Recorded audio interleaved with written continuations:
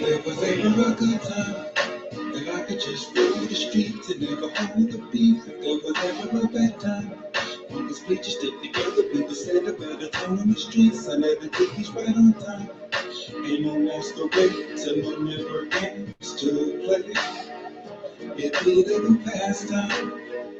It be the new pastime. If there was ever a good time that we could just live in peace and didn't kill our peeps. Ain't no more walking around blind.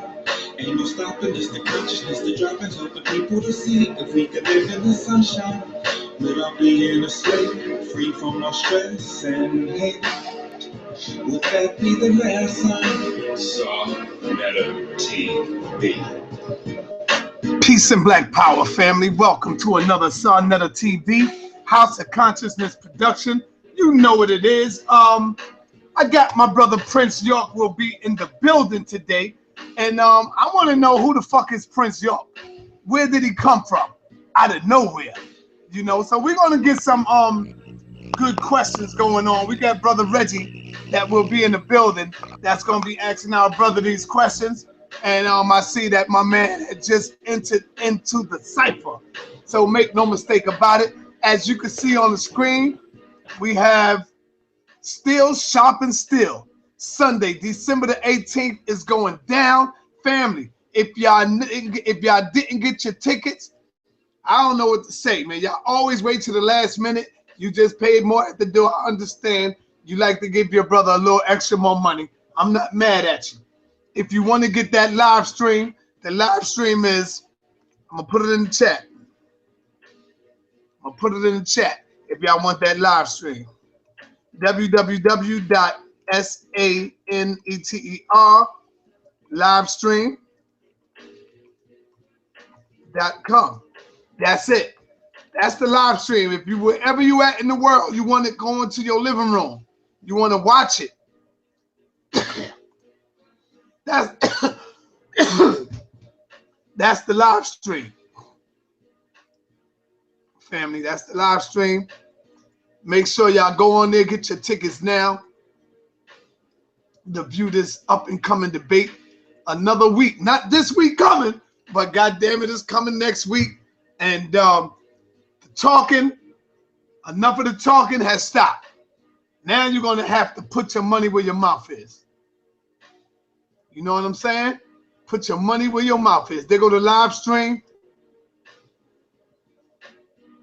Drink some tea for that cough. I hear you. But you know what? That was the first time I coughed all day. So I don't think it's nothing. I just coughed just now. That was the first time. But if I cough again, God damn it, I'm going to go have to drink some of that hot green tea. I feel you. So without any further ado, I bring to you my brother, your brother, Brother Prince York in the building. Peace and Black Power, Brother Prince. What's going on, man? What's up, Si? What's up? It's been a minute. Brother Prince, let's get it together. Can you hear me?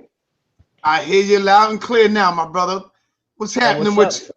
you? I said, what's up? It's been a minute since I've been on the channel. I can't see your face, but I can see your logo. Is that cool? That's cool, man. It's all about the logo. Okay, my brother. The people is 430 people came in on the strength that I got Prince York in the building, and more people will be in soon. So introduce yourself to those who may just be getting acquainted with you, my brother. Let the people know who are you, what's your name, and let's deal with You that. know, Prince York, I'm just the greatest teacher that we have in the conscious community today, representing the greatest teacher of our time, Dr. Malachi York. I'm his biological son, and I'm a person of the people. So I deal with what the people need to know, sometimes not just what they want to know. I give you what the people need to see versus what they want to see. Truth and facts, and I try to stay on the straight and narrow and keep everything clear and crystal for the people to understand instead of just all this nonsense. It's about liberating our people and getting somewhere with it, not just running our mouth about who's who on planet Earth, but about getting us ourselves as a people somewhere. So I'm actually just getting back from Jacksonville, Florida. I was just out there, had a big lecture. It was a good turnout. About 150 people came out to support, so it was great. I missed you, Sayonetta. I'm sorry. You know what I'm saying? I know you No mad as doubt. hell. I'm sorry I missed you, but I'm definitely gonna come through because I know that people want to see me. I already saw somebody in the chat was like, "Yo, where's his face at?" So people want to. I've been under the weather. I'm from Africa, so I'm not used to this New York cold. So Yo, I you ain't been know out what? here in a long Let's time. talk about that. Let's talk about that real quick. You keep saying you from Africa, and a lot of people don't know. They think you just came from across the water, like Jersey or Brooklyn or somewhere. Where in Africa? How long have you been living in Africa, brother? And where? Well, Accra, Ghana is where my father's from Ghana. That's where he was actually born, but he's a Sudanese. And Accra, Ghana is where I go back and forth, and I do a lot of business over there. And I'm building as far as trying to establish a real place where our people can be, live, and thrive and grow. Many people who are familiar with my father and familiar with my father's works, wu-nuwaupians, we builders. We put together, we're building the community base for our people to come live and and work together. What my father always says, live for and by each other. So that's what I'm really about. All the other debates and arguments and stuff, that stuff's for the birds. Where can you put this sister right here with her 3 kids? Where's she gonna live so she can raise her kids with the right mentality? Because the Okay, mentality is about the okay, mental and reality. hold on, because when you say things like that, then I gotta get you because you knocking what I do. When you say that's I'm for the not birds, knocking you. no, hold on, just relax, just relax. It's not for the birds. It's for those who are not afraid to put their teachings on the chopping block. So I'm gonna tell you this: those who are afraid to get in the damn ring is for the birds. That's the way I'm gonna say it. But And for I be, those who can get in the ring and stand on what they believe in, for example, Malcolm X said, you learn from debates. If we do the debate right and you learning from the debate, then family, that's real good for the people. The people who are afraid to get in that damn ring, they are scared for something. I don't know what they scared of, but if they really talking about what they talking about is real, then they wouldn't be afraid to get in that ring with nobody because they can deal with anything that they come up with.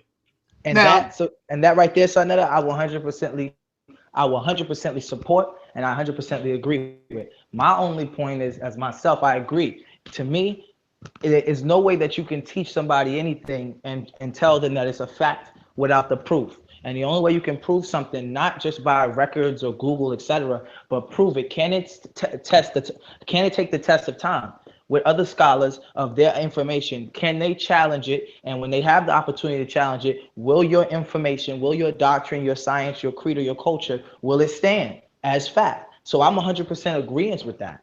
and My only point I'm is, gonna say, man, I already know brother Prince York is a hell of a debater, and I don't see a lot of people. I don't see too many people out there that could deal with the information he got. whenever he do decide to get in that ring, I mean, just look out for the other person. But let me plug this commercial in real quick. We got the Super Mega Greens, family. The Super Mega Greens. And we will be having this on display come December the 18th. And we're going to be having a lot of samples. So we're going to have samples for the people. Come out, get your greens. It's going down. And yo, what a perfect gift to bring back to your mother, to your father, to your family. This is the big bottle, all right? What a perfect gift to bring back home to the family. Real talk. So I'm getting ready to get mines in right now. And go ahead, Brother Prince. Finish saying what you're going to say, brother. Hey, man, wait, what is that you just showed us, man? Show me that one more time. The greens right here. Yeah, these are the greens. Right, these are the greens. Super greens. Like let's say you traveling. You on the road. You on the bus. You on the airplane. Go and get you some good water. Some real good water. Take a teaspoon of this. Throw it inside your greens. Mix it up. You want it dark. You want it light. And here you go right here. You mix the joint up. You can either, and I'm telling you, it's awesome, family.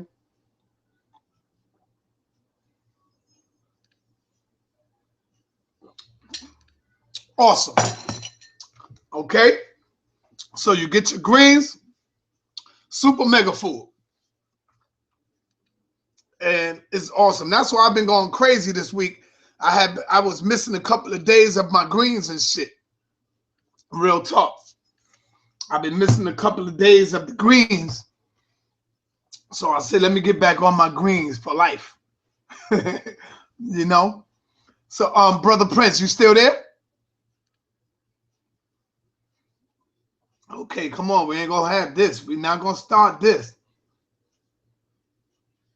Yeah, the greens definitely give you energy. It definitely give you energy. Make sure you get that real good, the good water. Shout out to my queen in the building. Sekhmet in the building. I see you, sister. Shout out to the sister. Sekhmet in the building. One of the true black.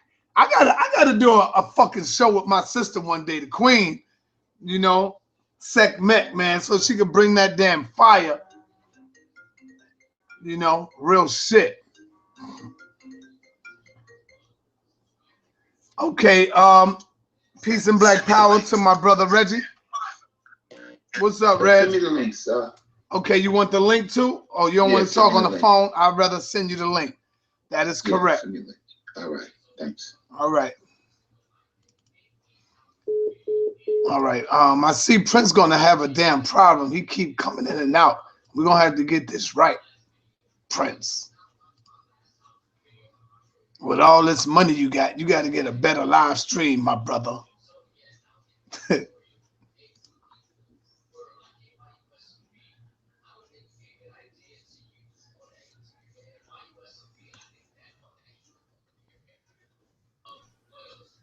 Yeah. What's up, man? I don't know what happened to my phone. People You gotta get a better stream, man. Yeah, man. People calling me and stuff, ringing me. Yeah, all this money you got, man. Come on, man. You gotta represent Pop's right, brother. Yeah, it's not my phone. People calling me while I'm on here, so I'm trying to mute it. Yeah, that's what I mean. You gotta get yourself a Mac, so you ain't gotta do all that. Represent I got the right, Mac, brother. I got the Mac. I don't know how to work it. If somebody shoot me an email and show me how to work this thing. This is like Futurama. Brother, it's the same way. Just go online and click on the link. You'll be all right.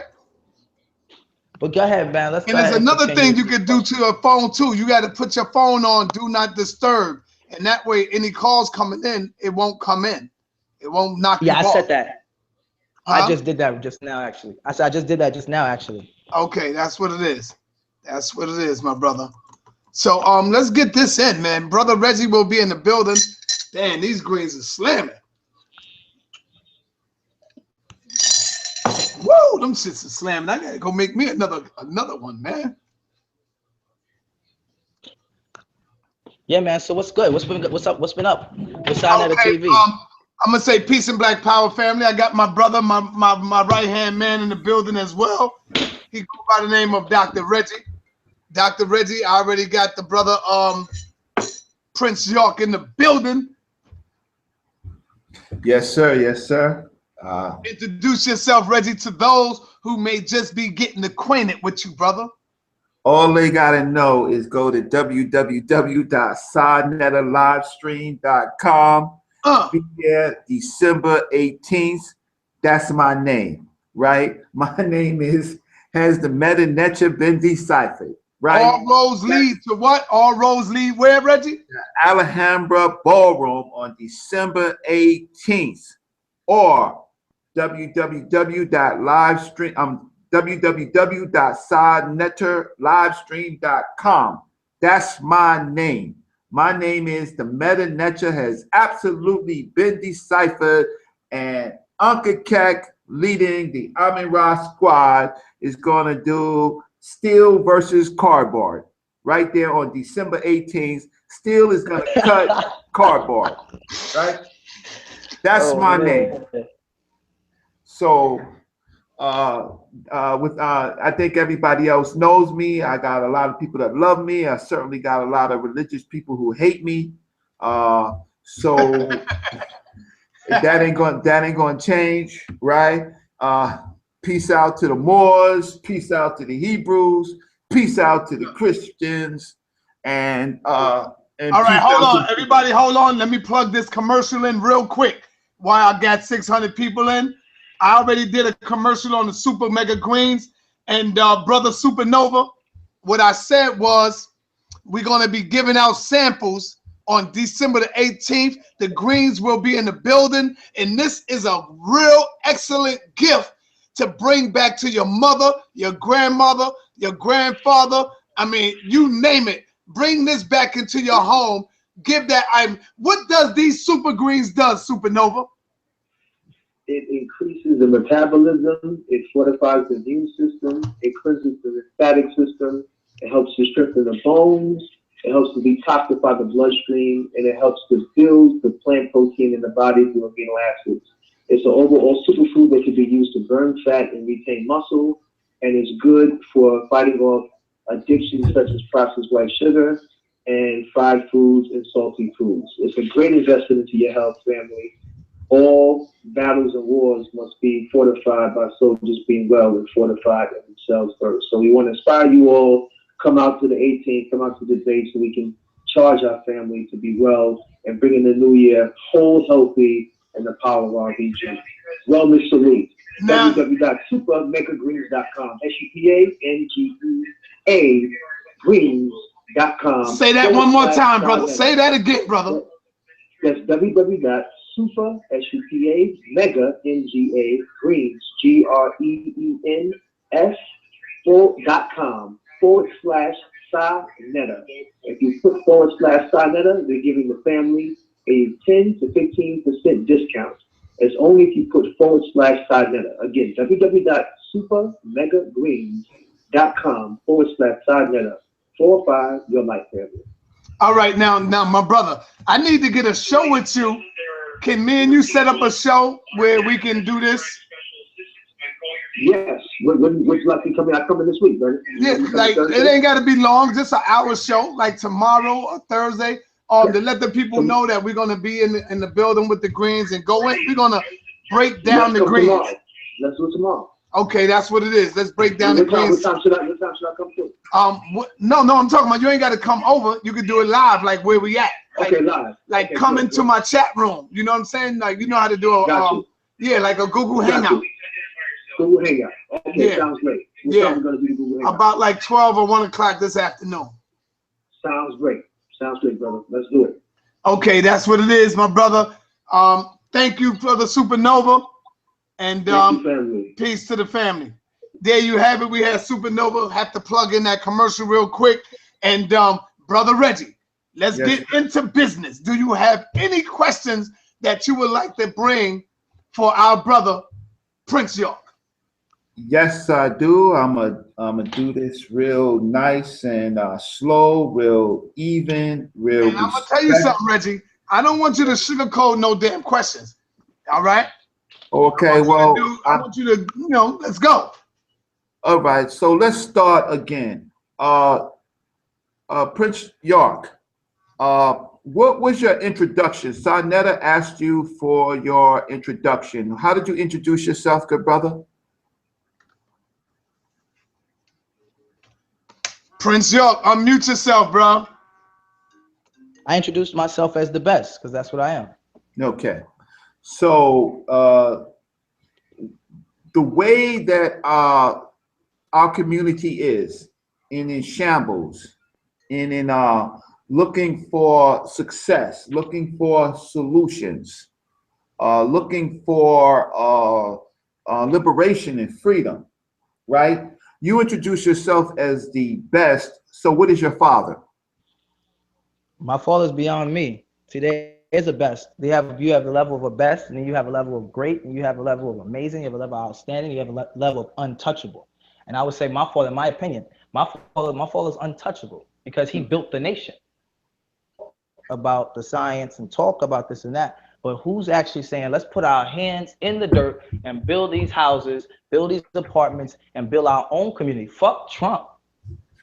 President is Brother Reggie. My president is Sarnetta. My president is Dr. York. That's who is on that level. And that was the direction that my father was going in. So that's why, in my opinion, I say my father's untouchable with works because he really put it down for his time that he was around. Okay. So, what our people do need is leadership, but we need united leadership. So, my questions have to deal with things that I think is necessary for people to know who the Nuwaubians are today, and to look at what are some of your solutions that you may or may not have. So, I want to ask you, what is the Nuwaubian plan for our people?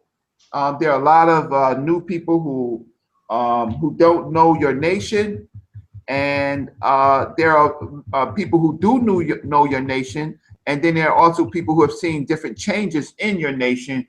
Today, 2016, as we enter 2017, what is your plan or the Nuwaubian, or you could state the actual title or group or what you represent? What is your plan for Black people, for our people? Well, our plan, you know what I'm saying, for all African people worldwide is about complete separation. Separation from the Caucasian race, but not on a racist level because nobody wins the race in racism. And if it was a race, then we would win. So not on a racist level or not on a I hate you level, but more so on a level of we got to get our shit together as a people. We got to get our own country. We got to get our own land. We got to fly our own flag to the point where it's to the when you say I'm getting up off the street, I'm gonna stop holding this sign and I'm gonna get out here and get involved, not in my community, but in my nation, whatever nation that may be. Now, me personally, I represent the United Nuwaubian Nation of Nuwapia, the United Nuwaubian Nation worldwide, a global organization that's existed for about 54 years now, since the very, very early 60s. And we went under many different titles and many different names for the purpose of teaching the masses of people the truth.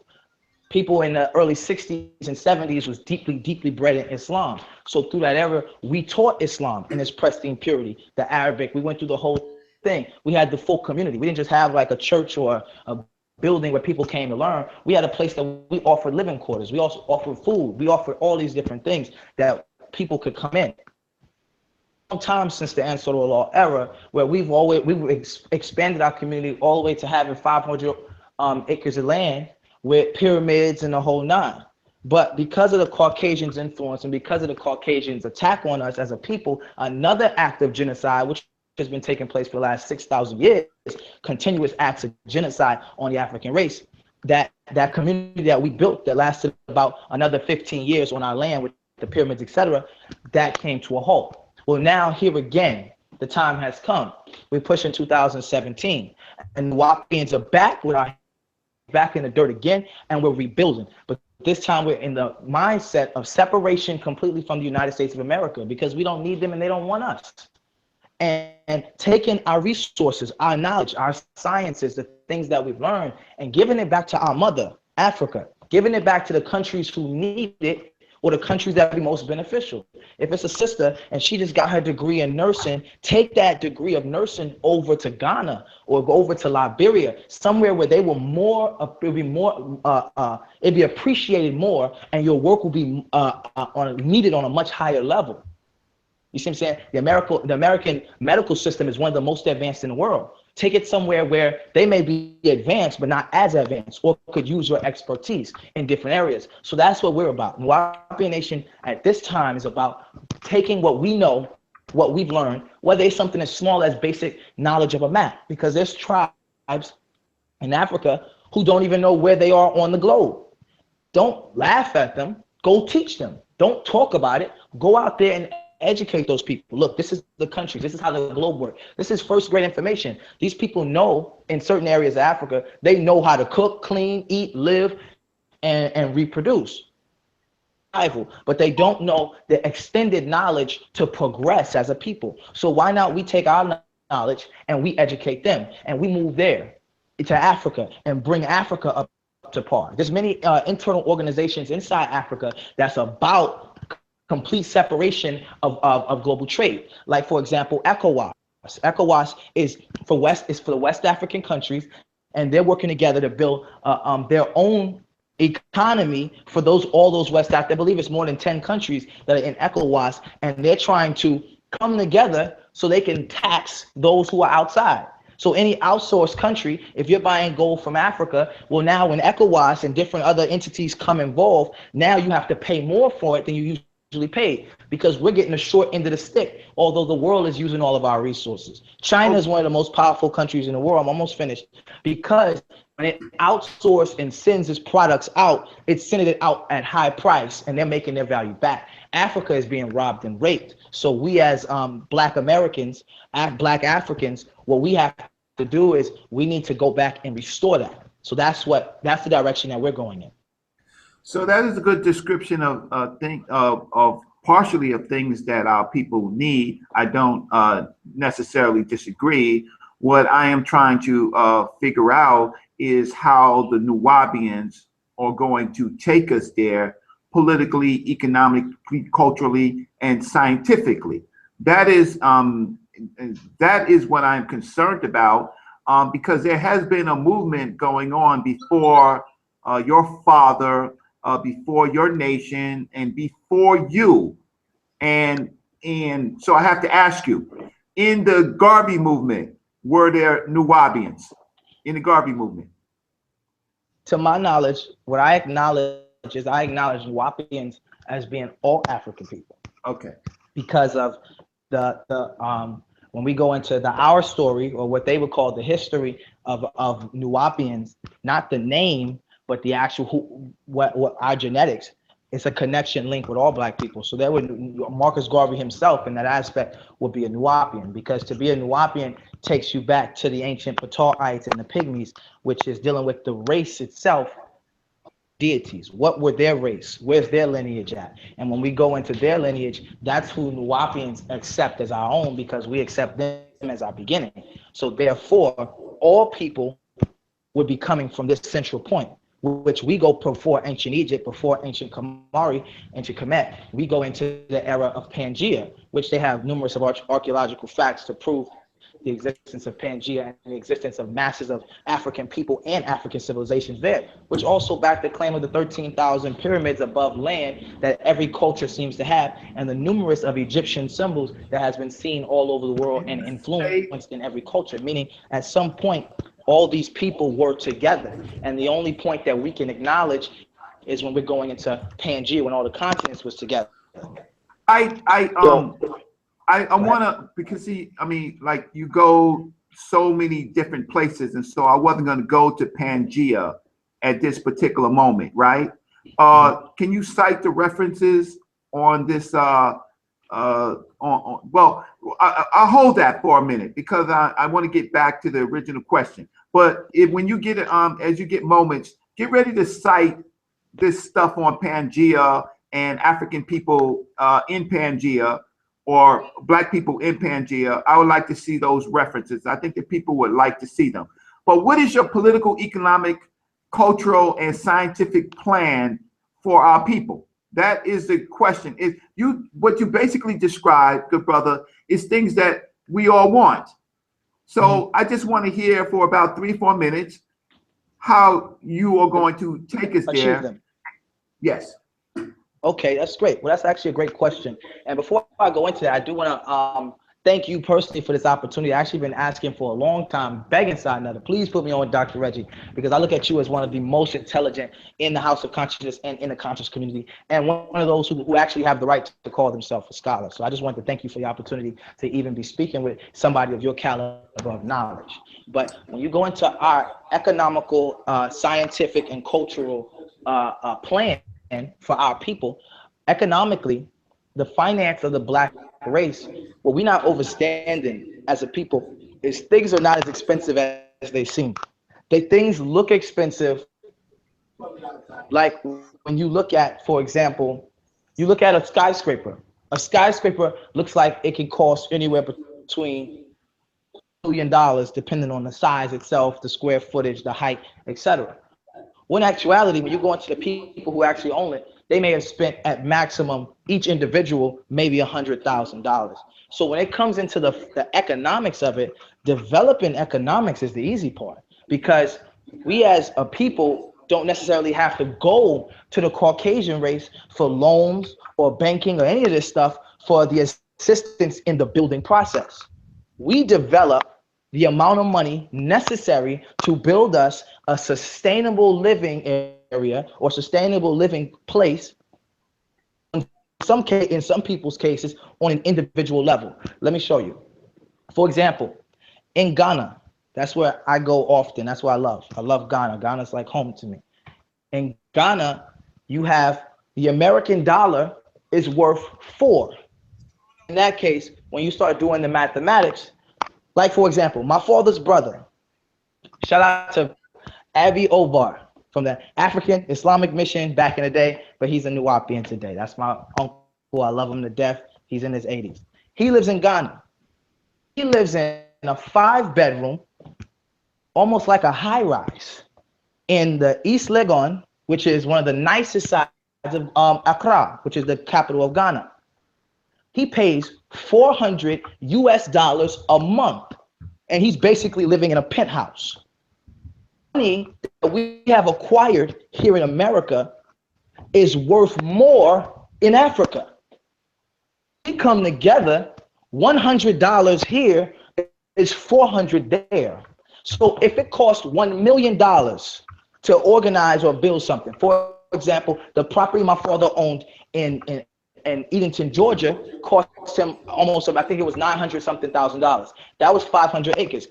If he was to buy that there, he would have got 4 times as many acres, or for that price, for almost $1 million in Ghana, because the value changed. When we start understanding or overstanding the true economics, the money exchange, then we'll start to see this is why no American billionaires live in America.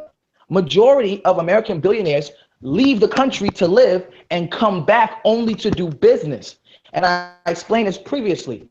America is a big building and there's different floors, but the building is only built off of business. It's a corporation.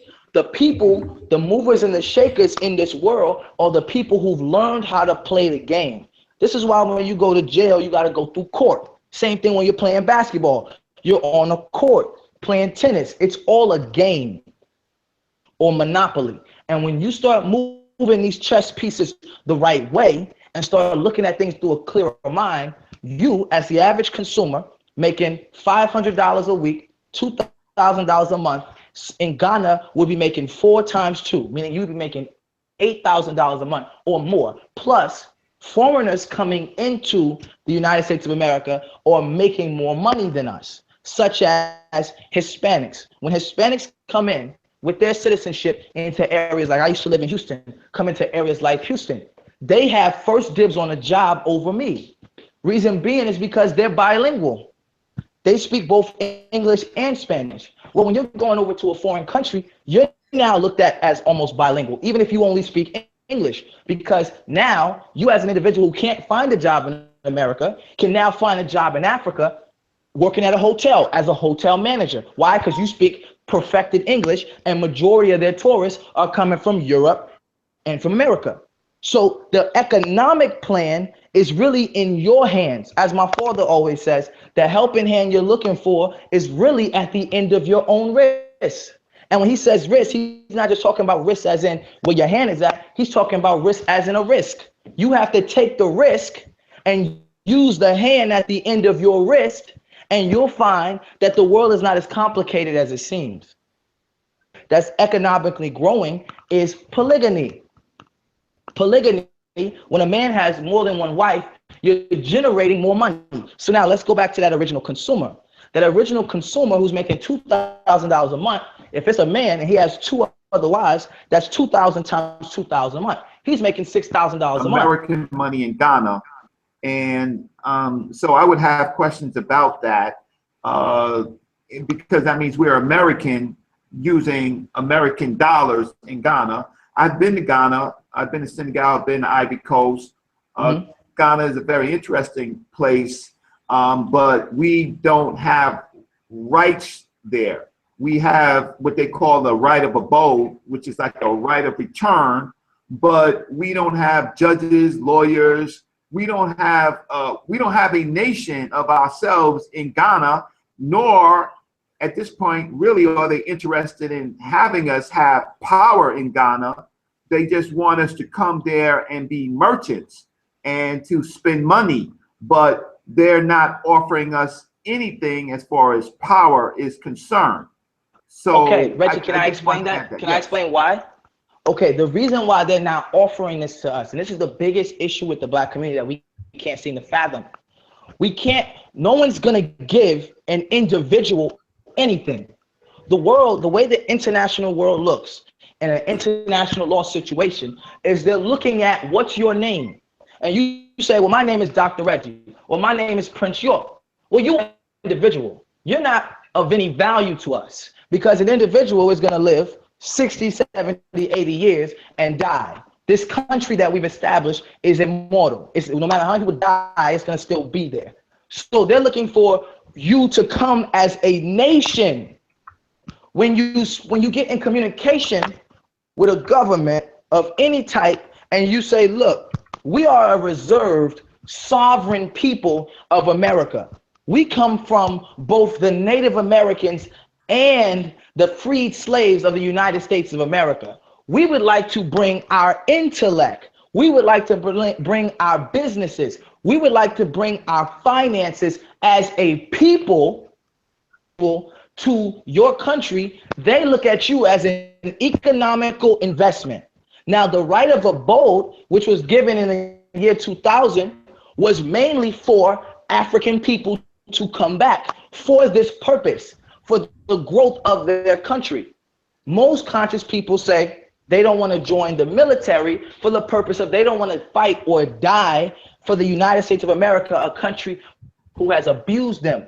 But when you relocate yourself and get a dual citizenship, let's say between the United States and Ghana, or you become a part of a nation such as United wu-nuwaupu nation, who has established itself and made relations with these different government officials, it's an actual fact, where actually the Nuwaubian government is planning on making a full-scale breakdown of this. That's why I don't want to go too far in it. They're going to make a full-scale breakdown of this on Sinetta TV. So look out for that. When you make that type of claim, and you have to know how to make a claim. It's not about holding a sign up, and it's not about going to district attorneys and courts. That's not what it's about. On an international level, you don't get, okay, let's put it this way. You don't demand, you don't ask for sovereignty. You don't ask for freedom or nationality. What it is what it is. Everybody who is a Ghanaian today demanded it. They even demanded their president. They voted their own people in with their own powers. The whole world right now is shook because what? The Wall Street shook. China's banking shook. Everybody shook the moment people put the power of the poll in and they voted in Donald Trump. Because now people are afraid of their investments or are encouraged about their investments in the United States of America. We have that same power. Every nation before us has done it, but we cannot do it as an individual, and we cannot do it under miscellaneous titles. We have to come together, as me and you both agree, as a unified nation. Together and make this claim. We make a claim for that. Now, communication has already been established via the Nuwaupuan Nation, the Nuwaupuan Embassy, and others. Through our ambassador and through many others who have sat at the United Nations. I'm not talking about sitting in the public General Assembly. When I say that, I'm not talking about the public. Anybody can go sit there and listen. I'm talking about with the right to speak. You know what I'm saying? It's like a town hall meeting. I'm talking about being able to make the travel. Like right now, I'm planning a trip with some of the members of the Nuwaupuan government to Ethiopia in January on a diplomatic mission in which we're communicating with government officials. For those who want references, follow me on Instagram. The pictures will be posted because we don't have time to lie. Our people are dying in the street. Can we be a little transparent? Can we be a little bit more transparent? And listen to the audience and to Sarnetta. My job today is not to tear down Prince York, right? So my job is to do what Sarnetta said. Who is Prince York? That's my job, right? So my job is to gather some things that people can think about. We have plenty of time to fight, right? And maybe we might fight a little bit on this show. I don't know yet, right? But I'm just telling the people, our job is to get to know each other before we start stabbing each other, right? So let's do some transparency. Sure. Dr. York, your father, is currently in captivity. Who the hell is the leader of the Nuwaubians at this moment to be making all these decisions? Because in one sense, I'm just trying to say that respectfully, right? Because in one sense, you're talking about all the things that y'all are doing, right? But who is in charge and who has been doing this stuff since your father has been incarcerated? Or is that a secret? Okay, I'll explain that to you. In any nation, anywhere on the planet, there's never a who. There is always a they. And the they is the numerous of parties. Like a government is a human body, a body. That's why they say a government body or administrative body. It's a body. And you have different organizations or different affiliations within it. You have a government and then you have different parts of a government. You have executive branch, legislative branch, judicial branch.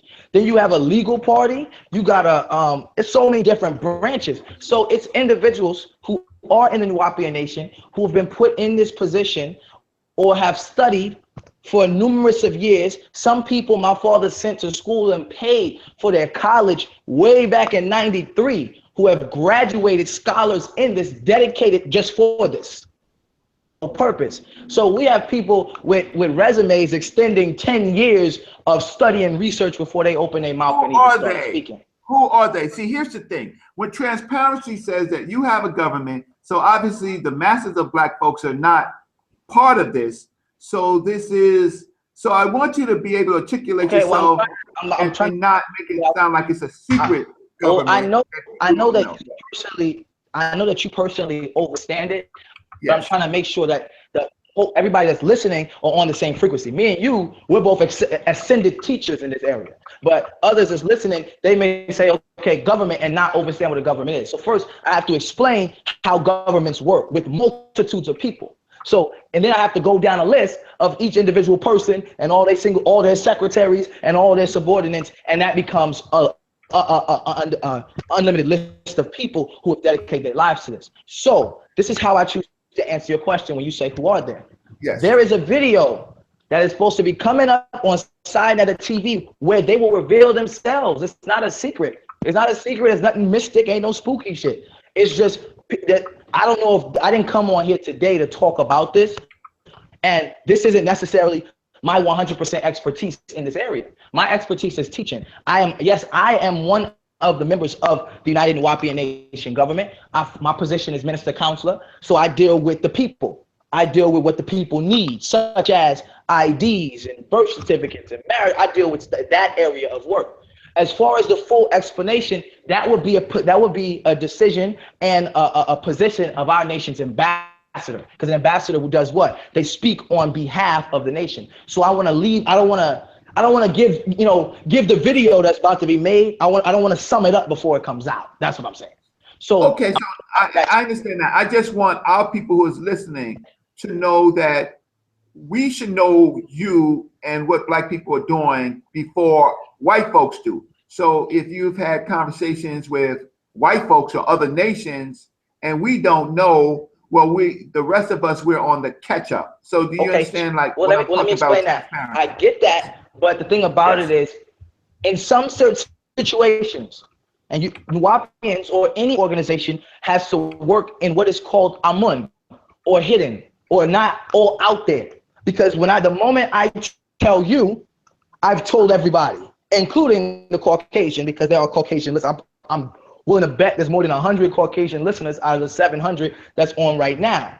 So you want to have work halfway done before the sabotage can take place. Or we'll have another Marcus Garvey situation, another Noble Drew Ali situation, another Martin Luther King situation, assassination of leaders, such as my father. When my father was buying up hospitals, schools, apartment complexes all through middle Georgia and making Native American claims and proving it with treaty law, etc., he became a threat. And even the governor himself has to come down. Then when you start seeing wu-nuwaupians who Dr. York have sent to college in the 80s, you don't even know they affiliated, and they come in a situation and they go run for public office, and then they start hitting it in the public office, then the man gains too much power. And then you got to rip it from him. So in order to protect the integrity of the wu-nuwaupian nation, and everything is not public, and no government is. I tell you what you need to know, so those black devils or those white devils who are in the conversation who wish to sabotage our future cannot do so. And then when we get to our own place, then we can have the conversation about that. We can host a lecture and screen who comes in and who comes out, which I did when I first came out. When is that going to happen? Because you're talking to our people now. So when is this going to happen? So the people can decide. The original video was scheduled for December 9th, but we had to push it back because of some other events that's taking place. But it will definitely be in December. It's no rush. There's no pressure. It's none of that. Relax. We've been doing this for a while. So you I know people dying, man, but it's work. It takes time.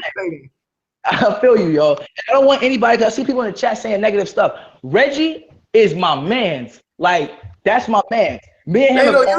I appreciate that. You don't have to defend me. They do what they do because that's the level that they're on. So let's just continue. Because this is scholarship right here. We're building on our people's future, and we don't want the people in the chat is the type of people we're trying to avoid.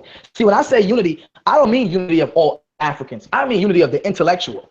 Those who are ignorant will fall behind because they won't come. Not because we're going to shun them, because they won't come. They're going to be the people with the excuses. They're going to be the people when we say, look, we got the land, and we make a whole video. I fly Sinetta out to Ghana, and we shooting. And those are going to be the people that's going to be naysayers and commenting the little negative things they say. But guess what? Those are the left behind.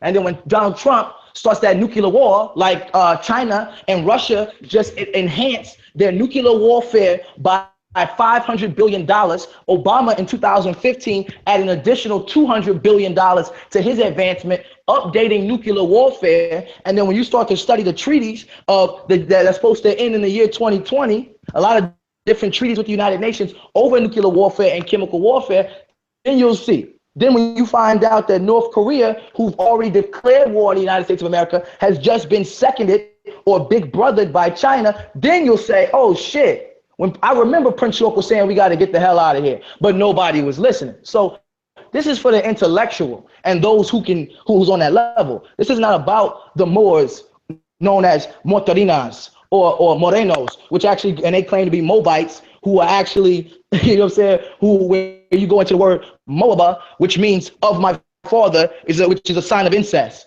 You're saying that and when you go into the book of Genesis chapter, I believe it's Genesis chapter 19, verse 18, where it's talking about Canaan's son. Yeah, it's Canaan's 11th son, which is Hamathite. When we go into all that, we ain't got time for all that bullshit. That's too much information that's unneeded. The point is, I'm an African. My nationality is African. I was brought here unwantedly, or I was already here. And both of us mixed together, the unwanted, the people who didn't want to be here, and the people who was here. We were both put in captivity. And during the time of manifest destiny, when the Caucasian race said, we're going to colonize the entire United States, and they pushed Mexico out, the Republic of Oregon, they pushed all of them out, the Louisiana Purchase with my ancestor, Ben York, they pushed all of them out, and they stumped on all the Native Americans. When this process happened, we as slaves and Native Americans was mashed together. And reproduction came place. And that's why you got so many black people saying, I'm black and Cherokee, or I'm this and that. I'm Apache, I'm Yamasee, I'm Seminole, I'm Wichita. So there's Native American in our blood. We and the wu-nuwaupu Nation, or the wu-nuwaupu Nation and I, are not at the position where we want to make claims to this land, because it causes too much tension, and it becomes a 40, 50, 60-year progress where African countries are saying, come on, help us improve our nation. We're going to go and take our knowledge over there because that's the place where we came from. Go ahead. So we began to cover what is the political and economic plan of the wu-nuwaupu nation going forward, and there is a video that your nation is expected to deliver to the people. And this is not abnormal, because the Nation of Islam, they give their message to the people. They have Mr. Louis Farrakhan. The Honorable Minister Louis Farrakhan has given several messages to the people, right, about his plans in the forward. They had the State of Black America conference in New Jersey, where there were a number of different plans. So we are interested in plans or ideas that our people have. So what you're saying is not abnormal. We just want to make sure that that it's on the table, and that you do deliver, and that your organization or your nation is brave enough to answer some of our harsh questions. I can't ask those questions now because we haven't seen the video. So let's just deal with science and culture, right? Sure. And religion. Are you religious, cultural, no, or scientific? The wu-nuwaupu Nation is a culturally based scientific community. Let's put it that way, because we utilize, like how in America they say, "In God we trust." Well, we have a joke, inside joke we say in the wu-nuwaupu Nation, where we say, "In facts we trust." We take on scientific discoveries, scientifically proven things, historically proven facts, and we piece them together. We find the facts behind them. We take and religious facts that have been the stories that have been proven, such as lineages of Abraham, that some of stuff like that is true. Now, as far as the whole God concept, I ain't with that. But as far as some of the lineages in the Bible, some of them have been proven to be true. So we take on of everything, and we found the truth on our own. You wouldn't give us the truth. When I say you, I'm talking to the white man. The white man kept giving us his story, or his idealism, or his philosophy of the truth. And this is the same white man that's in Egypt now, of a Caucasian woman changing the paint on the black Egyptian hieroglyphs. Have you seen that yet, Dr. Yes. Betty? They're repainting it. That's what they do. So if my child doesn't get the knowledge that he needs to know today, I got a 5-year-old son, then when I die, if I fall short on teaching him what I know, his era and his children will no longer know the Egyptians were black, and there'll be no proof to prove it. Pictures will get lost in time, and next thing you know, there'll be white Egyptians. Thus, while white people are trying so hard to mix in with us so they can make their genetics last longer, because they have the weakest genes on earth. So we as wu-nuwaupians, hold on, I'm almost finished. We as wu-nuwaupians, we deal with my story, or our story, looking up and searching and fact checking everything to bring the truths of everything together. What is true about the Quran? What is false? What is true about the Bible? What is false? What is true about Egypt, Egyptology? What is false? What is true about Sumeria? What is true about all these different things? Because you're either all right or you're not right at all. If you're a Christian, but you don't know nothing about Satanism, then you don't even know your opposite, what opposes you. So therefore, you can't tell me that God is not the devil when he says that he is the God of light, and then the devil is fire, and I know that light cannot exist without the presence of a flame. So therefore, God and the devil will be the same person. So when they can't answer questions like that, or they get in a corner, now we're talking about where is the facts. And we start to push things like that aside throughout the last 54 years to get us to where we are today as wu-nuwaupians who practice the culture of wu-nuwaupu. We don't have a religious belief system. And if you ask me, okay, well, what is the wu-nuwaupian's God? The closest thing to a God to a wu-nuwaupian is mafkuzet. And mafkuzet is a wu-nuwaupu word for liquid gold or your blood, because your gold, your lineage is golden. So my God would be in my blood because my mother is there. My father is there. I am a God. My father's a God. My mom's a God. Her mom's all the way back. So we pay homage, not worship as in pray, but we pay homage and respect to every African person, which we call Nagaru, which meaning black God, to every African person. And we pay, like right now, Dr. Reggie's my God. That's why I'll say, instead of saying nigga, I may say, instead of saying my nigga, I might say my God. Because he's my God. Why? Because I'm showing the word worship is meaning to pay homage and respect. And I have a lot of homage and respect for Dr. Reggie. So therefore, he's my God in that sense. And if we trace the lineage, I'm sure me and Dr. Reggie and many of the Africans that are on the channel right now have a common ancestor. So wu-nuwaupians, we worship our ancestors and we seek guidance from them. And we can even go deeper in the science where it gets to the spiritual part, where we go farther than meditation, but into the actual act of materialization and learning about the attraction, but not the laws of the attraction of attractiveness, meaning to be able to attract something to you that does not want to come to you. Not talking about my money don't want to come in time. I'm talking about if Dr. Reggie don't like me and I'm able to change the way he thinks with my attraction to make someone who doesn't like me, to make the person who hates me the most my most loyal subject. These are different spiritual sciences that comes within improving one's internal spirit, one's internal soul, or etheric being within them. This comes along with wu-nuwaupu as well. But all of this will be categorized into cultural studies because it's ways and a part of our culture. We meditate, chant, pray in our language. We do these different things in our way. Our dress code, we don't have a dress code. Our dress code is the wu-nuwaupian cultural attire in general. It's numerous. We don't have a uniform. We don't do stuff like that. We are a people. Nuwaupu, which is who we are. What is your definition of science? My definition of science is the study of physicality. Study what? Of physicality. Of physicality.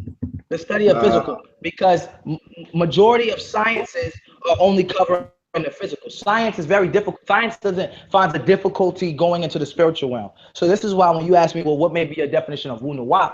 Wu-nuwaupu, I would tell you, which is our culture, I would tell you is our spiritual science, because we do with the study of physicality and we do with the study of spirituality. That's why when you see the wu-nuwaupian seal or the wu-nuwaupian logo or symbol, whatever you want to call it, it's an unk with 2 bars, because that's not an ancient symbol, meaning you can find it in Kemet. It's a symbol that originates with us, which represents, because the unk represents life, the first bar, and the second bar will represent spiritual life. So the life after life, or the double resurrection. You resurrect from your mother's womb because you come into life there, and then when you transition off of this plane or off this abode, you go to the next life. So that's what we study. We go into spiritual science, things that can be proven scientifically, and then finding out about the other sciences that they don't teach you. Such as there's 3 different periodic tables. Most people only know about 1. Who's going to talk about those elements? Like on there, if you Google up the alien periodic table, that's a whole nother section of elements that they don't talk about. Like when they ask you, well, why does ancient Egyptians have so much gold? Where do they get it from? And when you talk about the ancient Egyptians being chemists and how they were able to mix I forgot, it was carbon and I believe it was hydrogen together to make the element gold.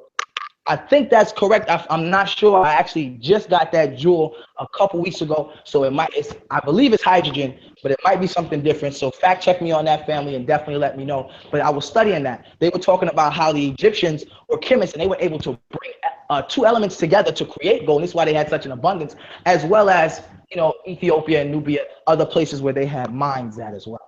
Can we ask your nation and I'm asking it for our people, right? Can in the future, right? Because we need to get along, but we do need to argue. We need to debate. We have some differences, right? But to cure those differences, can you bring a demand to your nation for us that your future publications have footnotes? Well, a demand. We don't. What do you mean as a demand? A demand is not negative. It's okay. Can we use another word for demand? A request. A request. Because the problem is, as you know, and this is 2017 now, right? Yeah. That every African child, every Black child, right? Our people need to be able, if someone says something, to be able to look it up and to find righteousness of it in themselves. Yes. And not to a person. So the biggest critique, yes. I think it would be more beneficial, instead of giving a request, if they're looking for how can I find the facts of this myself, then it's easily proven. And I'm gonna give a short example of how you can prove this.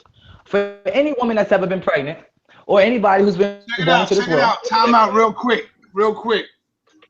I wanna what I'm gonna do, and I want my other people to do it too, is flag Izzy channel. Cause I'm saying it live. Cause this fuckboy, right? What he's doing is, as we doing a live stream, what type of low life nigga will be live streaming your live stream on his channel just to get views? Look how low a nigga could get right now. So what I'm gonna do is, while y'all doing that, I'm gonna be flagging this nigga shit right now. And I want the rest of the people that follow Saw, that love Saw, flag this fuckboy channel, man. Let's keep this shit real. You know what I'm saying? This nigga don't deserve to be amongst our people when we talking about some real shit. Cause it's sad, man. These niggas don't give a fuck about us. They don't love us. So I'm on my way to flagging his shit right now, because they see it's a direct copy coming from it. Even if he using his camera copying it, I'ma flag the nigga shit. Cause the only one he respect is the white man. So I'll be damned if a nigga say, oh, he telling the white man. You damn right. I'm gonna tell the white man. Cause that's the only one you gonna respect. So go ahead and keep talking. I'm gonna do my flag thing. Go ahead, brothers. All right, what I was saying is the best example to show our young brothers and sisters or our elders how to prove that, to prove their cultural or their spiritual existence is this. Thanksgiving just passed. So everybody who's everybody went to their mama's house or their grandmother's house. And whatever your religion or creed is, or whatever your religion or creed has changed to, as who they are. So let's say a Hebrew Israelite, or a pure Sufi, a real Muslim, or a Muslim that's all about himself. And you come home to grandma, and grandma may be a Christian, or grandma may be opposing school.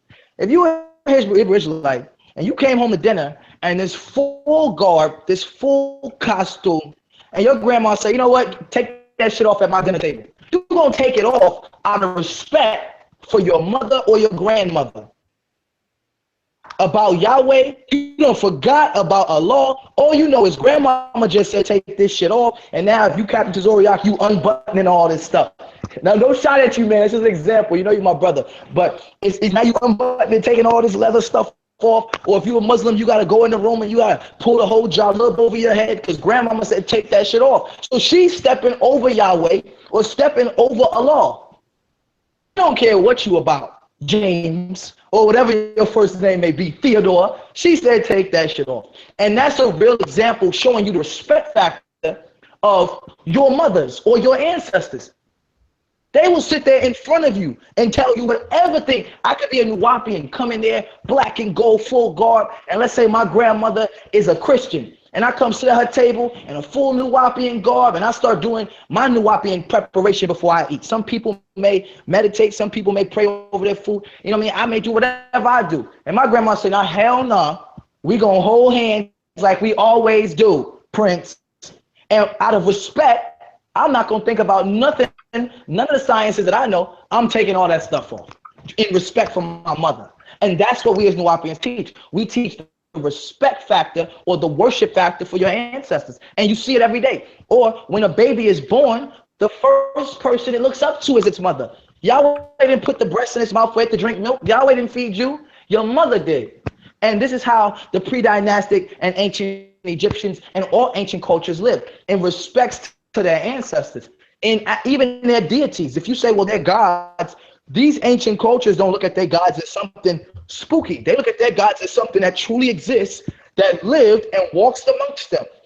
They look at their gods, and even in Christianity, they say what? God the Father. So if God is your father, and this religion dates back 6,000 years ago in its timeline, then God would be my father 6,000 years ago. And if he created the first man, the only way that could be, and scientifically would be through genetics. So that means God is my grandfather, which would make more sense than spooky stuff. So we as wu-nuwaupians, well, I agree. I agree.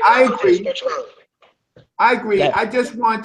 I want to come back to all of this and ask you some questions about religion, but you do understand the reason for my request for footnotes. Yes. And because see, there's an issue of things that has already been written by all groups of people, right? We have things that we respect about other people's doctrines, but the only way that we can find out if we agree or disagree is to do independent research and group research. And that's what we do in the House of Consciousness. That's what we do. This is what this platform is about. This is what this debate is about, right? But when we have beliefs, or we have statements, and we have we can't use those things for our freedom. Those things are all in the past. Right now is a war that we have to complete. We have to win this war. So that means we have to be able to document everything that has been said and go through it to see if it is accurate, if we need it now, if we can discard it. So there are lots of things that we need to take a look at. So without footnotes, it's always another explanation. Do you understand what I'm saying? Yes. So getting back to science, you gave us a definition of science that has to deal with physicality. Yes. Do you use a scientific method? Yes. In establishing science? Of course, the method when dealing with a hypothesis and testing it as an experiment.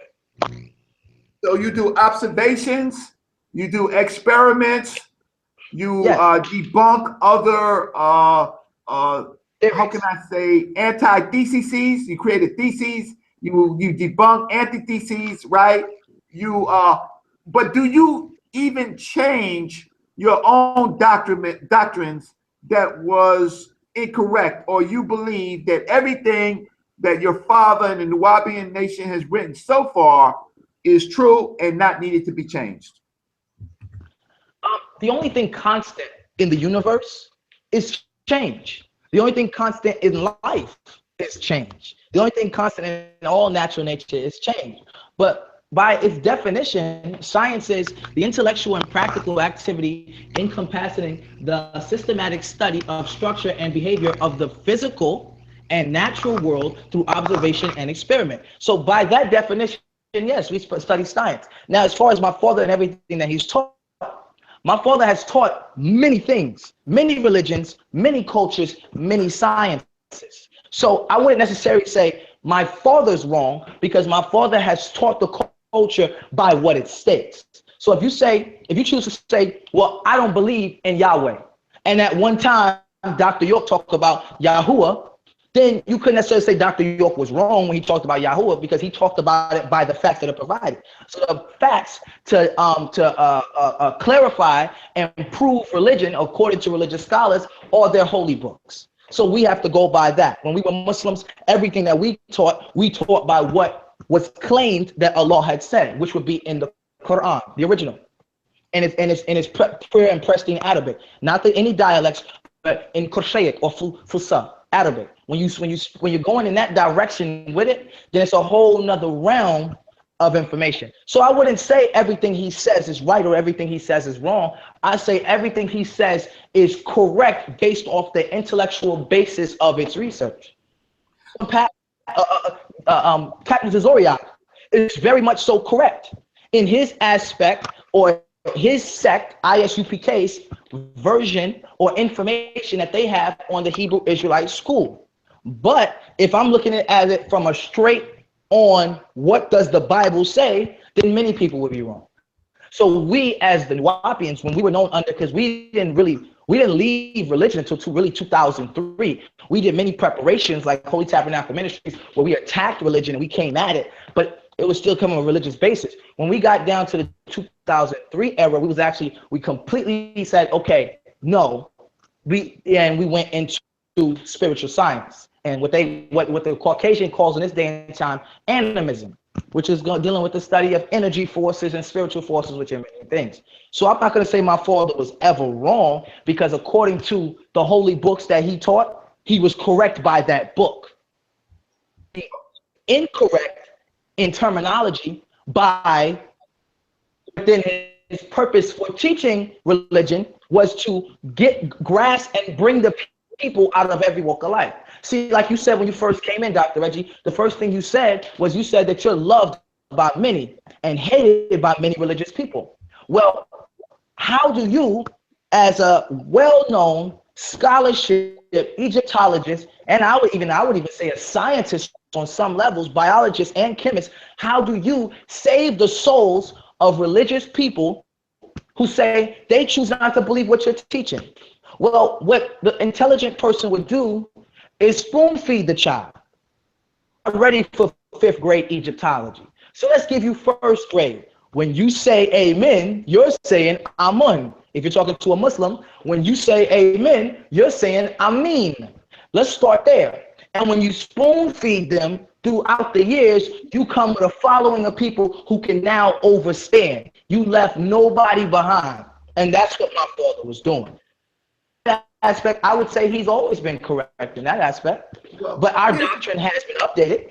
Our doctrine has been sharpened and corrected because of the spoon feeding. Okay, now you got that point. Okay, now let me give you this bigger spoon. Okay, let me give you a bigger spoon and a bigger spoon. So that's the direction my father went in. I understand but the request I hope is noted, because in the future, because what was in the past is in the past, but in the future, what is necessary, the reason why there's footnotes is because information is always changing. And so when you're referencing information, maybe the source that you reference, maybe that has changed, and people are still stuck and they don't have a guide. See, we have to be a scientific people, so we have to use scientific methods. Scientific method says, well, okay, so you believe this because here in this particular footnote, yes. What are you implying? I'm not implying anything. Okay. No, I'm not implying anything. Okay. Hello? Yes. There's no implication, because I'm trying to give a very fair and honest interview with you for our people. People have a criticism of Sarnetta TV always, or House of Consciousness, always beating up on a brother, always taking somebody's spirit or intellect. That's not what I'm trying to do. What I'm trying to do is point out some of the problems so that we can find out solutions, right? So they have, sometimes we get into arguments because a person does not want to own up to a mistake. right? And in our community, that can't be something that we just keep going on. So there's no implications because Brother I Reggie, don't. can I ask you a question? Yes. Okay, so I'm not sure. I'm not familiar with how much you may know about Nuwaupuan teachings, but can you give a both book or video or audio reference to Dr. Malachi Z. York with something that he may have said that may be incorrect? As his son, as a representative of my nation at this time, I can be able to best answer your question or best answer the sense of confusion in the situation to my maximum capacity. Okay. Well, what I can do is just start with a statement that you earlier said about Pangea, right? So, do the Nuwaubian nation believe in evolution? We believe in well, let's put it this way. The Nuwaubian nation knows that the existence of some form of evolving process took place. How we acknowledge it's happening, when I say acknowledge, I mean acting on the knowledge that we have, not just knowing it happened, but acting on it. How we acknowledge the science that behind it is much different than is different to your familiarity in the conscious community. Well, I'm not. I do have a degree in science, and I'm not a biologist, a chemist, but I definitely pretty well know the subject area, right? So if you're going to start with, because you said evolution, first you said Pangea. So to me, Pangea is a problem with human evolution. So because it seems that you're saying that humans lived at the time of the so-called Pangea, and that's why I would need reference, some source, because I have not found at any point that human beings are living at the time of a so-called united landmass. Okay. Whatever it's called. Yes. Let me show you this. See, one thing that we in this day and time do is we tend to forget about ruins.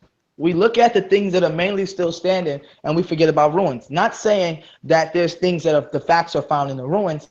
I'm saying with the test of time. When we're dealing with an era of time of Pangea, it's very, very difficult to prove the existence of a race of people in this area of time because the very lack of resources, or some things just did not exist that long to back it. But this is a similar argument that you have had personally in the eras of dealing with Egypt, where some people will argue with you and say Egypt has only existed 3,000 years before AD. They go back 3,000 AD, and in some cases there have been many of Egyptologists and archaeologists who have come back and said, well, no, we can prove the pyramids date back 10,500 years. We can date. But that's not me. But hold on, that's I'm just saying. Yes. In general, there's many different scholars who have come back with proven evidence that they have found to back their claim. Now, has it been accepted in the scientific community, yay or nay? No. So that the reason why I say this is because everything that Nuwaubians teach has not been accepted or disregarded, or even some things introduced to the scientific community. How we go by proving things is by, I fact check the right way. I feel like people fact check this way. People say, Prince York, were there people on Pangea? And I will say, yes, people have lived in this time. And then you'll say, no, I'll prove it to you. You'll type up Google, and then Google will say, no, based off of the scientific discovery. How I like to fact check is in its proper manner. I will say pictures or archaeological facts of humans, and let's say something old like Pangea, dinosaurs. And then when you go into the ancient South American or ancient Mayans and Aztecs and Olmecs, they have big stones where they actually drew depictions in some cases of them riding dinosaurs. I wish I had the name of the reference right on my head, but look it up for me. And as well as I actually showed it in a conversation I had with young Pharaoh of Native Americans doing that. Now, if dinosaurs date back 65 million years, how would Native Americans even know what they exist like? Or another thing is you have pyramids that have been found in Antarctica. And in the time period of Antarctica's tropics would be during the time of Pangea. This is why Antarctica is enriched with coal, because when palm trees die and they go under sedimentary rock and you have the different processes taking place there, you have palm trees and different tropic fruit breeding plants and have become natural gases and coal. So therefore, you're looking at an era of time, and then they've even found certain civilizations there. The scientific community doesn't have all the facts on it, and the reason being is because all the countries in the United Nations have agreed that no one can colonize Antarctica, only scientists can be there. But many pictures and many other things have been released proving numerous of claims. So we as wu-nuwaupians, we don't want to ride on the conspiracy theory, but we do like to hang on with the fact. And the fact of the matter is people have existed way longer than our known knowledge, more so than anything else. And the reason why modern science doesn't know it today is because our scientists are the same people who killed the ancient scientists. This takes you into the origin of wu-nuwaupu, because many people try to dispute the language. And how did Dr. York get it? I said myself, my father did not translate wu-nuwaupu from Medunetta, or did not utilize the Rosetta Stone. My father was one of the people himself who said the Rosetta Stone was fake and was given to Greek people that was searching the different Greek what they call it, I forgot the word, but the Greek people who are coming and searching not astronomers, but they're coming and searching the different rocks and looking for different things throughout ancient Egypt. My father's theory on that was he gave the ancient Egyptians and the native people of that area gave the Rosetta Stone, which was a fake, to them. That was my father's theory. Now, what backed his claim? Unlike many of the so-called scholars today, I'm not mentioning you because I actually credit you a lot, my father speaks the languages. My father has been to the different countries. He has joined numerous of tribes. He has the tribal scars all over his face and his chest to prove it. Anybody seen him on front? You can see the face. Go ahead. Prince, what I think that you are going wrong, brother, and try to understand what I'm saying to you. I'm not saying don't speak about your father, but who the fuck is Prince York? What does Prince York know? Hold on, just relax, brother. Hold on. Who does Prince York? Who is Prince York? What does Prince York know? Can Prince York talk and teach without saying my father, my father, my father? Can Prince, because you need to build up your name, your character, and who are you? So when Prince York want to come out and give a lecture, people could say, well, goddamn, Prince York got some good shit. Let me go see Prince York, because your father, and I'm not taking no shot at you or your father, your father already have a bad reputation in the community, whether it's true or not. I'm not getting into that. What I'm saying is, I think you need to build up you, because you young, you the youth, and you the one that's out here right now, not Prince York. So what the fuck can Prince York do for the community? That's what the people want to know. Who the hell is Prince York? Not, we know who Dr. York is. We want to know what kind of services can you offer the people in the community? I think, you know what? I think the people know more about Dr. York than you, because there's a lot of people that's older than you that been fucking with Prince York before you was born. So who the fuck is Prince York? That's what we want to know, brother. Well, check it out. This is my rebuttal to that side letter before I get back into it with Dr. Reggie. What people have to take acknowledgement is, they say, well, Prince York says my father, my father, my father. Well, let's check this out. Let's say Dr. Malachi York was not my father. Actually, let's use Sinetta as example. Sinetta, I have no knowledge of your university or any schools that you've went through, but let's just use the Black Panther Party as a when you was dealing with Kylie Muhammad as an example. your reference for the information or the type of Islam that Khalid Muhammad taught at the time before he broke out of the Nation of Islam, Khalid Muhammad was your reference. Just as Dr. Reggie will use many scholars that he has studied under as his reference. So everybody has their reference. The only thing with me is my reference just so happens to be my father. So if we was to go get Dr. Ben's son, and let's say I have no knowledge of him, so it's not a shot or anything like that. I don't even know who he is. But let's say he was to study Egyptology, he would mention, and my father said, da, da, da, da, da, da, da, and this is one thing that my father found. I've mentioned numerous of times of personal studies that I've taken, but I am a Nuwaupu, and the brother Reggie has formatted his questions not to necessarily ask Prince York as an individual, but to ask the Nuwaupu nation. So at that time, I have to become who I am, a representation of Prince of my nation, and I stand on what my father taught. So no, I'm not going to separate myself and discard myself from what I know as fact. What I stand on as fact is evident, and my references are evident. A lot of the things that I know was given to me by my father that I did not just believe, I went and checked it out. Unlike many scholars, such as young Pharaoh, Prince York has been to ancient Egypt. I'm sure Dr. Reggie has been there as well. Prince York has been and seen and tested the things that my father has taught me. So now that it becomes fact, it's not a religious thing. Or my father who art in heaven, it's no shit like that. It's that the man spits facts, and that is my #1 reference. So therefore, I can hold as a heavyweight based off of what my father taught me. Thus, the greatest scholars on your channel, Side Nutter, have all come from his teachings. Even in the great debate that's about to come up with the Amin Ra Squad. The Amin Ra Squad, they talk shit about Dr. York, but they're all former Nuwaupians, and they still have Dr. York classes on their channel right now. So I'm not going to step down off of the pedestal or the throne that my father hand built for not just myself, but for all Nuwaupians with his years of research. I'm going to be a proud of it and be a great son who represents truth. All right. I think you miss goddamn 99% of what I said to you, my brother.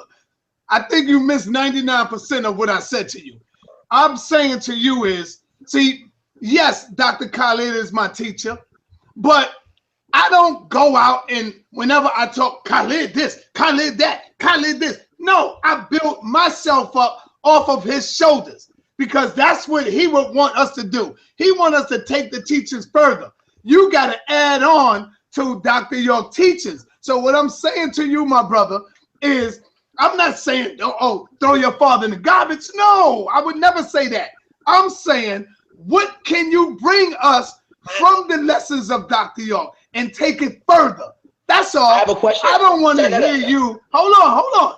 I'm not going to say me, but I'm saying people out there don't want to keep saying, oh, my father, Dr. York, and my father, my father. Every time you talk is my father, my father. What I'm saying to you, young brother, hold on, young brother. What I'm saying to you is you have to find your lane now.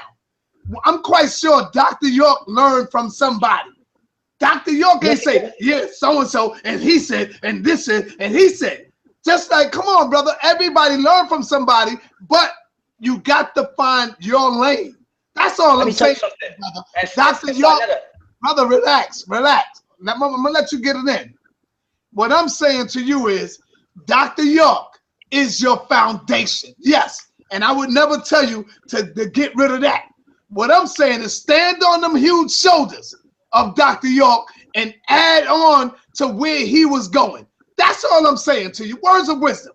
Add on to what he was saying and take the lessons further now. Take it further than what he was talking about. That's all. You ain't got to always say Dr. York. Now, if somebody asks you a question, Dr. York is my founder. He's my father. He's my mentor. He's my whatever. But now take the lessons and take the teachings and find your lane. That's all I'm saying. Go ahead, brother.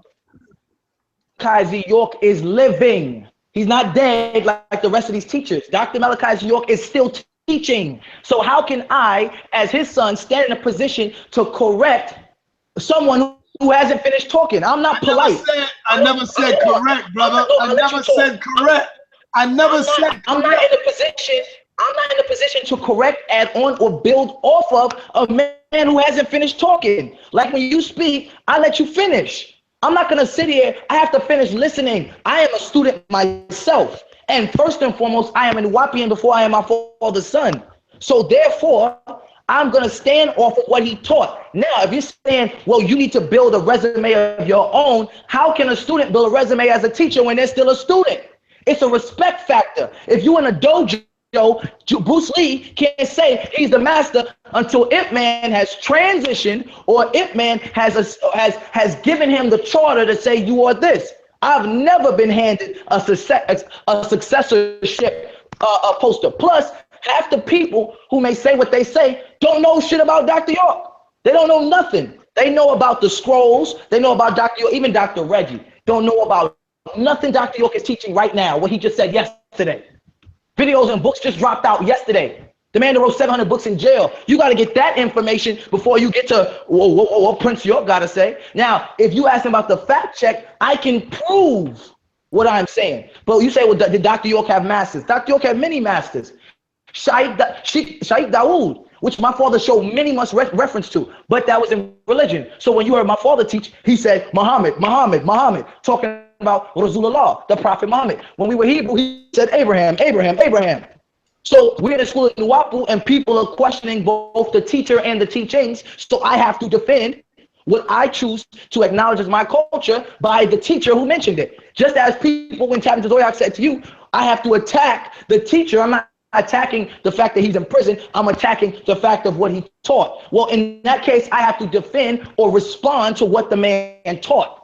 I don't overstep my boundaries. I get your point, Sinetta, but I stand here as a wu-nuwaupu, not a successor. My point. Hold on, Reggie. I got you, brother. In other words, you want to be a robot. I got you. In other words, you just want to repeat everything somebody already just said. Can you do? Hold on. You just said you're gonna win. Hold on. Just relax. I know it's getting hot in here. Just relax. In other words, I'm just going to be a fucking parrot. I'm not going to do my own research because I just need to hear what he say and let me go ahead and just repeat what Dr. York say because he's already teaching. What the hell I need to do research for? I just let Dr. York tell me, and whatever he tell me, I just go and regurgitate it and spit it out to the masses of the people. I don't need to do my own research and study. Because the master teacher's still teaching. Come on, brother. Come on. You know how many, when Dr. Ben was here, Reggie still was doing his own research. He wasn't just saying, oh, Dr. Ben said this, because Dr. Ben always say, don't believe what I tell you. Go out there and do your own research. And what Reggie would do is go and find some research, and he would probably bring it back to Dr. Ben and say, so Dr. Ben, look, this is what's called building and adding. Just because he's the teacher don't mean he can't be fucking taught. You understand? Because knowledge is infinite, man. I'm trying to give you a jewel here, but you're not listening. You think Dr. York know every fucking thing and you yourself can't teach him nothing. I'm telling you, you're wrong. I'm telling you, you're wrong. My 14-year-old son in there can come in here and say, Daddy, look, did you know this? And I looked and said, God damn, how did you know that? Where do you get this from? That's what I'm trying to share with you, young brother. But get ahead. I'm not mad at you. The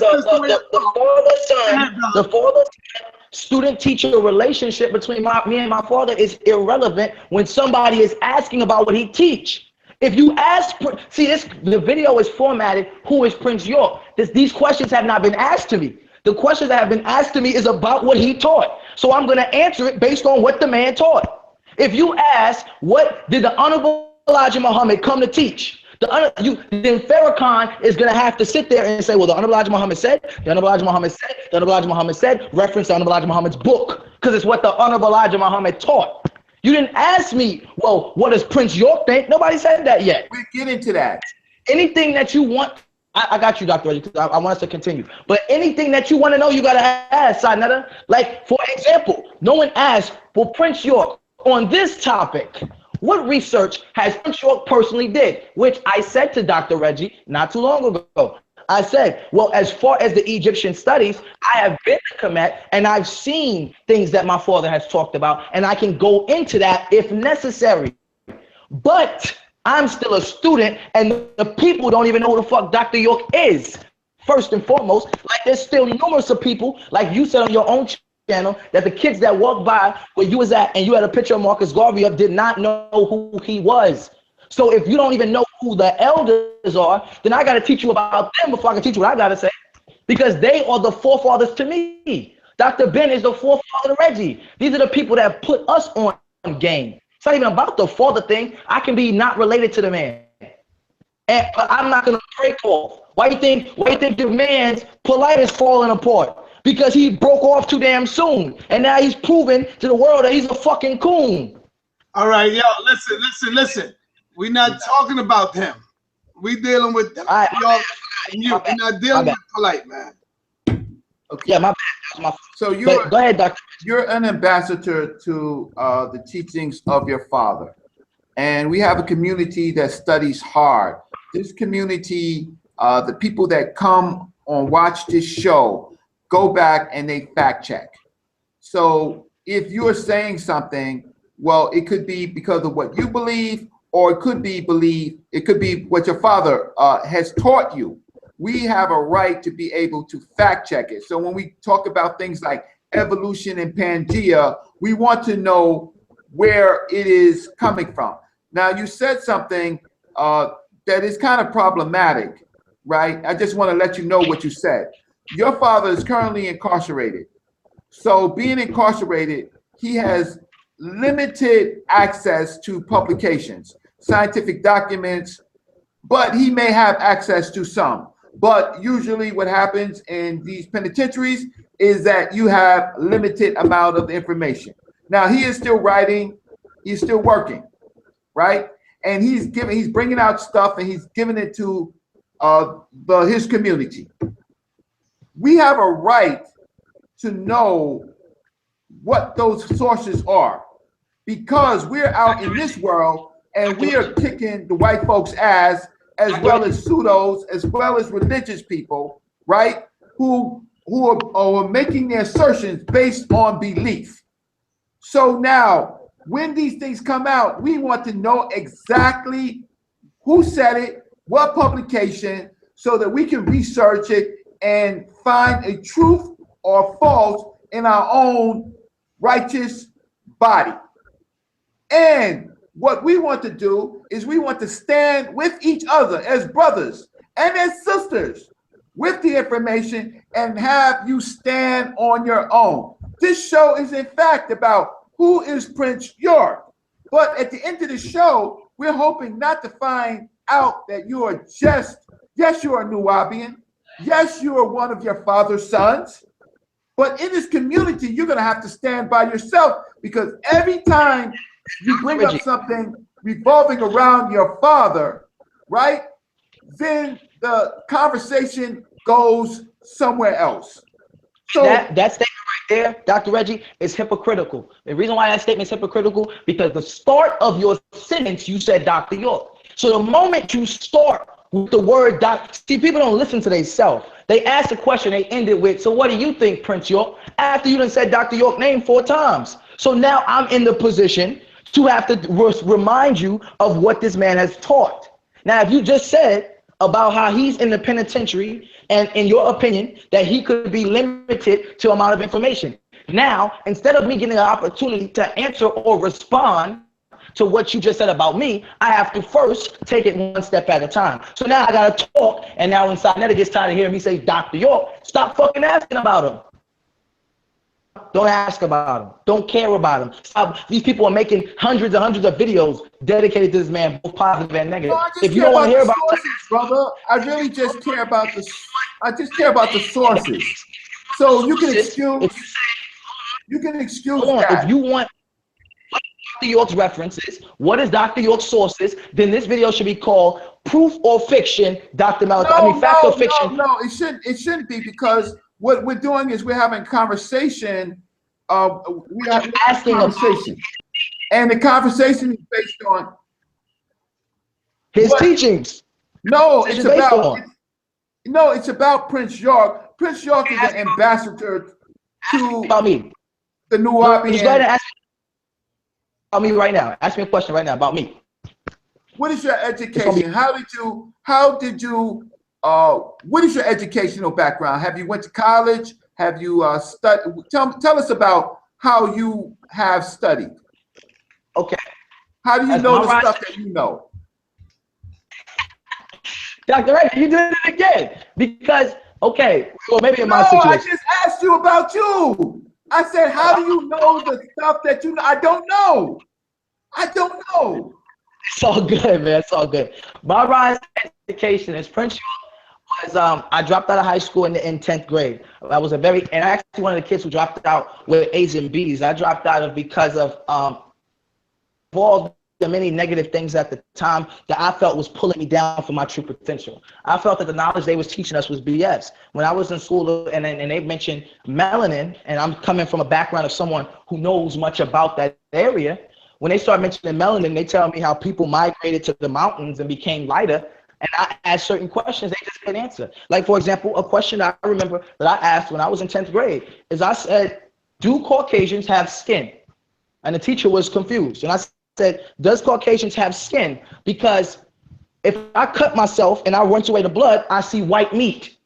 And when I look right at you, I just see white meat. So do they have skin? That was a question I asked when I was in 10th grade that the teacher could not explain to me. And when she tried to explain to me why the difference of color, that, she went into a whole bunch of BS. So in that era of time, as well as I was getting into many physical altercations with people defending my father straight up, because people where I was at, people knew about what's going on. Some people had negative things to say, positive things to get. Kids had negative things to say, and I was that person put my fist in your mouth. I done fought teachers, students, principals, everybody, because I didn't care.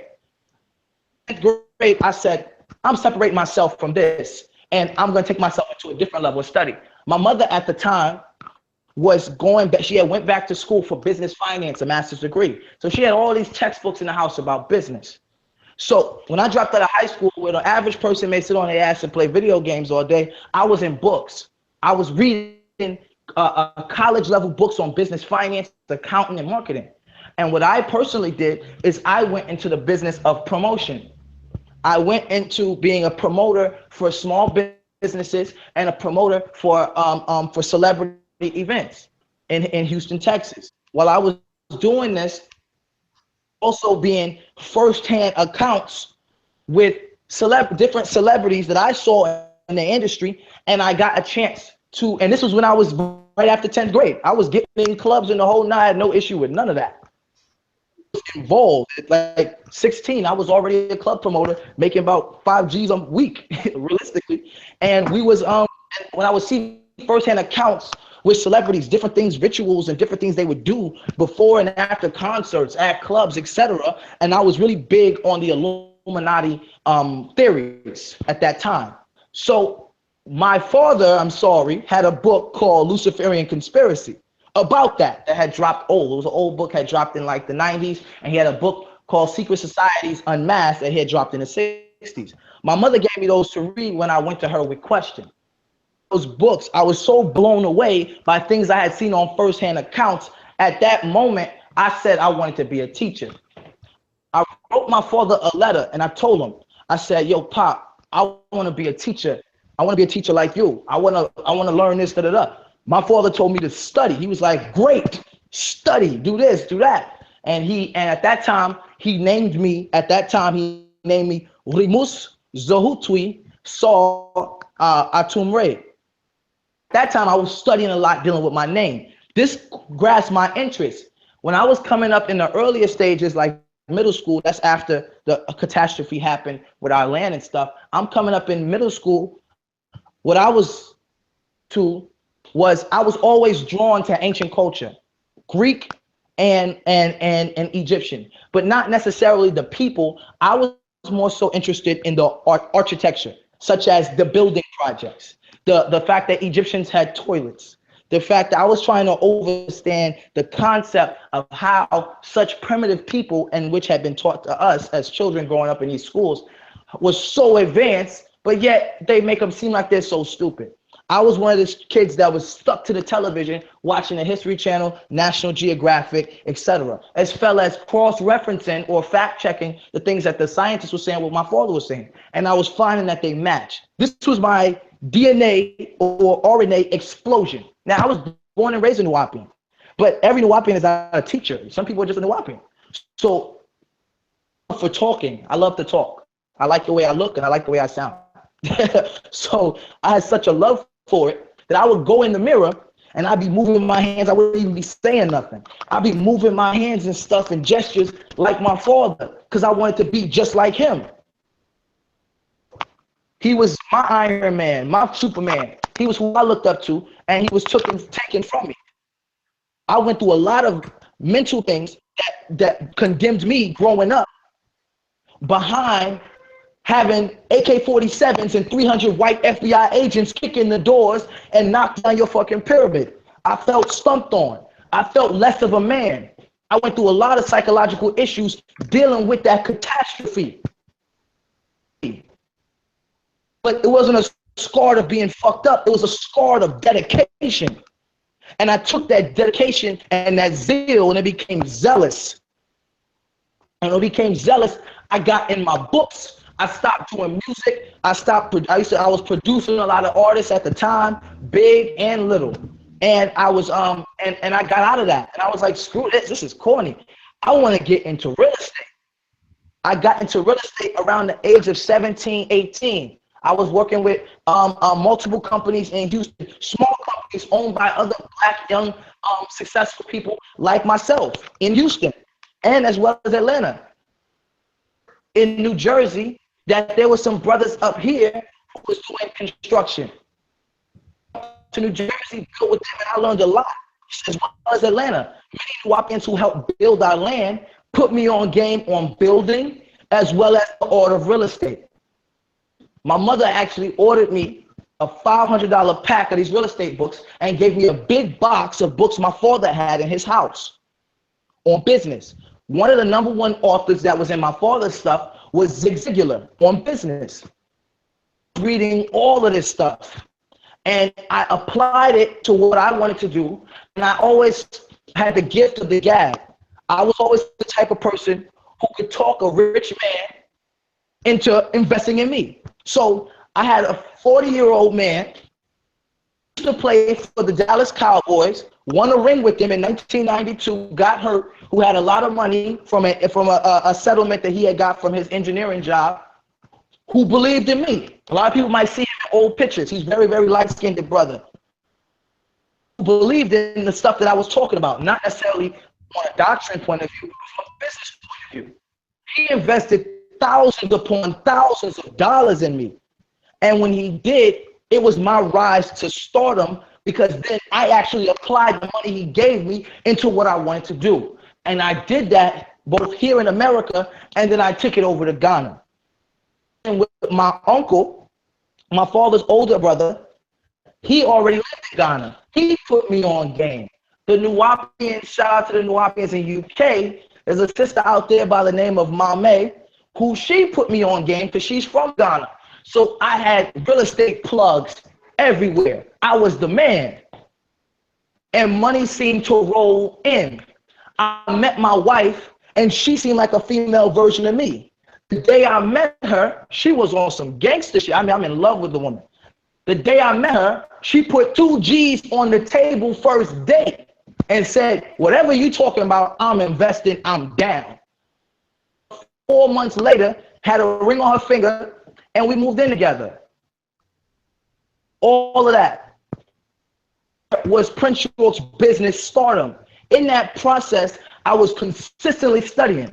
When the money was in my pocket and in my hands, I took my time to shoot out to different countries and go see things.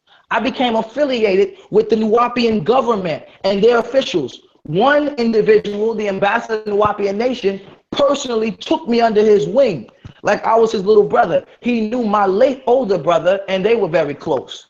I learned international law from him. He took me on diplomatic missions when he got a chance to go meet people. At the same time, I got the opportunity to travel to different countries. And I was meeting officials at the age of 21, 22. I come further down the line to today, I gained all this experience in different things, as well as my grandfather being one of the matriarchs or builders, one of the #1 builders of assisting my father in the building of his nation, all the way back to the very beginning. So my grandfather had transitioned in 1998, peace be upon him, but he owned a bookstore in Houston. So my mother gave me all his books. And when I was up in, I was going back and forth, and at this time I was living in my father's building in Bushwick. There was a bookstore connected. I studied. I left. When I moved out, I studied. And I was consistently just studying and studying and studying and watching History Channel, documentaries, going through all of it, fact checking, YouTubing, doing the whole nine. I'm the person who subscribed to all the channels, top 10 scientific discoveries of the day. I'm getting everything firsthand. My aunt at the time was working at NASA, and she was human resources. She had a lot of plugs. So she got me in to certain situations, or always brought me back these big packets of what they gave, not necessarily something that was like classified, but stuff that they gave to both young youth that was coming up, interns, etc. So I was always a knowledge seeker.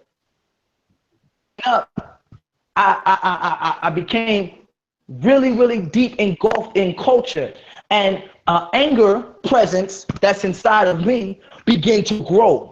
Because the more I learned, the more I hated. I hated the fact that my father's work would be rendered useless to the world. Opinion on him, in my opinion, I felt that his legacy was getting thrown under the bus, and I felt like anytime somebody mentions his name, they're told to shut up and do their own thing, creating these charter groups and these wannabes. I dedicated myself in constant communication and mentorship from both my uncle and my father to being exactly what I was born to be, a teacher. And in that journey that I went through the trial and tribulation that I went through, and through all the people who little brothered me and sonned me, Prince York the scholar. I became Prince York the intellect, Prince York the one with the knowledge. Nation big brothered me up, like for example, the Supreme in our nation over our lodge showed me the same kind of love and took me on as well, versus numerous of elders mentoring me from every direction. Every direction I turned in, there was another elder giving me information, even down to my uncle, who has been in our nation since 1968, who is my #1 first-hand reference for stuff that I need as far as our nation's history. I became so sharp by getting the elders who traveled with my father, the people who walked with him when he was in Egypt, the brothers who went over there with him. I had all these people in my contact list, and they're old and they're dying off. And I love old people. I love their wisdom. I love what they know. I love just sitting down with them and listening to old stories, that I just became sharp, and I gained wisdom at such a young age, which is something difficult for many people to have. At the same time, the anger presence inside of me, it became a passion. Always taught me to take your anger and turn it into energy. So when Sinetta hits me with, Prince York, you're so emotional, I tell Sinetta, my energy is in motion, emotion. Energy, emotion, I dedicated it to saving my people. Throughout this time, I'm going back and forth Ghana. I'm making different moves. I'm making political moves. I know people. I got connects. I got celebrities on the speed dial. I'm doing different things. Money is coming out of the freaking sky. It's just falling all over the place. And I'm like, okay. And then I become a polygamist. Picture, which doubled everything. Comes up a man that I went to high school, middle school, and high school with, that I thought would never, I never thought he'd be by my side like this. He was by my side in the street. And he's like, yo, I'm feeling you, bro. I'm with you. This is before signing of the TV. And now I come to visit New York after a Nuwaupu event, and I say, I want to go to Harlem. And I'm walking down the street with my brother and my wife, and I see this short man, this short man with a camera, who put the camera right in my face with the light, almost blind me, talking about, you look just like Dr. York's son. Get on the camera. Now, hold on. Time out real quick. I do not believe 1 minute that you didn't know who Sa Neter was, because when you walked by, I remember that day like it was yesterday. You came right there, brother. Stop playing games, Prince. You know who I was, man. Come on, man. Don't play. I saw the RBG. I saw you had a camera, and I said, these brothers building. You came up, I shook your hand, man, and you embraced me. Sa Neter pulled me into like a handshake hug and threw me in front of the camera. Was like, nigga, you know something, and we want to know. Tell the people what it is. And when my first video got 1,000 views in the first week, it gave me a sense of confidence.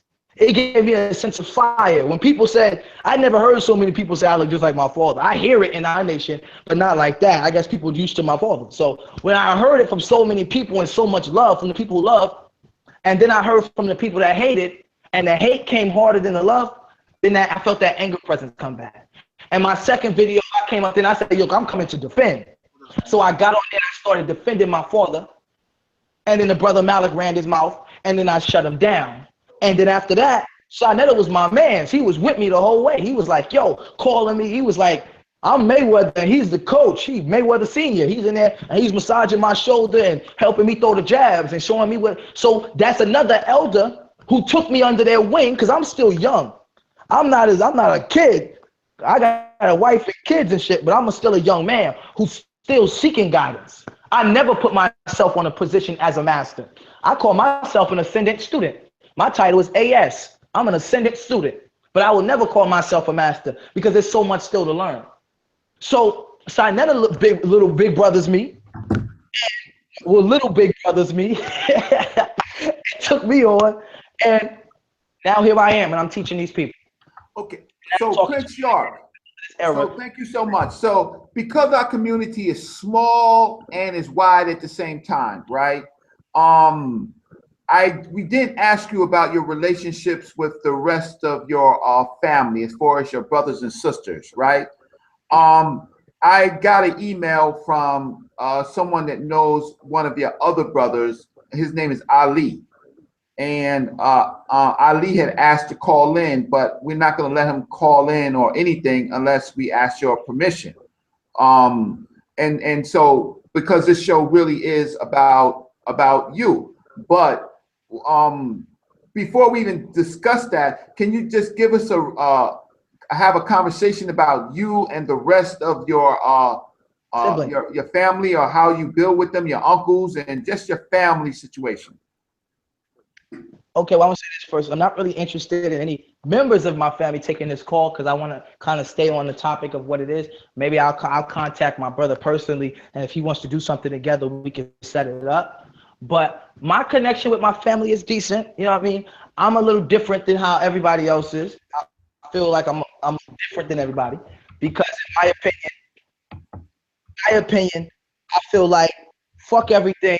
This is what Pop want us to do. This is what we were born to do. We were born to be teachers. That's how I feel. Some people may feel a different way. They may say, well, my dream is not to be a teacher. My dream is to be and they'll be a rapper. And that's just the relationship.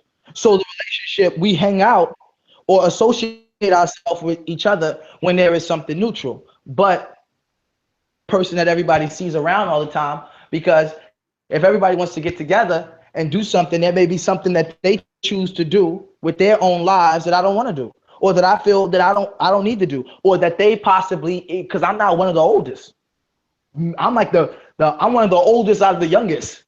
So when we're dealing with that era going down, most of the majority of my siblings that I have the biggest relationship with are older than me, much older than me. So they may want to do things that could possibly influence me to a certain extent, where I say, no, I choose to disclude myself from that type of situation.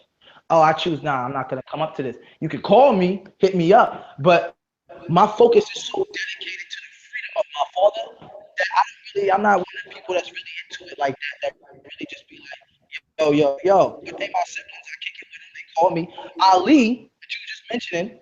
That's Ali from Houston, right? Because there's two Alis. I think it's Ali from Boston. Okay, Ali from Boston, I have no familiarity with. I keep hearing of this man, and he says he's my father's son, but everybody says that he's not. So I don't know. I wasn't there, and I'm not the one to judge. I'm not the one to dictate that. But there's an Ali York in Houston, teacher. He's one of my mentors. With Dreads, he has conference calls all the time. When I was coming up, me and him at this point, we don't really talk like that because we kind of went in two different directions with how we choose to teach. I feel like I'm orthodox. I feel like I teach exactly how my father taught. And I feel, in my opinion, he's a little unorthodox. I feel like he kind of goes off a little bit. That's my opinion.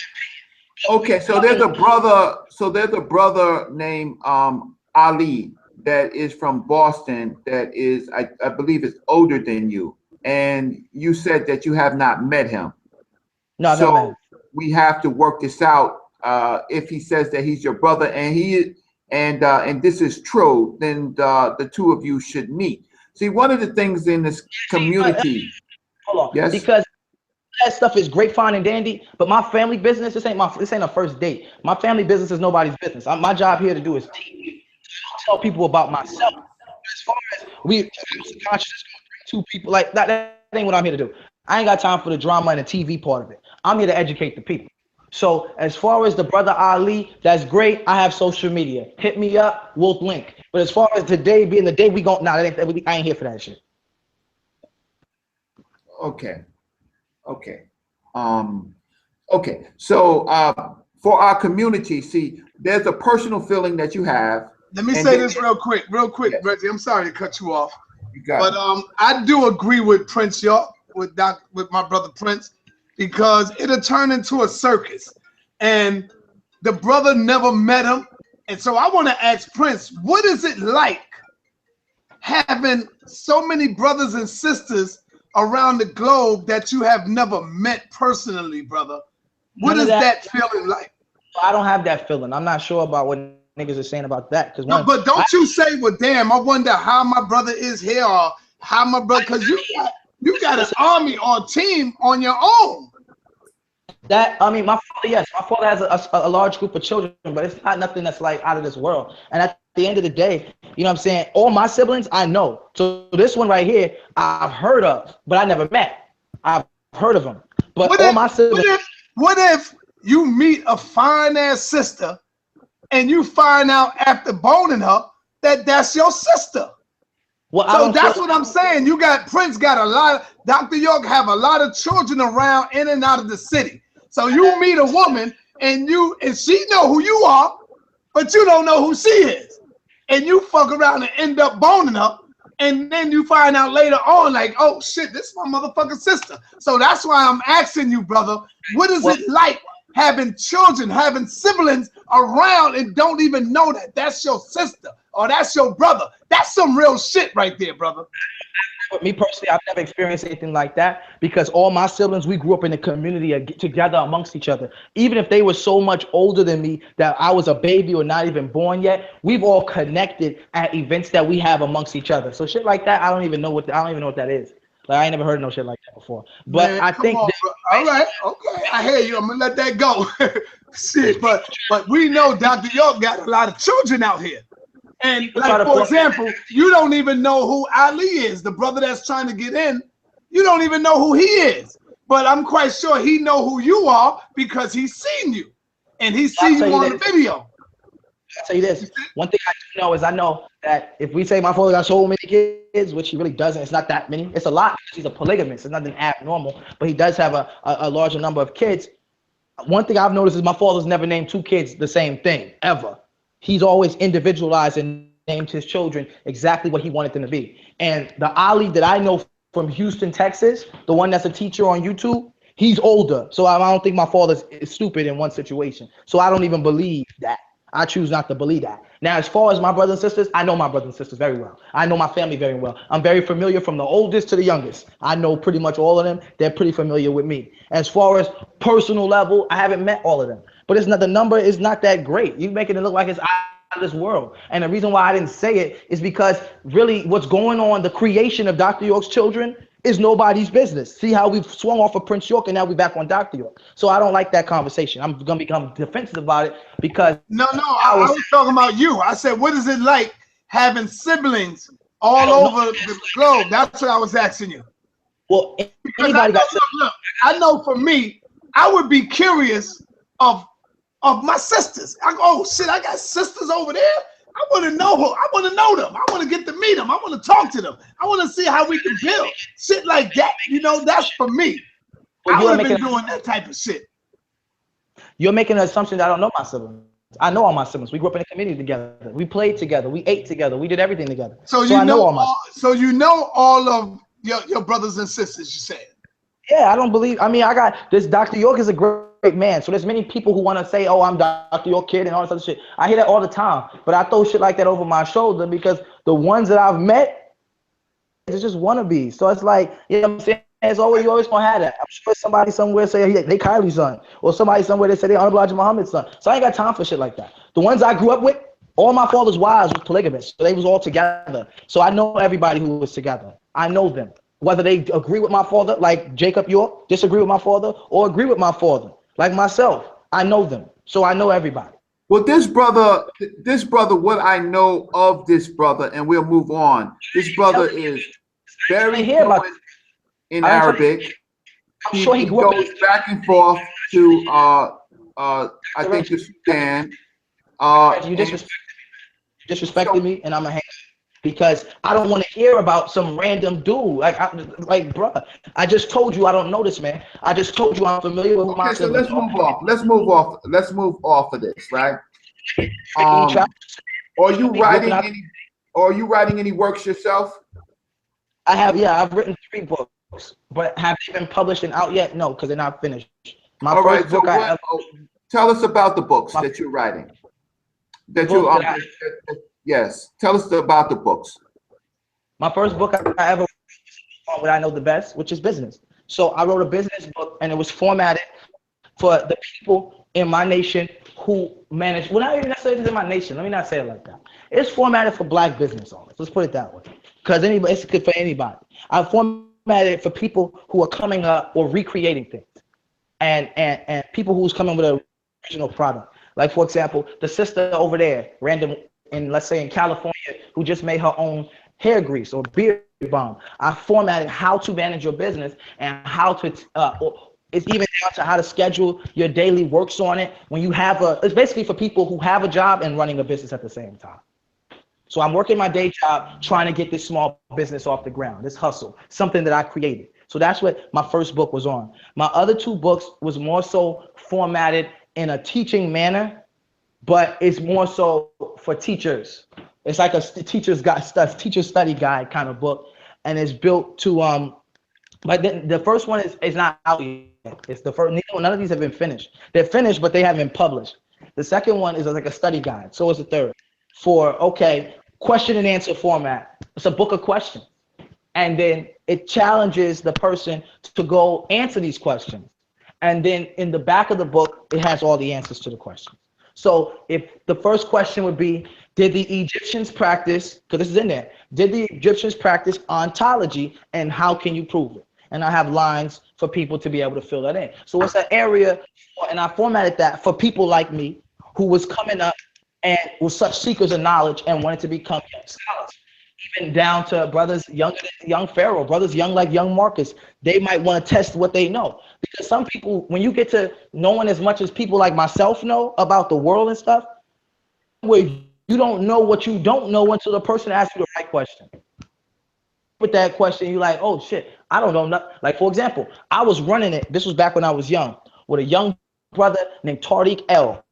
Good Cole brother. He was a young disciple, Cole in our community. And I was running it with him and my oldest brother. And we're getting in the cipher. and I'm breaking down time. This is when I was still coming up as a teacher. I'm breaking down time. And I said, I was talking about why time is wrong based on the calendars because it was written by the Gregorians. I thought I knew everything at that time until my brother said, well, who is? And I was so comfortable with saying who the Gregorians was, I didn't even research it. So that opened up a whole new field of knowledge that I had to go study. So I formatted my second 2 books like that, where it's hitting you with questions and it had the answers in the back. But anybody, I mean, you go research it and you plug in your references and your different stuff like that. So it's like a study guide. That's what my 2 books are based on. So what is your Prince? Now, don't get me wrong. I mean, I love you. You're a good brother, and I feel that you are a good teacher. But I feel that you can't handle tough questions pretty well, or you can't handle, like when shit get hot, you ready to run. You can't deal with it. That's what I feel with you every time I see you, and shit start to get a little heavy for you. I see you like to run, man. Oh man, man, listen, man, I'm not. If you're gonna keep doing that, I'm out of here. I see that with you, brother. Just like with the other people that will have discussions with you, man. Why you give up so quick and easy when it's time to go in on some real shit? Why? What are you hiding? What is Prince York hiding? What is you afraid of? When it's time to go in on some real stuff, well, whoever the questioner considers as real stuff is usually. I don't feel that the community. I don't feel that it's beneficial intellectually to the community to be knowing the whereabouts of my father's children or my father's baby mothers or my father's wives. Or, for example, let's say I don't have any baby mama children, but let's say I did. And then Dr. Reggie said, well, I got a young brother over here who's 10 years old who say you his daddy. This ain't Maury, so I don't have time for that. So it's like, oh, can we go to the intellect because there's brothers dying in the street. There's people walking around with no sense of knowledge. There's people lost in these religions. So I feel like that stuff is completely irrelevant to the conversation. And on a college level of scholarship, they wouldn't even allow you to speak with nothing like that. So I push it off because I don't have time for that. Your father this, your father that. That's why I push it off. And I say, well, if you don't want to hear about my father, ask me about me. And when you did, I told you about me. Continue to ask me about me, and I will tell you about me. But if you continue to ask about everybody wants to know the personal life of these teachers, and this is why we don't have any real, and I say we don't have any real leader today. Not like back in the day when we had Khalid and the Honorable Elijah Muhammad, real leaders with real followers, not just Twitter followers. I'm talking about people who is willing to fight and die and kill and live for you, and to take things to the next level for the whole community. We as a Black community have evolved because throughout from the 1800s all the way to the 1980s, 90s, we had an unlimited supply of leaders coming back to back, and most of them was coming off of the oldest doctrine. You got Kylie jumping straight out the Nation of Islam and going into boom. Everybody's just boom, boom, 5%ers. Everybody's coming out. So our people stayed at a high level of intellect. Going into the year 2000, we didn't have much of anybody left. Or most of the people that was out was still retired or, getting old. And nobody was grabbing that torch.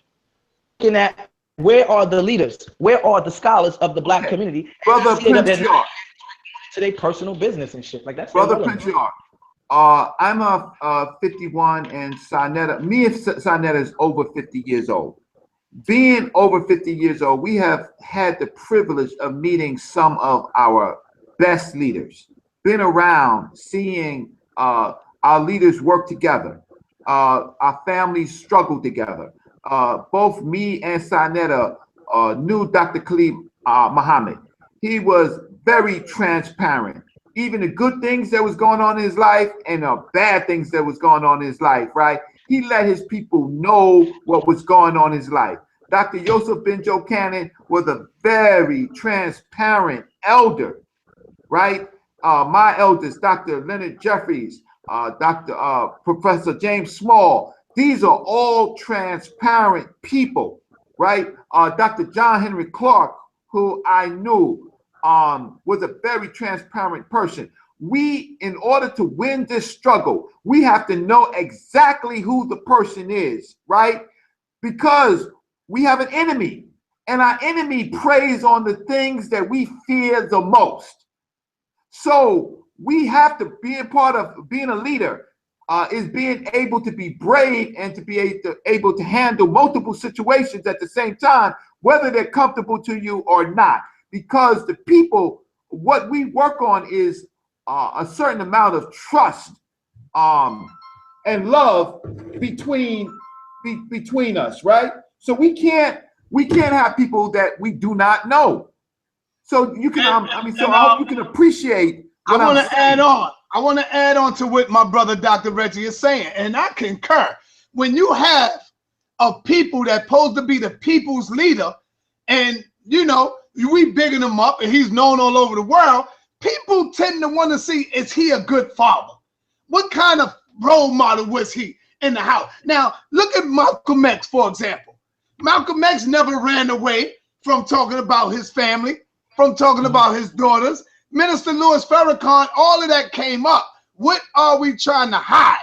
This is real facts. If you are a public figure and you are and you are for the people, then brother, your family is not off the issue. Now, I can see if people are being disrespectful.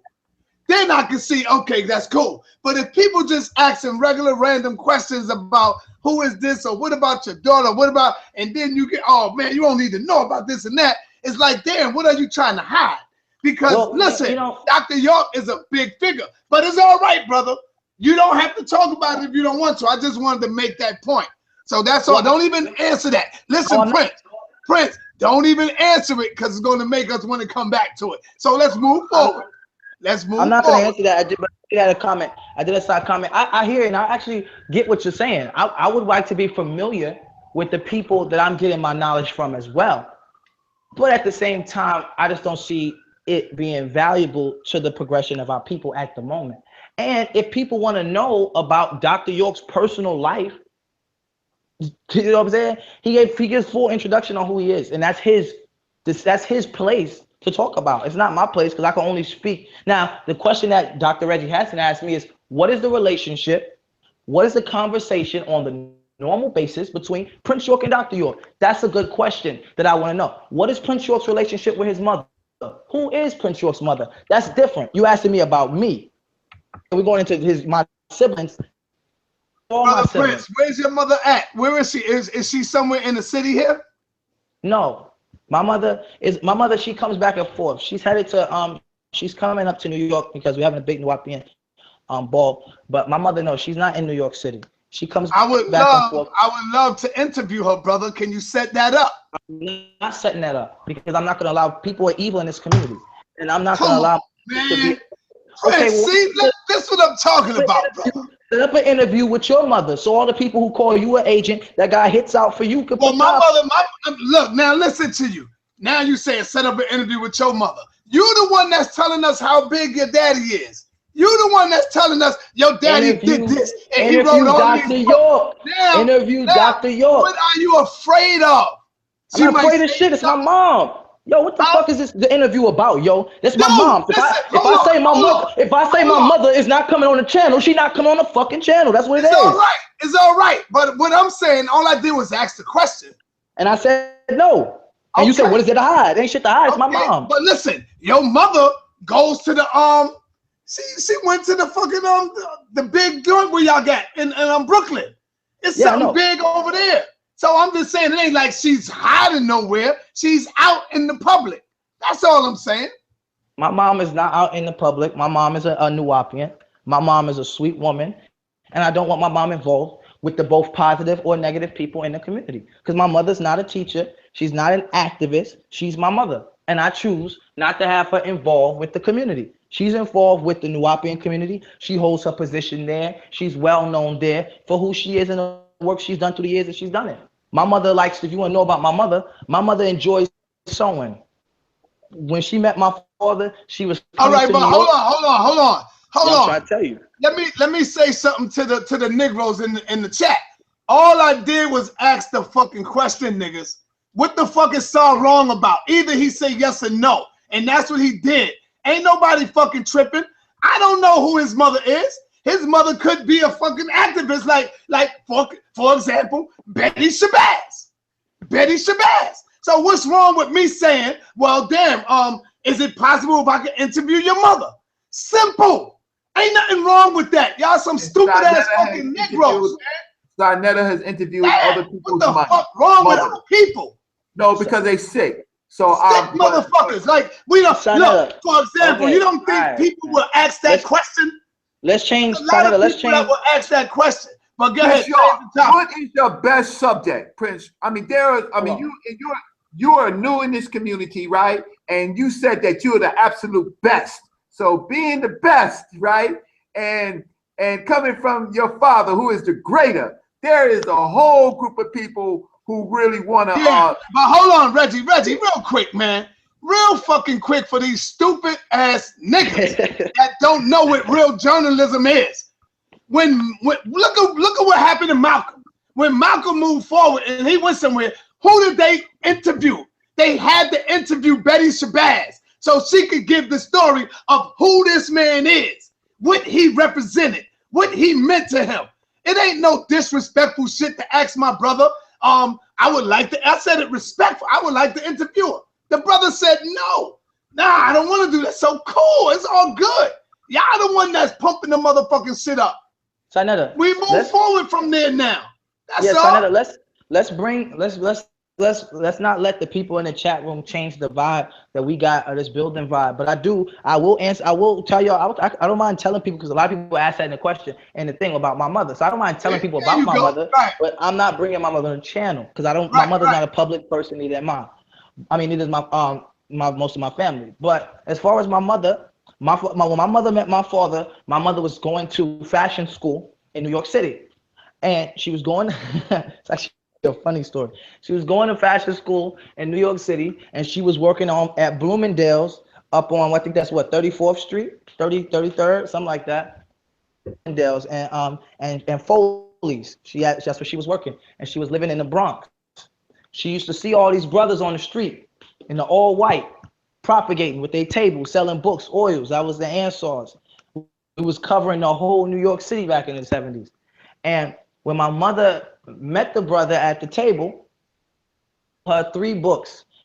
And the books that she sold her was Sex Life of a Muslim.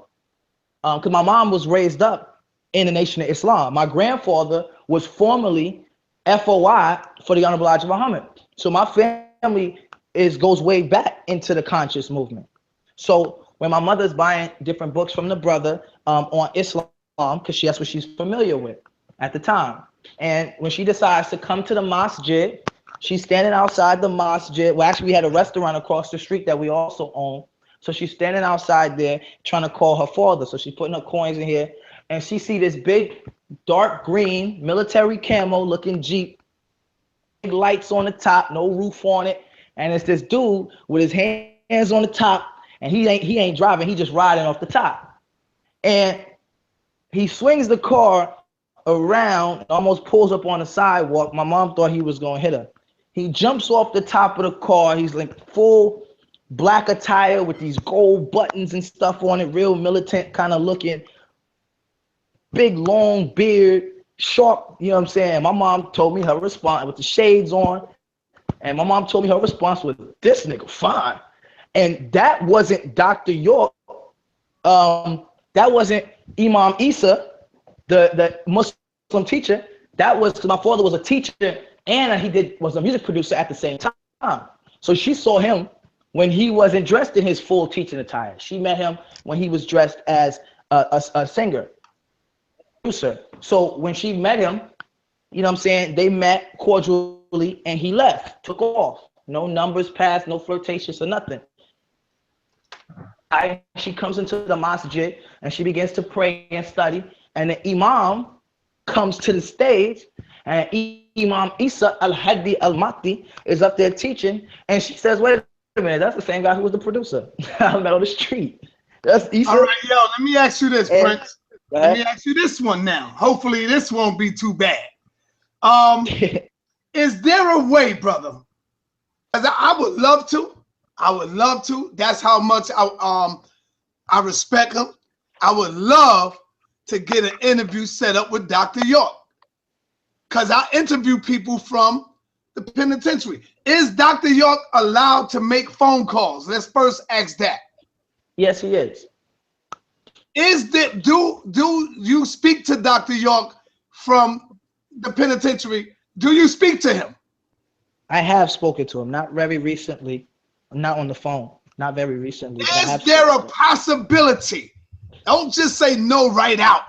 At least say, to damn, him. let me do some work on it.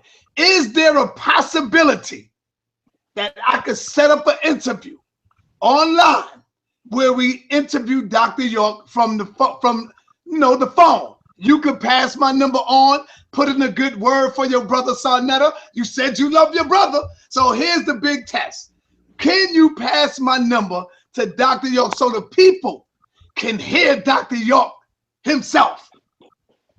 Well, my Can you do father, that? if I was to tell my father what you just said, this is what he would do. And don't get mad at me, Sal, but this is what he would do. He Go would ahead, laugh. say it. He would laugh a little bit, and he would say, "So the community does love me, because y'all act like y'all hate him, but everybody want to talk to him." So he'll say, "Oh, so they do love me." But what you're asking for, he's already doing to a certain extent.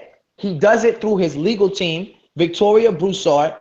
He calls and they post up what he's talking about. But he's not taking, he ain't, if I was to tell him that, he wouldn't do it. I'm just keeping it real. He would, because he's already technically doing it. They update, and you can hear Dr. York yourself on Victoria Broussard's legal channel. I forgot the exact name of the channel. Victoria Look it up. Broussard, is that that's a white channel, black channel? That's his lawyer. That's his attorney. White, black? So when white or black? Yeah, No, I'm it's actually black, man. attorney. Black. Okay, I'm just She black. asking. I'm just asking. Okay. She gets his audios from their calls, and he gives his messages to the people of what he wants us to know or different things. He's discussed So different what channel topics. is that on? Because I would like to go look that up and go check it out and see where that's at.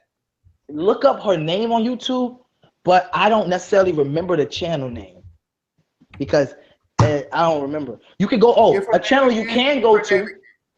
What's her name again? Victoria Broussard. But a channel that you can go to that I know, I don't know if they post all of them, but they post some of them, is wu-nuwaupu on the YouTube channel. That's what's called. wu-nuwaupu.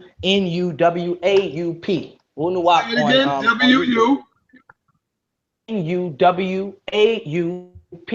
Wu-nuwaupu. They post a lot of the audios that he posts. And he's nothing he's saying that's so heavy. He's not really so profound when he's not really teaching. And what the hell wrong with y'all and why am I still in here? That's pretty much what y'all gonna be hearing. But he's just, you get to get into the mind of Dr. York. You can see you get to hear him personally off the teacher radar, and you get to hear the sincerity. He's a sweet man. He's an old man. He's still caring. He still wants to put out information. He's, and he's building. You know what I mean? So, he talks about little stuff. But he's putting out books. The books are still coming out. And for the counter to what Dr. Reggie was saying about the limited information, Dr. York got an almost unlimited vault of information. Because remember, you're dealing with a man who studied and went to jail abruptly. Most of the stuff that you was about to put out, you never even put out. That's information that's factual based. Plus, you're teaching culture. So when you're teaching culture that's already been out, like he's been teaching it, it's something that's not something that he made up, it's something that exists previously, then most of the stuff that we're doing is organizing our culture, organizing our government. So it's a lot of organization going with how the nation is to move with him when he gets out, and how the nation is to move in going into further generations beyond Dr. York, beyond Prince York, beyond us all, how we should move and stay surviving, not as a black nation, because he doesn't want the Nuwaupians to be a black organization. He wants the Nuwaupians to be a country. That's what he wants. He wants us to be a country where we're a nationality, and that's what we are. Where you could have Nuwaupian Christians, Nuwaupian Muslims, and then we can debate there. That's what he wants. And that's what he's always wanted. That's why he taught everything. So it's not for people to go and look at negativity and be little evil, spiteful people. This man's old man. He's sickly, and he's just trying to get out everything that he has to give to his people before his transition. So it's something that you respect and you honor listening to, not something you say, well, Dr. York said this, so I'm gonna go. Like, nobody got time for that shit no more. And that's how you get punched in your teeth. by people like me, just keeping it real. But as far as my mother, finish that up real quick. Come on, hey, yo, Prince, man. Come on, you ain't punching nobody, man. Stop that. Yeah, all right. You a fighter or you're a fucking teacher? Which one are you? You a fighter or a teacher? And the reason why you got to stop saying that, because somebody gonna really try you and see if that's the life you want to live. So come on, man. The life I want to live. Teacher, it's about the brother. life people choose. Be a teacher, brother. Let's stop that. But the last thing I wanted to mention, as far as my mother, when she met my father, he thought she was so beautiful, etc. And he used to write her letters on purple paper with green ink all the time about how beautiful she was, etc. Yada yada yada. About 3 years later, they actually got into a relationship, got involved, and then she became his wife. About 3 more years later, after they actually had a relationship, my older sister was born. I'm the youngest of 3. So then my next sister was born, and then I was born. And then that's their story of how they came together. And my mother, if you see pictures of Dr. York, you may see a dark-skinned woman, skinny, standing next to him. That's my mom.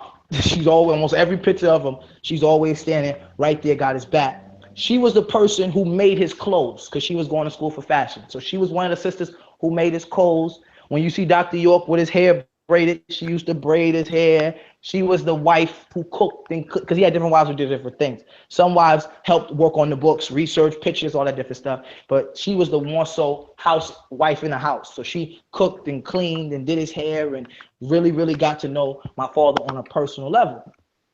She's not interested, nor am I interested in putting her on an interview because of the negativity. If it could be a positive world and we was all peaceful people and people could say, wow, that's Dr. York's wife, then it'd be a different situation. But people want to sit here and counter and argue and all this other, and nobody got time for that. And I'm not bringing my mother, who's older than both Sinetta and Dr. Reggie. Brother, I'm not bringing her into that. Brother, I respect you for that. I respect you, and I respect your answer. So we got past that, brother. Now, if you want to know, since we talking about family, I got a grandmother, my grandfather from my father's side, my grandfather and grandmother from my mother's side. Ask me questions about me, and I'll tell you. I got no problem doing that. You know what? I think I met. I don't know. Let me say this right. I think I met Dr. York's mother a long time ago, and I met her through Sister Sakina. Sakina was driving. That's when me and Sister Sakina used to do business. I don't know if you know that, but Sakina made a lot of money off of Sarnetta, brother. I'm talking about thousands of dollars. Not no fucking light money. You can ask her. I'm not joking. Sister Sakina, we've been in business for a while.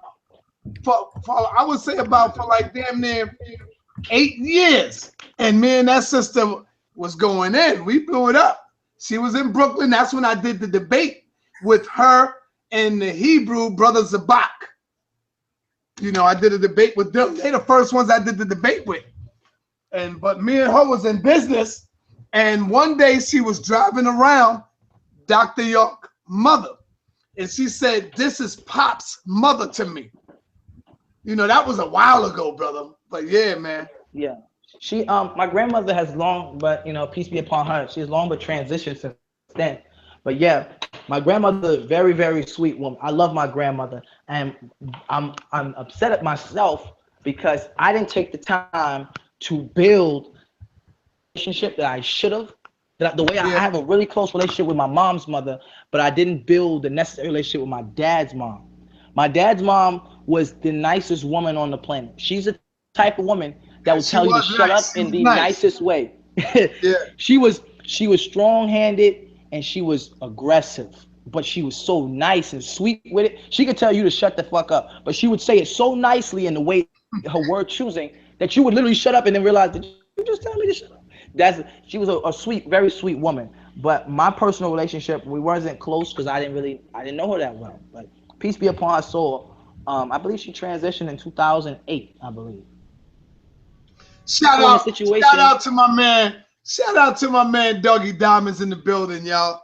Doggy Diamonds in the building. I want the rough, tough Prince York back, right?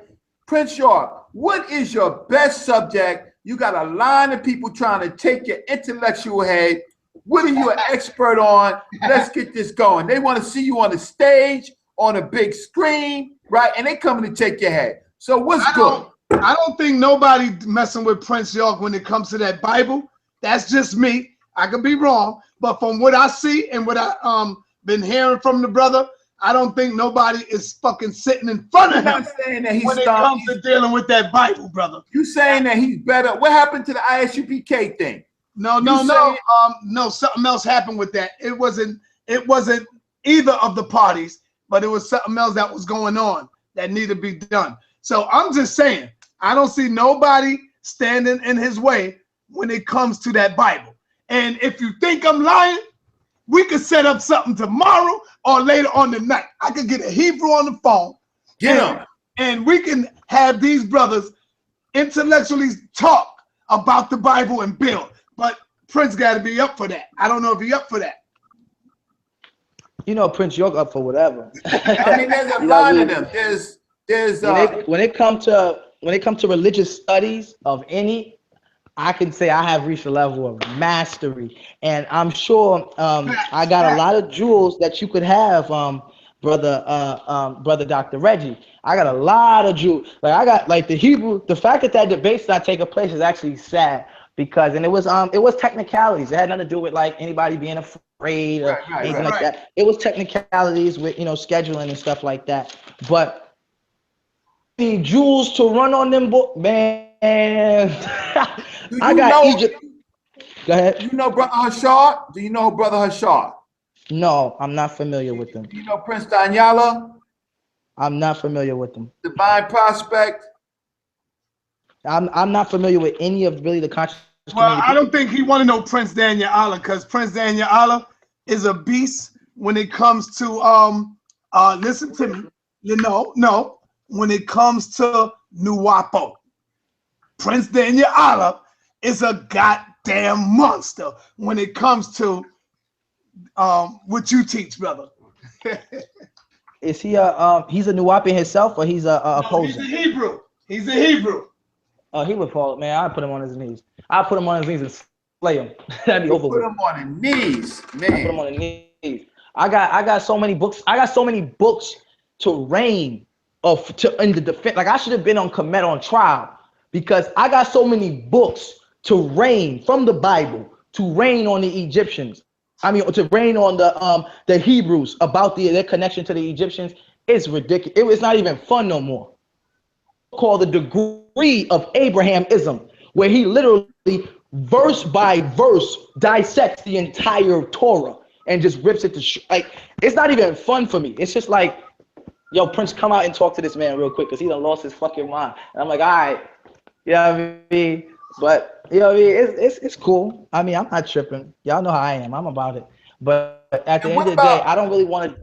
Go ahead. What about the Moors? Do you know the Moors? Do you know Tahaka Bay? I talked to one more. I put a post up on Instagram called 7 Questions to Ask a Moor. It was a little meme I put together. And I asked 7 questions. That brother, Sanetta walked away. I don't remember that brother name. His name was Sanetta, remember though.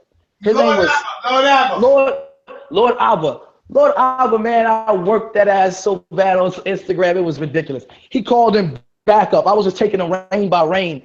Because, yeah, remember, Dr. York taught this stuff and it's pristine. So it's like, that's our study. It's like, I studied your shit as when I was you. I sat in your position. So when Moors, my main argument with Moors is the simple fact that everything they say is coming from a Caucasian reference. Oh, we're Moors, which comes from Moreno, which is a Caucasian language. So you're calling yourself, so Moreno means what? What does Moreno mean? Moreno means dark skin. So you're still a nigga. You a nigga in a different language. That's what Moor pretty much means, because it just means dark skin, and nigga means dark skinned people in its modern terminology. So it's like, stuff is based off, they say, well, we teach science. No, you don't. You teach Muslimism. And then if you go into its purest Arabic, Muslim means one who's wicked and with evil intentions. Muslim is the one with peace. Muslim is one who's wicked. I could run, man. That's why I said. That's why I say I'm the best, because I can run through. Run through camps. Let me put you on game. And then when you tell them, yo, you a Moor or you a Moreno, then what they're going to do is this. They're going to take you to, no, we're not Moors. We're not Morenos. We're Moabites. So then we got to go to the Bible, because now you're claiming that you're teaching me science, but your validation of who you are is coming from a religious text. So then when we go to the Bible, then they say that they're the dark-skinned sons of Canaan. Canaan had an 11th son named Hamathite. That's in Genesis chapter 10, verse 18. Then we have the cursed seed of Canaan in Genesis chapter 9, verse 25. So you can't say you're a Moabite. And they keep saying Moabites come from Lot, verse in Genesis chapter 19, 30 through 38. In fact, Genesis chapter 19:37, it says, and the firstborn bare a son and called his son's name Moabah. And if we go into the online Hebrew Strongs, where all the Hebrews get their stuff from, that's Hebrew Strongs number 4124. Moabah means of my own father. That means if you a Moabite, you born out of incest. So what the fuck is going on? See, I run through camps of people.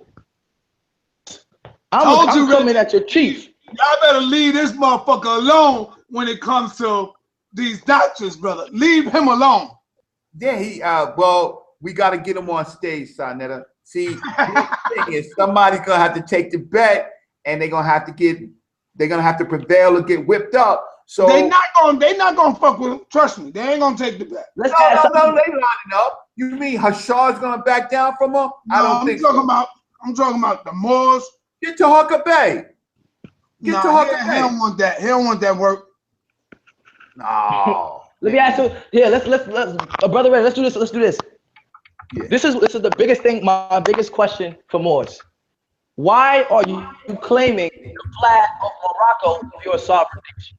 And this is what the brother Lord Abba said to me. The brother Lord Abba said, we had that flag since I think he said the Moors had that flag since the 1920s. The Moors here. And he said he said the 1950s, 1965, I believe. He said they had that flag since then. Okay. Well, the reason why you never, he said the Moroccans didn't have it. The reason why Moroccans didn't have it is because the Italians and the French colonized Morocco. So Morocco wasn't allowed to fly their flag. But if you actually do the actual research on it, Morocco had been flying the exact flag the Moors fly since 1915. And Morocco didn't get their independence to 1955. So that's why the Moors, such as Noble Drew Ali, etc., whoever wants to claim that flag, that's why you didn't see it, because they were, in the time that you stole it, they were conquered. So they wasn't allowed to fly their flag. They were conquered by the French and the Italians. So they don't even know this stuff. How can you call yourself a Moor, descendant of Moroccan, when you don't know Moroccan history? I run through camps, bro. I literally go on it's a track, and I'll just run through your whole doctrine, and I'm on to the next squad. That's what I told Saded. I said, I will take anybody if you put me on a debate forum. Saded, why aren't the Moors and the Hebrews, how come they not calling in? Normally they call in. How come they not on a board busting it down? They know. He said they know better. They not on I mean, this is quiet. Normally, like when I'm on, you can just see them coming out the woodwork, right? How come they all quiet? God dang. They know better, man. Could it be true? Nah, it can't be true. It can't be true. Oh, I see them putting out their little signatures. Islam Moors, right? They calling out. They making their calls. Woohoo! Whoopity do. But everybody on the board knows that it's silence. Even Brissett said it's silence. Ain't this something? Where they at? The boards are saying, oh, there go another one calling out Islam Moors. So they calling out. They here, but none of them stepped up for the challenge yet. This is crazy. They know better. Where the Hebrews at too? The Hebrews are making their little call out, shalom and crickets. God damn. Now they said call Zion Lex. They always got to go get somebody new. Look, Brother Reggie, if you are a teacher and you truly teaching people right, then why you got to go get this Brother Zion, this, and the highest rank? The average wu-nuwaupian, I got wu-nuwaupian 13-year-olds who will run through the Moor Science camp easily. I could do that today. Hey, yo, listen. I'm gonna keep it real with you. I don't think Prince York want to sit with Zion Lex. We can hate on Zion all we want, but Zion Lex is a motherfucking beast too. Let's keep that shit real. A lot of people hate on Zion, but the real shit is Zion is a fucking beast, and he goes in. He goes in. Well, he won't back down. So feed him to Prince York. I'm thinking about calling him right now. I'm thinking about calling him. Yeah, feed him to Prince York. Let him have a 5-minute conversation, 2-minute conversation. Just to introduce. Do you know Prince York? That's what I was looking for. I was looking through my notes real quick. I wanted to give this jewel, Brother Reggie. Next time you come across a Hebrew Israelite, point them in the direction of Revelations chapter 3, verse 14. In this verse, and Brother Dr. Reggie, you're going to love this. It states the Amun or Amen or Amin was there in the creation of God, meaning the Egyptian god Amun witnessed the creation of the Hebrew God. Revelations chapter 3:14. Not 13, 3:14. I'll read it verbatim. I'm just trying to get the King James. I got all these damn translations on me. I'm trying to get this King James up. So when we going into the where we at? King James. These things say the Amen, the faithful and the true witness of the creation of God. So they're talking about the things that Amen was saying. Amun was saying when he witnessed the creation of God. Yahweh, man, get the fuck out of here. I'm done with him. You can't debate me, bruh, because I study. I'm studying your book better than you. You know, you actually speak Hebrew, right? Yes. But the Hebrew Israelites, what they're gonna do, they're gonna try to take you to all these, like Michael Edwards, try to take you to all these different dialects. No, we go into the, and then the question comes, well, my question would be, well, who is Aram? If your language is called ancient Aramic, who is Aram? And then we'll find out the word Aram comes from Eber, Shelah.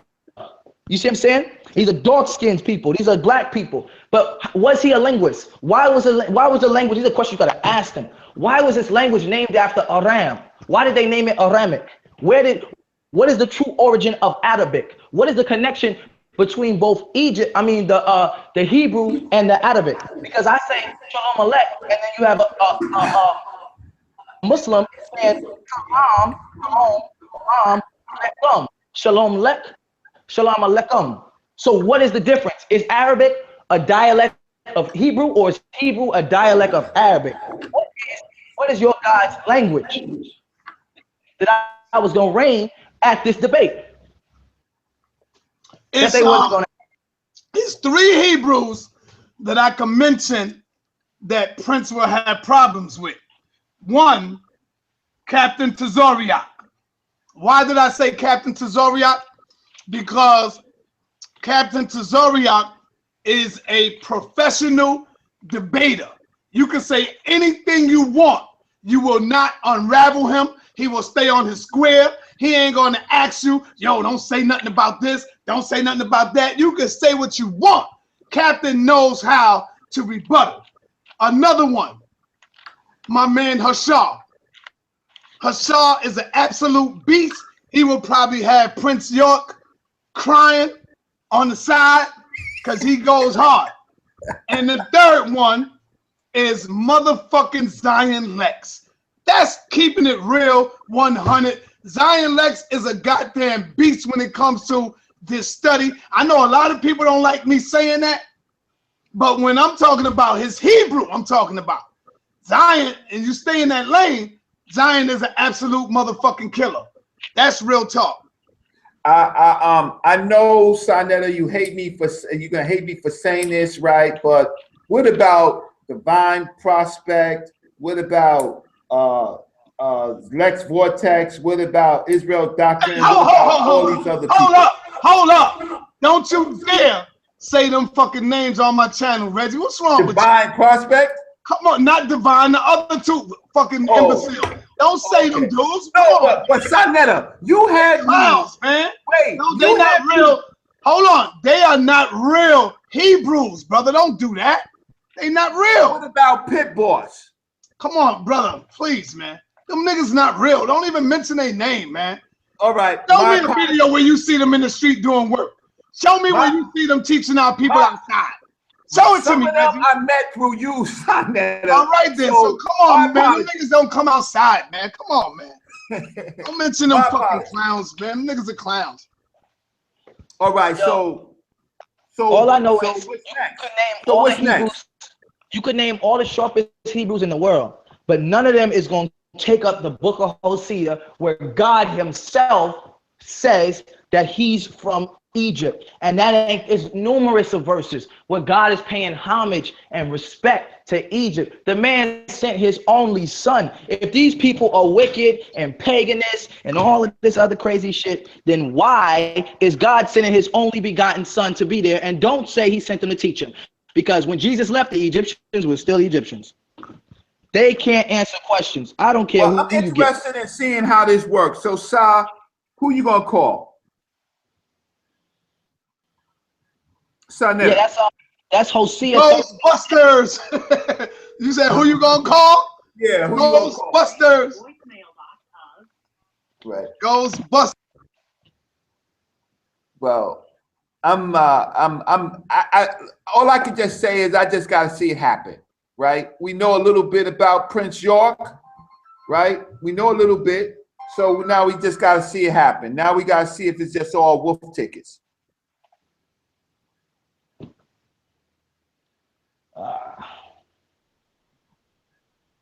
All of this to me is great, but I do admit, Prince York, the boards is quiet. Normally they be calling in. They're not calling in. They even stopped saying Shalom and Islam Moors. They quiet. I never seen it like this before. I'm just wondering, could the myth be true?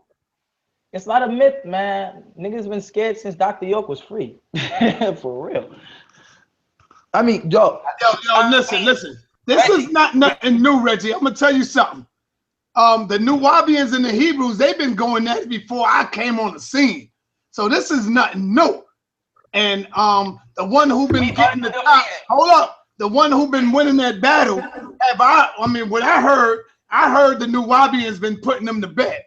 That's what I heard. I don't know if it's true. I'm just telling you what I heard. I'm gonna tell you the fact. Nuwaupians been tapping Hebrew ass since 1984. Come on now.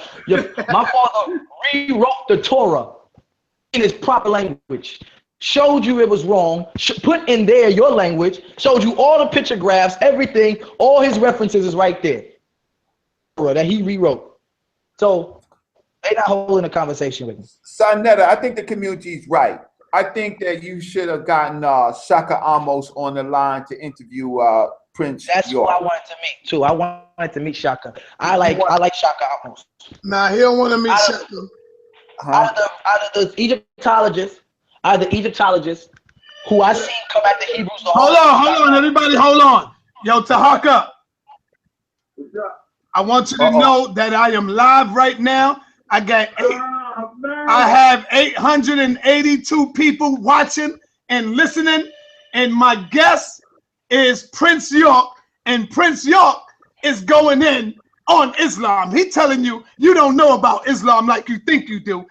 Talk to the brother. Ask him any questions, Tahaka. You say Islam or you mean Israel? Which one? Let me pull you up. I don't want to jump in, not knowing what's happening. So basically, tell me what's happening. Give me the outline of what's going on, brother. I just don't jump in. I'm not sure if he meant to say, are you a Hebrew or are you a Muslim? Because I'm not sure if he meant to say Israel. Well, he's a Moor. He's a Moor. I would like for you, Prince York, to say what you said about the Moors, because now we have a Moor here that can say if you're right or if you're wrong. So go ahead. Okay. Well, where we're going with this, brother, is I was showing everybody that's listening that the Moorish teachings are incorrect in its aspect of who and what your nationality is throughout time. So when the Moors make their claim of who Moors are, I attack that claim of the term Moor by saying that it comes from Moreno in a region of Motorina, which is northern Africa and southern Europe, and they were named Moors as for short of Moreno. Then I also came and said, it countered the act Moabite, because I proved by its law that the word Moabite comes from the root word Moabah, which means born of my father, which is which you can find in the Hebrew Strongs. Let me get the exact Hebrew Strongs for you, which is in the Hebrew Strongs 4124, where and Hebrew does predate the Hebrew language does predate Arabic, and it 4124, where Moabah means of my own father, meaning you're born out of incest. So I was proving that Moabites, if that's what Moors are born out of incest, and if Moor coming from a Latin term is, even if you say, okay, well, we choose Moor, which means dark skin, then Moor would be equivalent to the word nigger or Negro that us blacks today hate so much, because it's still the Caucasian naming us. Because if the Caucasian calls us nigger here and he calls us Moor over there, why the hell, here's my question, why the hell are we still allowing the Caucasian to name us? All right, first of all, do you realize that your father recognized that he was a Moor and he called us Moors? Yes, I was there. I'm going to the file right now to show it to you. I'm not going to go back and forth with you. Did you realize that? I was with, no, relax, man. I was there. Yeah, I do acknowledge that at one time. Did you realize that your father said to call yourself Moor? I have the file. I'm trying to pull it up as we speak, so you can keep talking. Bro, listen. Relax, man. You're getting emotional already. I acknowledge. To call himself Moor. You know that, right? I was in that era. Yes, I acknowledge that Nuwaupians formerly went by. All right. So first of all, you acknowledge that, right?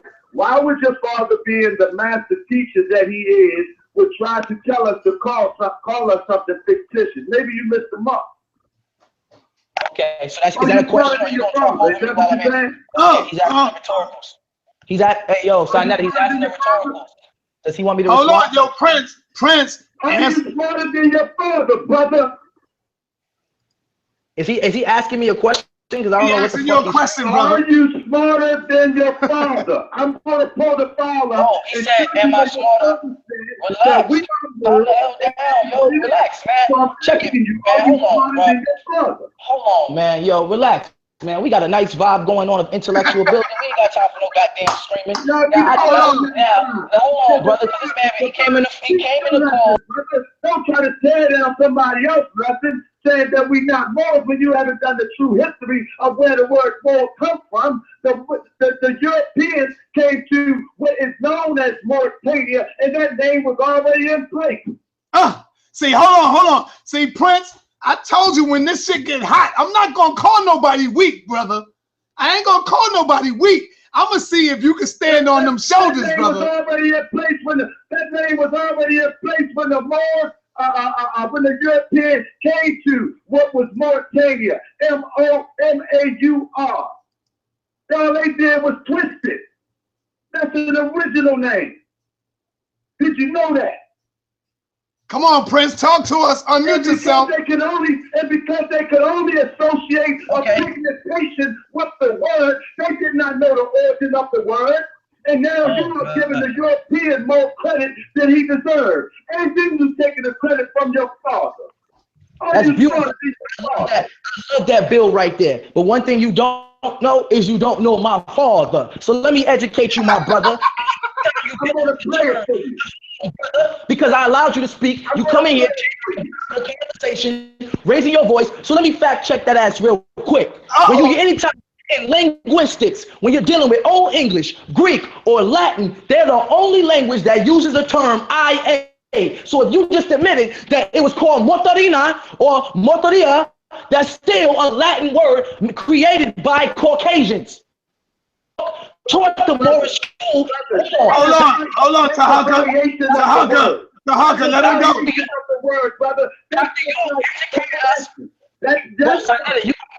Man, can I? Hold up, Tahaka, you gotta let him talk, brother. We ain't gonna be talking over each other.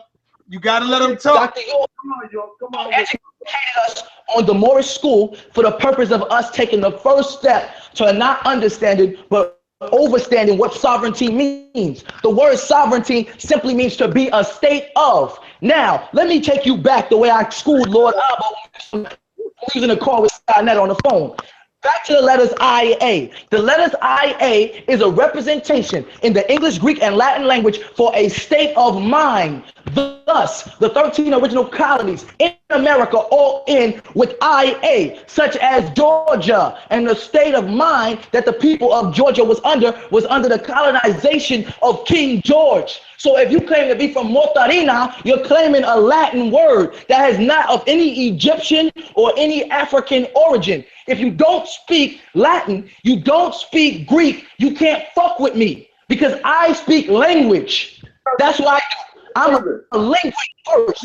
Do you On the term.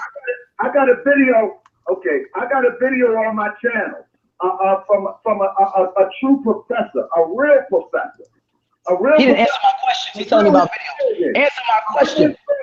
That shows you, calm down, that shows you the origin of these languages, brother. Mm-hmm. So now to reach that tail that you used to, get your mind right. Come on, brother. Get your mind right. You are giving these Europeans too much credit. You need to go back a little bit further, my brother. Mm-hmm. Okay, now when you just said you're giving these Europeans too much credit. Brother, you are stealing a European. He's only 6,000 years old. He don't get this credit that you're giving him. Calm down. We are the originators of the Latin language, not the Europeans. Oh my God. You didn't just say, Sinetta, did you just hear that? Yo, in that back, this man just said, did you know that? Do you know that flows out of a Semitic language? Do you know that? We done hit the ultimate reality of coon. Nigga, you are a coon. And I can't believe you just said that Latin origin come from. And your father got a great name. He's a great master teacher. Now you think you know something. You don't know anything, my friend. You don't Man. You don't ever. I'm not gonna go back and forth with you. What's up, son? This guy. What are you doing to me, son? Yo, you know what we can do, Print? Hold on, Tahaka. What we can do, my brother, is we can set something up on your show. Remember when Larry jumped out the window?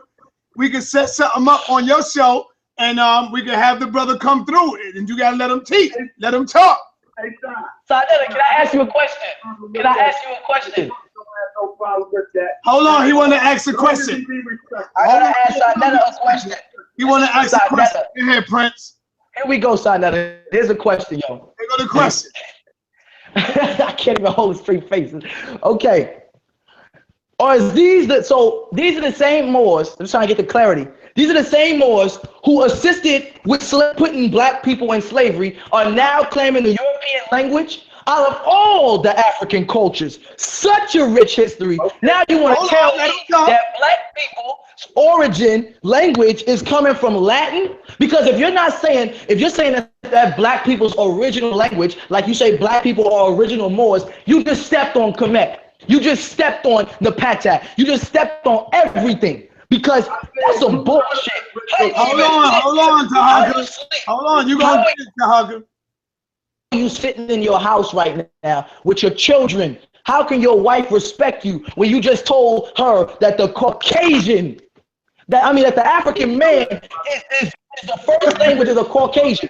So you're saying that the Moors are origin. Hold on, brother. You gonna go, Tahaka?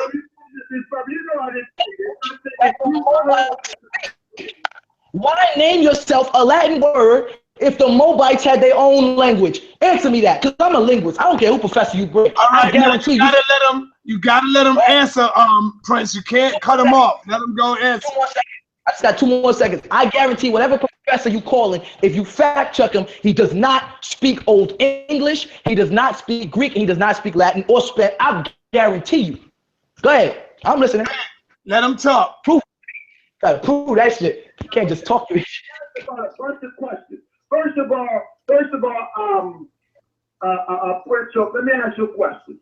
Where do you think those that were put into slavery, you say by the Moors. What area of Africa do you think they were from? Do you think the Europeans went up into the interior of Africa and hunted them down? No. I'll tell you. There was, I'll go into it. There was what is known as the Islamic slave trade, which brought. I want to ask you a question, my brother. Where did they come from? Where did the slaves in America come from? Answer that, Prince.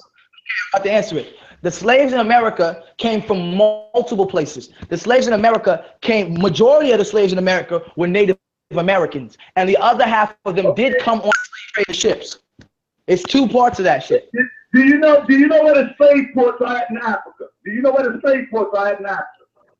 Actually, I do. If you go to Ghana, they have it labeled as the door. I like that. But y'all, I like that. And hold on, and brother, right in Ghana is a part of the ancient Moroccan Empire. These are wars, my brother. So, man, come on. You said that Moors captured Africans. Moors are Africans. Let me tell you. That's an ironic statement. Moors are African, Africans are Moors. So when people say that Moors captured Africans or Africa was put in slave by Moors, they are Africans. Stop trying to confuse the people with this Kool-Aid you're trying to serve up. Moors are Africans. So Africans enslaved Africa, it is a fact, because they were in conjunction with the Europeans. We don't deny that. But you are of the same blood, my brother, of these people that were put into slavery and put that people into slavery. So everybody on that scene is a part of the same part of the problem. And now they're saying Africans enslaved Africans. Can you believe that? Can you believe that shit? Try. Let me ask you a question, Dr. Reggie. You have been to Ghana.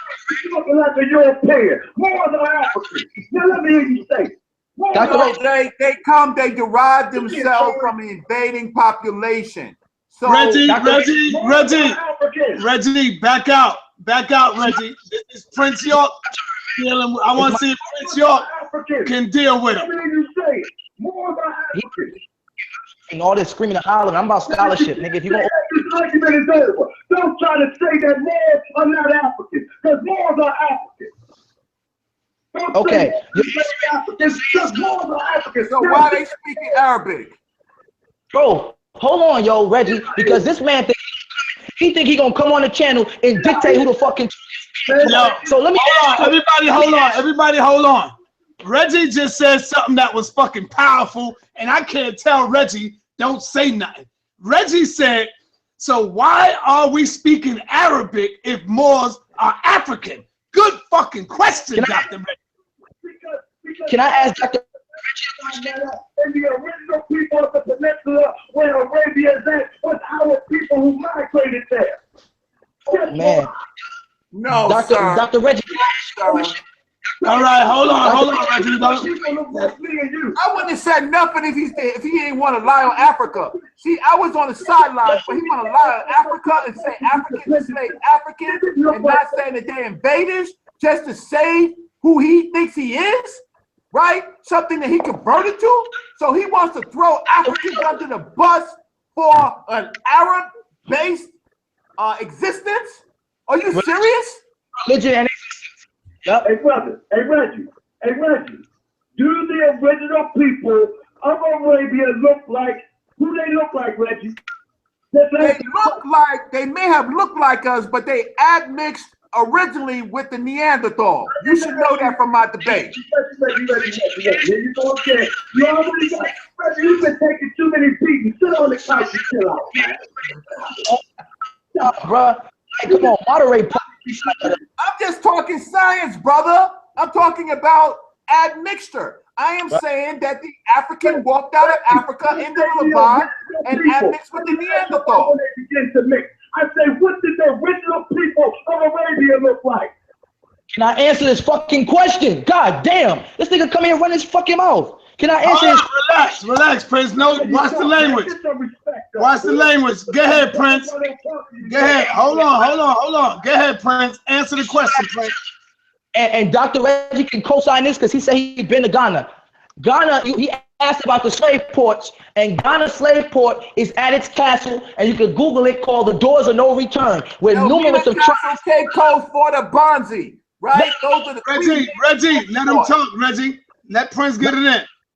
Reggie got it because Reggie was there. The door of no return. They were stealing numerous of tribes. Now, if you want to talk about Africans enslaving Africans, that's fine. We can talk about that. But this was during the Arab slave trade. Now, we talk about the origin of the original Arabs. Yeah, they were dark-skinned people, but they weren't dark-skinned people based on, because they're so African. These were the original mixed breeds. When Africans migrated into the Arabian Peninsula and the Caucasians started to migrate down, they mixed. This is why Arabs are lighter than us, and they have weaker genetics than us. Why Arabs don't have nappy coarse hair like us. Why Arabs don't carry the same essence as us. So now you're protecting by stabbing your own people in the back, the same thing you did in slavery when them coons was saying, I'm a poor because I'm fucking Fez. Fez is a city in Morocco. Your hat is called a Torah bush, and you got it from ancient Egypt. You don't know shit. Prince, you said his what is from where? The hat that Moors wear is called a fez, but it's not. Fez is a city in Morocco, and it's actually called a Torah, which translates over to the ancient Egyptian language as a damus from the ancient Egyptians. You stole your culture, bro. Your shit ain't real. Take that shit off your head, dog, and rep this real shit. We Egyptians by natural nature, not no damn Moor. You gonna say Motarina is a black word when I'm rolling off my tongue and it's perfect language. And everybody listening can tell it's Latin. Motorina. What are you talking about? Man, get your weight up, bro. Don't come in here all that hollering and shit, man. Acting like a woman. We out here about scholarship, but you about to get your ass whooped. So lower your tone and take this ass whooping, because you fucking with the wrong one. You said Dr. York was a Moor. You think taught me, nigga? And why you think wu-nuwaupu took the Moor off our name? From research. Sit your ass down. All right, hold on, Prince. I gotta let my man come back, man. Sit down, man. Go ahead. Back. God, man, he just calling names. Man, that boy, man, he don't know what he's talking about, man. he calling somebody sound like a woman sweet as he looks. Stop playing with me, man. Let me stop playing with me, little frail chuck. All right, yo, come on, man. I don't want this to get too bad, man. I don't want this to get too bad. Right. Vibration type of things, man. Because I see him on March 25th, man, and it won't be talking about that, man. I don't like that, man. Right. That ain't my style, man. See, come on, Prince. See, hold up. Teach, brother. But hold on. Like see, Prince, you can't be doing that, Prince. And then when somebody going on you cry. Come on, brother. Just teach, Prince. You can't be calling names and going crazy. Yeah, teach, man, brother. Like that, man. Teach, Prince. See, I'm the one that could do that shit. I'm the one that go crazy. Not you, Prince. Let me go fucking crazy. So he won't let nobody talk, and he acting like he the only man on the phone. And that's the same thing somebody says. And they keep yelling, so everybody in the chat room say, oh, this brother going in. When he's saying a whole lot of bullshit. Dr. Reggie has been to Ghana, and he can come to me. Everything I said. That's what you did. They have castles on the coastline of where slaves picked up from. Am I lying, Dr. Reggie? Dr. Reggie, where you at? You signed everything I said. Real talk. Okay. Can you ask me a direct question calmly so we can... All right, hold on. This is what we're going to do to get order. Tahaka, I would like for you to ask the brother any question he wants. Let's keep it respectful. And then Prince, ask him a question, and that's it. Let's go. Okay. Check this out. I really don't have no question for the brother. So hold on. So let Prince ask you a question. Go ahead, Prince. I know you got no damn questions for me. I know that. All right. My question is, did the Moors enslave their own people? For what purpose? Hey, brother, I will have to, let's be honest. Stop being so emotional and listen to the answer. Let's be honest. I will actually have to be there in order to give you a real definitive answer. But let's be honest, my brother. Moors are Africans. Africans enslaved Africans is what you're saying. Am I correct? I agree. Moors or Africans. Let me ask you. Moors are Africans, right? Yes, Moors are Africans. Why did Africans enslave Africans? That's what you answer. Maybe you got a better answer than me. It's fine. You couldn't answer my question. You want me to answer it. That's fine. Okay, the reason why the Moors. I don't know. I don't know, brother. Let me tell you. The reason why. Africans enslaved, but Moors are Africans, and now I'm asking you, why did Africans enslave Africans? Okay, let me answer, man. Don't just keep saying it over and over. So, the reason why Moors were enslaving other Africans. Separate Moors from Africa. Hold on, let him answer you. He's gonna answer right now. Go ahead. The reason why Moors enslaved other Africans is because Moors were promised, they were utilized, these are the people that was used, the coons, to go into tribes and they would lure people out, or they would tell the leaders of certain tribes that we have traitors. Things like guns that Europeans had that certain indigenous tribes in Africa did not have. So it was a trade-off, and the Moors were the ones who betrayed them. And the reason why they betrayed them is because they were promised land. This is why the Moors keep crying about these goddamn treaties that the white man promised them for betraying their own people. Then, when you got your ass here, the white man pushed your ass over, took your fez off your head, and told you you were a slave too. So you fucked up. You got played. That's what happened. And it's a well-known fact, recorded in numerous documents, and Dr. York himself said it. And he said that's why Nuwaupians don't go by the term Moor, because Moors are known for a betrayal of their people, and the term Moor is fake. They were just equal to any other African people. They were no special tribe. There was a cluster of coon-ass niggas. And you can tell by the shit you saying right now, y'all still coons. That shit genetic. So, brother. Ripping your fuck up. Father, I'm trying to pull up the file now. Is that why your father told us to call ourselves Moor?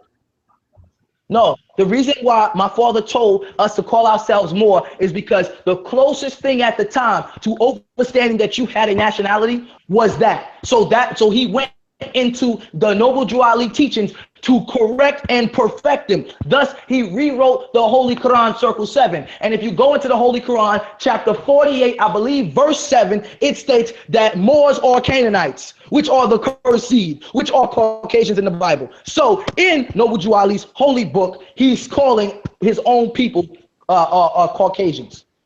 How about you argue that? You are crazy as ever. Brother, you know, why are you trying to give Europeans, so much? This is what I do. I got it. This is the first time I've ever heard that. Europeans was Canaanites. Shit, that's why you ain't never heard it before. That's the point. The point is y'all don't study. If you studied, you wouldn't call yourself Moor. That's lesson number. Let's get him on the show, Sinetta. We're going to shut you down once and for all. When you want to come on the show, brother? But you can't be cursing and talking stupid. Because you said all that cursing stuff is nothing, man. Ain't nobody get that, man. You know what I mean? Because if you curse and act like you tough, man, we can just sit up something, we can get busy. You don't want that. So let's just deal with the information. When do you want to come on the show? Hey, listen, Prince York, I've been through this. You'll survive, brother. I mean, they used to call me the Bruce Lee of the Moors. You'll survive, brother. Don't worry about it. You want to get on the show. Let's just get this done and over with. Yo, Shanetta. Well, he might want you to do it. He wants you to do it on my show because he feel he might not get a fair shake on your show. So we can set something up. If y'all want to do it, we can set something up. Or come back to the National Black Theater. Y'all can come back. Y'all know it well. Y'all been there with me. Come back. You gotta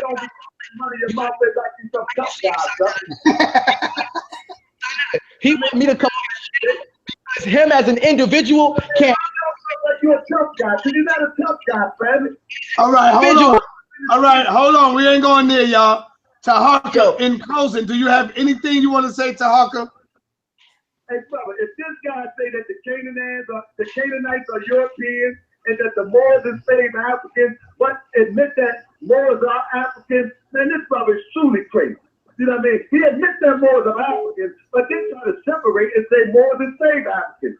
Africans enslaved Africans. No, brother, you got to know your history. Brother, you got to know who the Canaanites are. You got to read the books. You got to know that they're admixed people. You got to do science, brother. All of those tough talk can stop at the door, though. Okay. But it's all right. That's what I'm saying. It's in your book, though. That's all I'm saying. Hold on. Prince York, you said it's in his book, Show and Prove. Okay, right here. This is beautiful. It's chapter 47, verse 3. I'm the fact-checking king. It says the inhabitants of Africa are the descendants of the ancient Canaanites from the land of Canaan in Noble Jew Ali book. Let me turn my goddamn camera on. Shit. Hold on, man. Because this is some bullshit right here. That was the first line of my debate. That was on my debate. That was the first line of my debate. So I know they don't study. Let me tell you something. Go, Dr. Jr. Go on my page and look at. I got a video on that with Sister Dana Marnici. Dana Marnici, and she's a historian. She's a real scholar, a real educated scholar that actually shows you who the people of Canaan is, where they come from, who the people of Africa. She wrote a book. She wrote a title called "Fear of Blackness." Right? Let me go. And criticizing the Moors for their fear of blackness. That's what Dana Marnici did. Bust it up. Let me bust it up. He said that he now he's saying that the Canaanites. Not only Dr. Clark has used that as reference, but even Dr. Ivan Van Sertima has used this as a reference in his work. Yo, hold on. See, if I'm gonna call them more that know his shit. That's all I'm saying. I'm gonna call somebody that know his shit. Now he just said that the Canaanites are dark-skinned people. So let's go into the book and find out. The Canaanites, the only son of the Canaanites that was not cursed was Hamathite, Genesis chapter 10, verse 18. And if we trace the lineage of Ham, Ham is connected to the Egyptians, which ties you to the Egyptian word, the Hebrew word Ham, where they get the word Kemet from. I'm going to show you right here. Let's go into it. That's Genesis chapter 10, verse 18. But we are not the cursed seed of Canaan. I'm going to show you we are the cursed seed of Canaan. Bro. Historical account, and he's coming out of the Bible. And don't even believe in the Bible. Let me just say it. You know what? Moors are not Muslims, they Hebrews. Let's put it that way.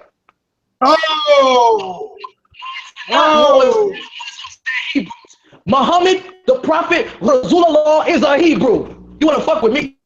You want me to go there and rip your Quran up too, bro? Because I already done ripped up your history. I do this daily. You're not on my level, bro. You screaming and hollering a bunch of bullshit. Dr. Reggie is trying to help you, bro. He's letting you know to chill, and you're not chilling. Sit back and take this lesson before. Bro.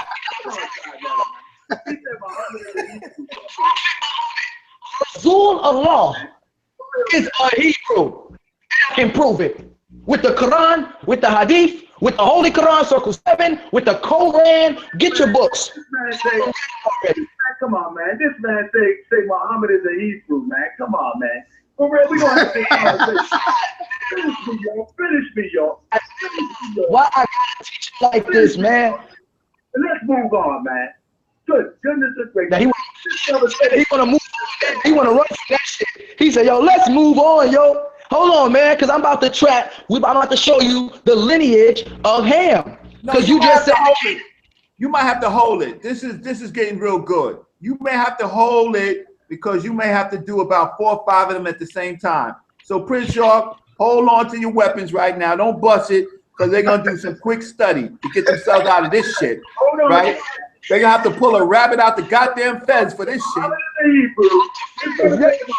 This brother said the Canaanites are white or European, so to say. Okay, and everybody's clapping for him. Brother, come on, man. How crazy is this guy? Come on, man. You know what? I think you're right. I told you last night, man. This is no different than love and hip hop, man. You let this guy come on here with this nonsense, talk about Muhammad is a Hebrew, that the Canaanites are Europeans. Man, come on, son. Man, we got to do better than this, man. I tell you what. For the people, do you want to do a free debate on my end? We can do it where, huh? I said we could set something up because I remember hearing Sharif say, if anybody else talk about the what's the name again?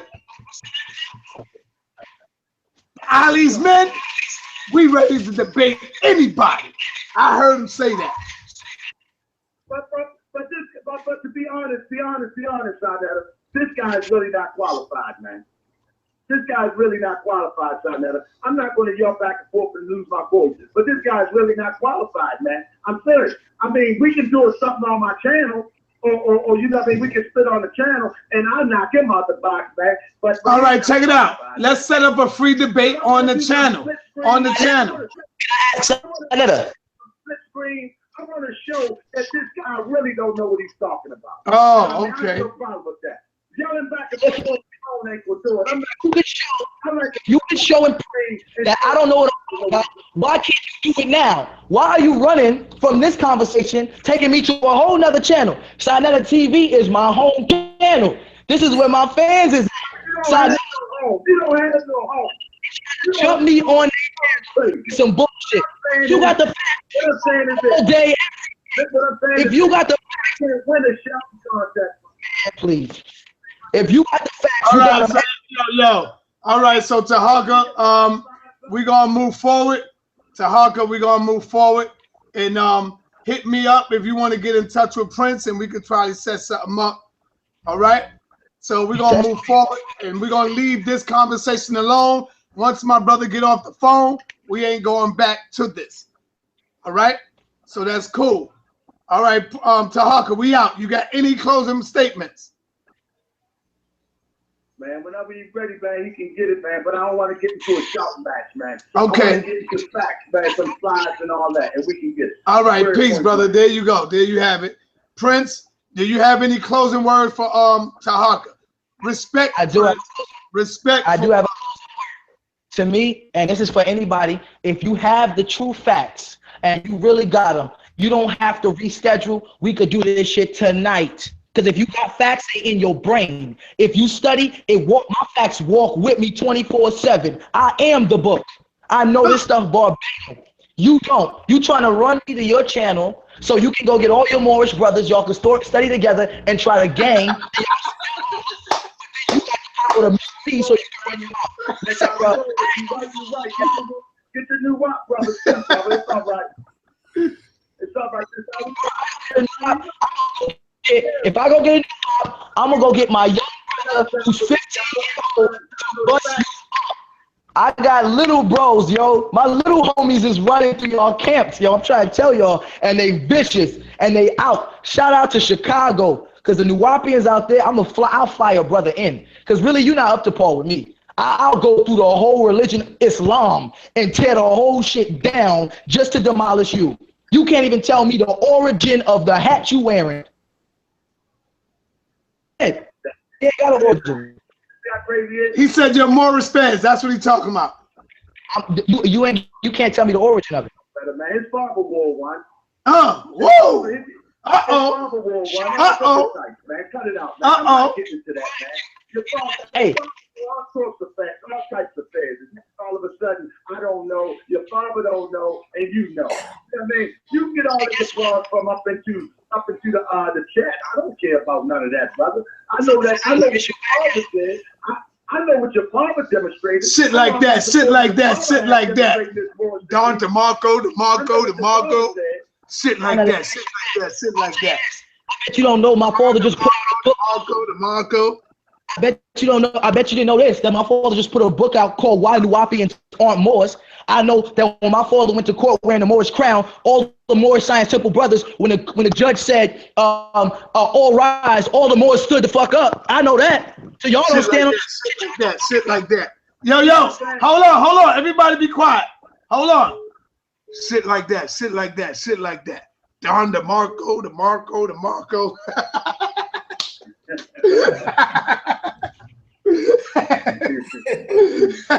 Hey, bro. Yo, Hey, it's bro. crazy, This man. brother got something against the Moors. What the Moors do to you, Prince? Talk to me, brother. What they do to you, brother? Because we need to come together. Who hurt your feelings, brother?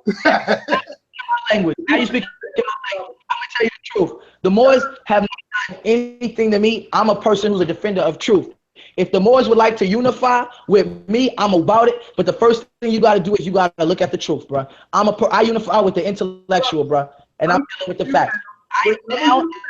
Whenever you ready. I got my own channel, and whenever you ready, we will do anything you want to. We'll keep it fair. We'll keep it balanced. And we'll go in from there. That's if you want to learn. If you want to argue and yell back and forth, then this is the place to do it. But if you come to Morse World TV, yo, I got that shot. I got that shot, Tahaka. You funny. Shots fired. People think this New York. These people think this. They think Black News 102 is what the show. What you call them, the reality shows. They come in to see the thing. This shit is reality. This shit is a real show. I'm with you. Hold on, man. I'm trying to schedule something, man. Come on now. I'm trying to schedule something with you. You know what I'm saying? It's fair. I don't even have to host it. It's going to be fair. It's going to be quiet. It's going to be what it is. But he wants the audience, you know what I mean, to support his pseudo race. Come on, man. Let's have a real dialogue and get it in. All right. So with that, we're going to be out. With that, that's it. We're moving forward. All right. Islam to you, brother Tahaka. Peace, Tahaka, man. Bro, don't call me with these crazy people. No wrong business. All right, Tahaka. Peace. Yo, I might have to call my brother Roy Bate, man. I don't want my brother Roy to get this work, though, man. Yo, Sai. Hold on. Yeah, go ahead, Prince. Go ahead. Yeah, man, I think it's a good idea. I like the fact that the brother wants to schedule with me. I don't mind working with him, but I'm gonna do it on your channel because I fucks with Side Netter TV. That's the home channel. They've been showing me love since the beginning. I'm not gonna give you the views of me. I don't want to embarrass you to your people. So have your people come meet me on the. They want the home field advantage. Come to the neutral field, Side Netter TV, Black News 102, and let's get it in. I need you. So really ain't nothing less. You ain't got no other points because you call it pseudo, but it's coming out your book. So you call yourself pseudo because I'm quoting Noble. I don't quote none of these other gay niggas. I quote Noble Jew Ali. That's who I quote. I quote the prophet himself.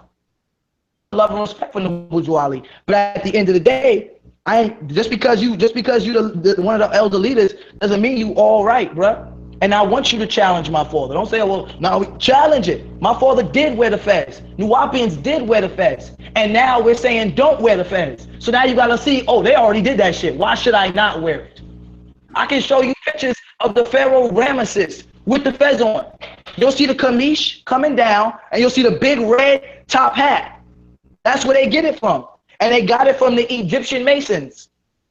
That's where they got the style from. Fez, a city in Morocco, where the Masons used to have some of their first lodges at. When the Greeks came in and colonized Morocco, the Masons would go there, and they were in Fez, and that's how they took the top hat and they brought it into the religion Islam. I can go through all the Islamic hats, Hebrew hats, and show you how it came to be. You wrong, brother. Wearing a hat don't make you sovereign. Acknowledgement makes you sovereign, which is acting on the knowledge that you have, bro. The Moors betrayed us as a people. Why should we trust them now? They can't answer that. And I'll do that on Side Netter TV. I'll let them know. So this is what I was telling you, Reggie. I'm telling you, when it comes to this Bible, when it comes to religion, Prince is a motherfucking beast, bro. I'm telling you what I know, bro. He did real good. He did real good. So, but I think Side Netter, if you have some live stream credits, we could do a paid live stream for the people, $5, right? Something like that, just to test out our equipment, just to get the kinks out. So we could do if they want to come to New York, we could do a $5 live stream. Side Netter, why you determined to embarrass them? The brother trying to unify. That's embarrassing, man. Hold on. I have an Abdu calling me. Peace and black power, brother Abdul. What up, man? Peace, my brother Simon. What's good, family? Man, I got Prince York on the phone. I got 935 people in the building, and I don't think you want to walk down this road. This is a killer. He's an assassin when it comes to Islam or religion, brother. I don't think you want to come down this road, brother. I love you. You're a good dude. But if you have any question for Prince York in your religion, this is the time to ask him, brother. Well, let me ask the brother Prince York this. How you doing, brother? Peace, family. Great, man. How are you? Hey, man, everything's good. I heard you going in on the Moors, brother. You know, that was very entertaining. You know, it was good, man. I was laughing. I was cracking up. I never text while you was going in. You know, but well, let me ask you something, man. What's your problem with Islam? Oh, I don't have a problem. Nah. See, the thing about it doesn't come from a base of problem. It comes from those who want to know things, and you seek knowledge, then knowledge becomes endless. So you can't put a date on it. And that's why we keep studying. People say, why do wapis keep changing? Because we still studying. But you stop studying, show that you don't know shit. If you stop studying, everything you know or 3 books or 5 books, and you're not studying and cross-referencing, then why should I follow you? How about you do this, brother? Because I don't want to have another screaming battle. Why don't you do this for me? I want you. I'm gonna get Sana to give him 5 to 10 minutes to speak, and I want him to convince me, Prince York, to be a Moor. Let's see if he can convert me in 5 minutes. No, he's a Muslim. He's a Muslim. He's a Muslim. Okay, cool. I'm not a Moor. Oh, okay. Convert me to Islam. Go ahead, brother minutes. Abdul. Convert him. You got 10 minutes, Abdul. You say I got 10 minutes to convert my brother, right? Yeah, you got 10 minutes. 5 minutes, because 10 minutes is too long. So you got 5 minutes to convert Prince York. Go ahead, brother. Well, I got to keep it real with you. The first thing about it is that the Creator makes Muslims. Human beings don't create Muslims and convert people. You understand what I'm saying? Like, no man has the ability to convert somebody. Now, I might be able to manipulate you to do something, but it'll take more than 10 minutes. You understand what I'm saying? So for you to say something like that to me, that's slick talk. That's technology. You understand what I'm saying? Like, if you want to really have a dialogue, then ask me some questions. You understand what I'm saying? I want you to, because I was, when I was coming up in our community, I'm sure you're familiar with my father, the Imam, former Imam Isa al-Hadi al-Mati, and my uncle, Imam Abi Obar.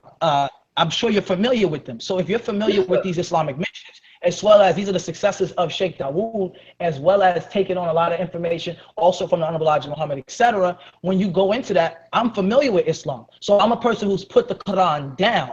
And I want you, are you an Imam? No, I'm not an Imam. Well, he said, why did you put the Quran down? He said, why? Well, okay. I put the Quran down because the Quran is limited information. When I through my study of religion, let me tell you, man, through my study of religion, this is what I found. I found the Torah was the Old Testament. I found the Bible was the New Testament, and I found the Quran was the Last Testament, and they all go together as one big book. And when I finished reading the book, at the end of the page, I was still living. So I said, this book can't be the book of my life because everybody in it is dead. And then on top of that, when I close the book, I still can't pay my rent. So if Allah can't pay my rent, why should I listen to him? These sisters and brothers want to know, is your God paying rent? Because brothers is dying out in the street. Why hasn't Allah subhanahu wa ta'ala, the most powerful, why hasn't he come down? Because I can go into the original Arabic, show you that Allah, the word, does not mean God. I can do that. So can you convince me or spark my interest to Islam in 10 minutes. And if you can't, then you can't convince nobody. You can't save nobody's soul. If it takes longer, I can convince you in 10 minutes why to be a wu-nuwaupu. Now, whether you make the decision to be one or not, I can tell you why you should be one, and I can make sense out of it. You got to be able to make sense out of your religion. There's people listening who's seeking Islam right now, bro, and Allah is giving you the torch. So tell him why he should be a Muslim. Go ahead, brother. Listen, you should be a Muslim because Islam is the true religion, the true way of life, not only for human beings, but everything within the universe. The universe is so good, everything within. Hold up, Prince. Let him talk. Go ahead. I was sorry. I don't even call you a nigga, brother. I apologize. But you said you was going to let me talk, right? Yeah, bro, I'm so sorry. Listen, a Muslim is one who submits to the will of God, right? And Islam, what does Islam mean? It comes from the root word that means peace, but Islam means submission to the will of God, and the Muslim is one who submits to the will of God. And this is the clear path, and this is the straight way.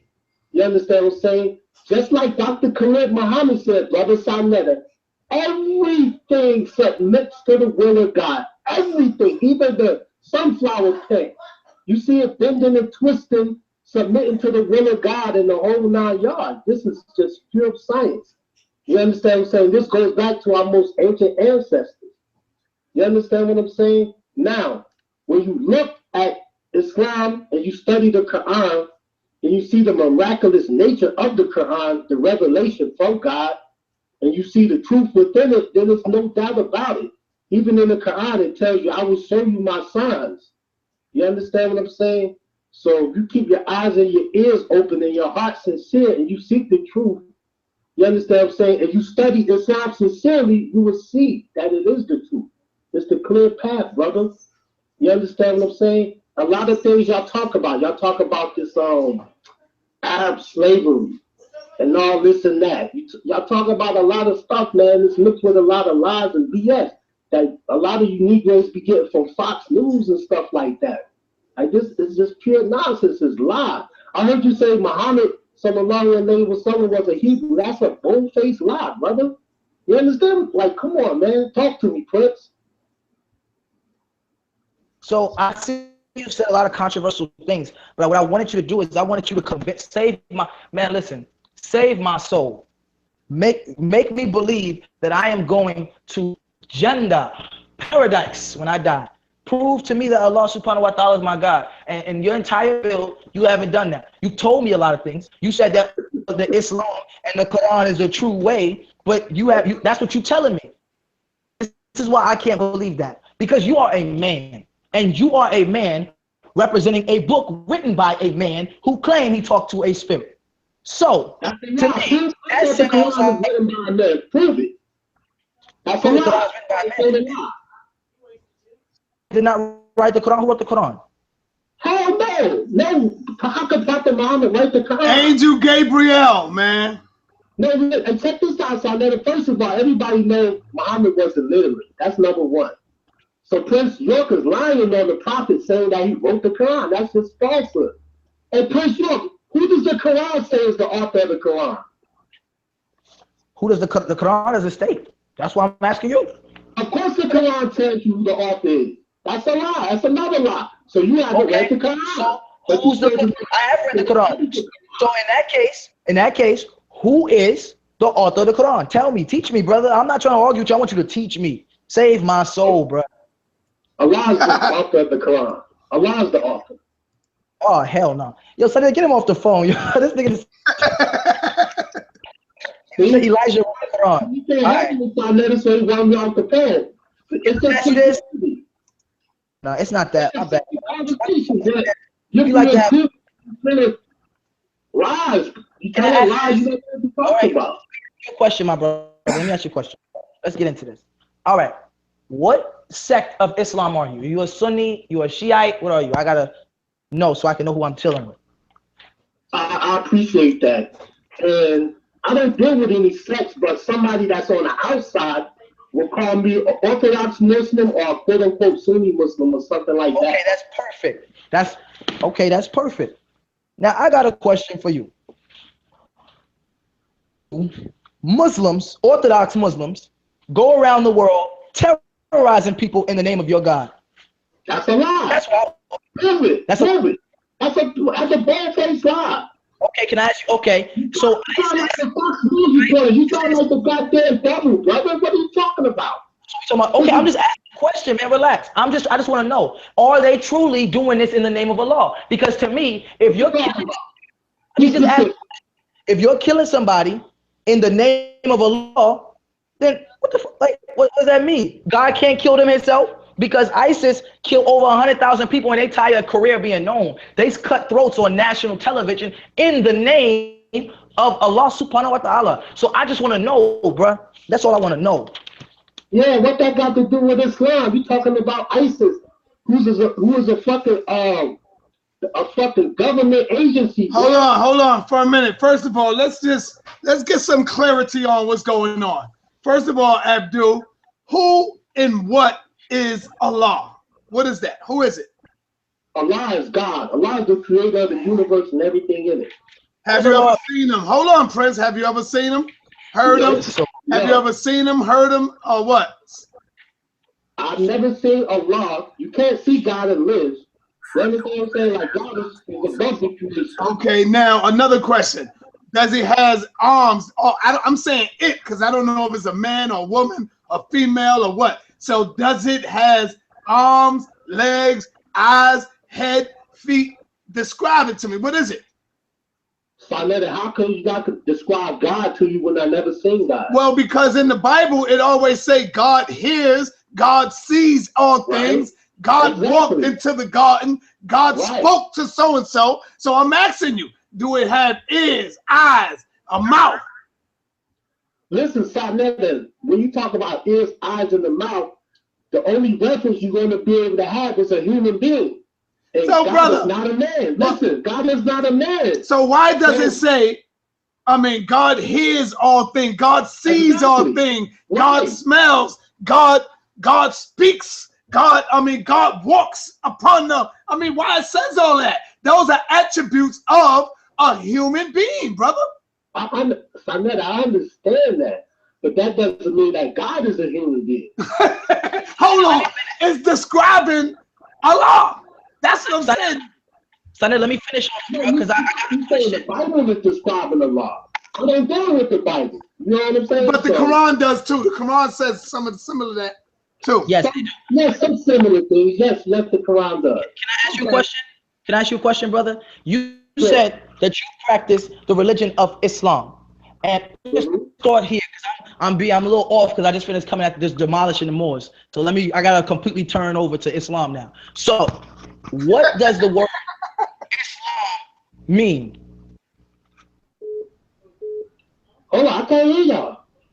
What does the word Islam mean? I just told you what the word Islam means, bro. It means submission to the will of God. Islam means submission to the will of God. Huh? Okay. Let me teach you something, brother.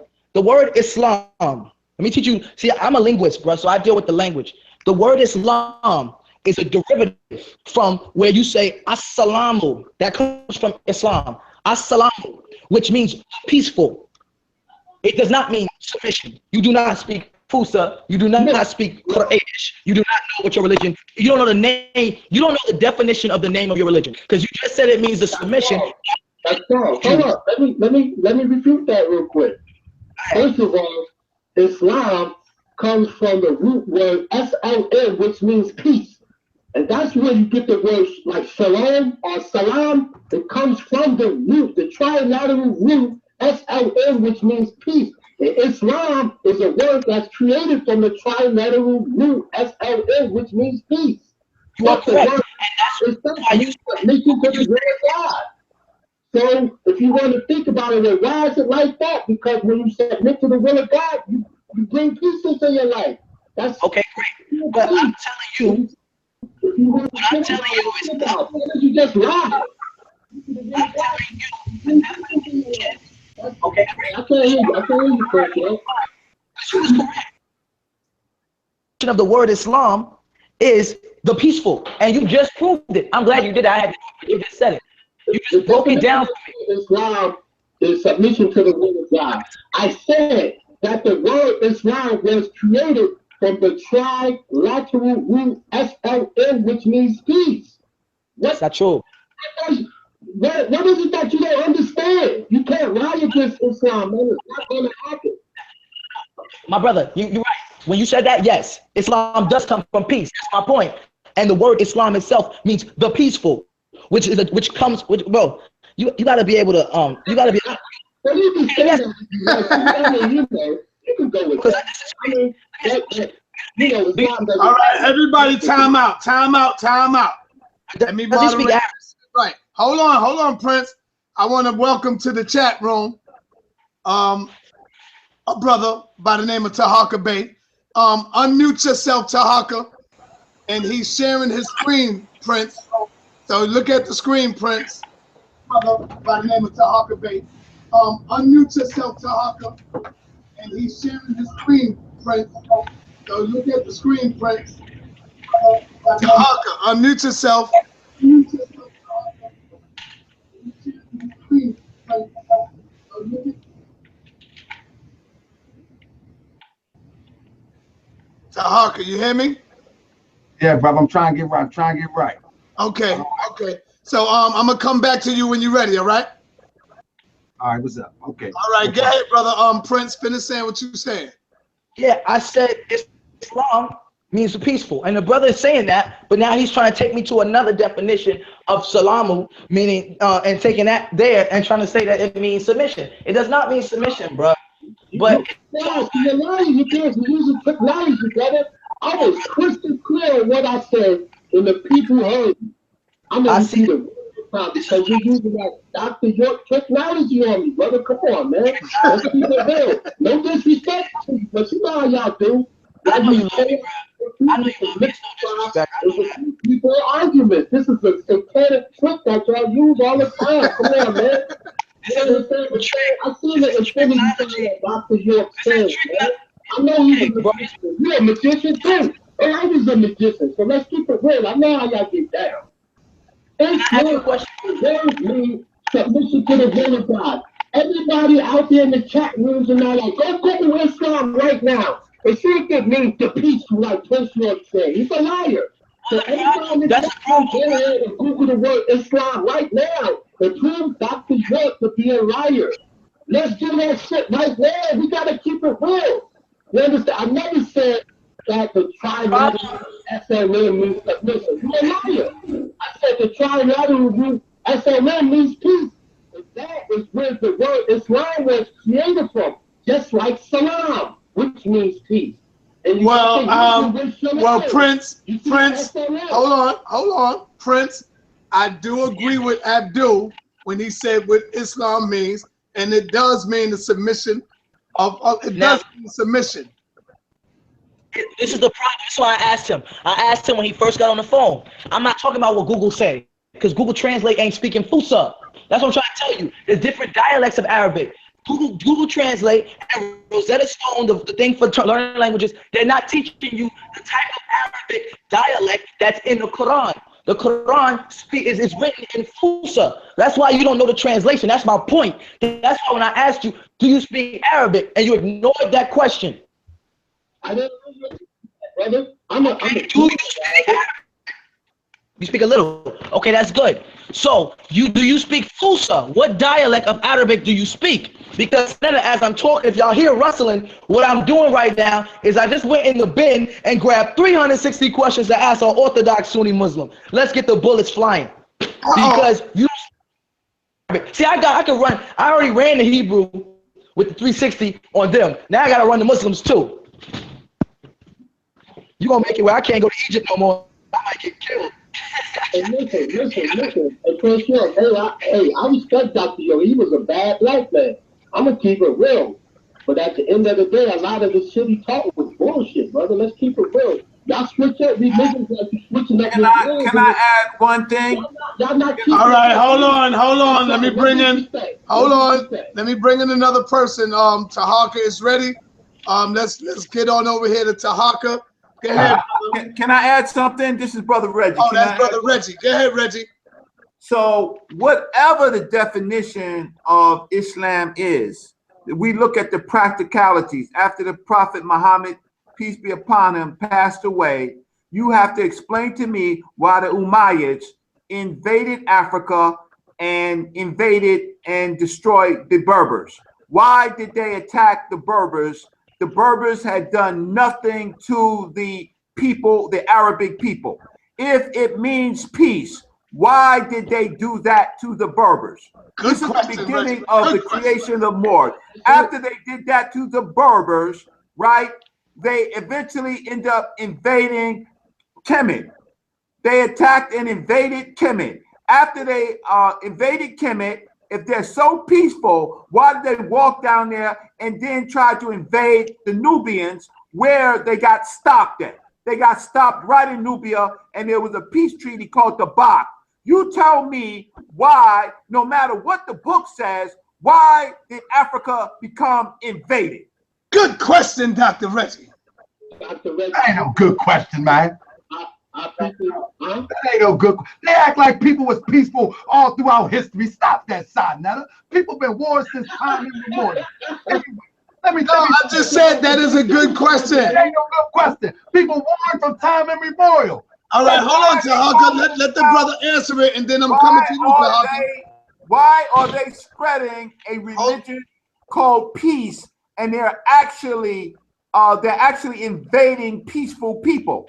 People who have been peaceful from time memorial. So why are they invading peaceful people? All right, hold on. Let the brother answer it. Go ahead, Abdul. All right.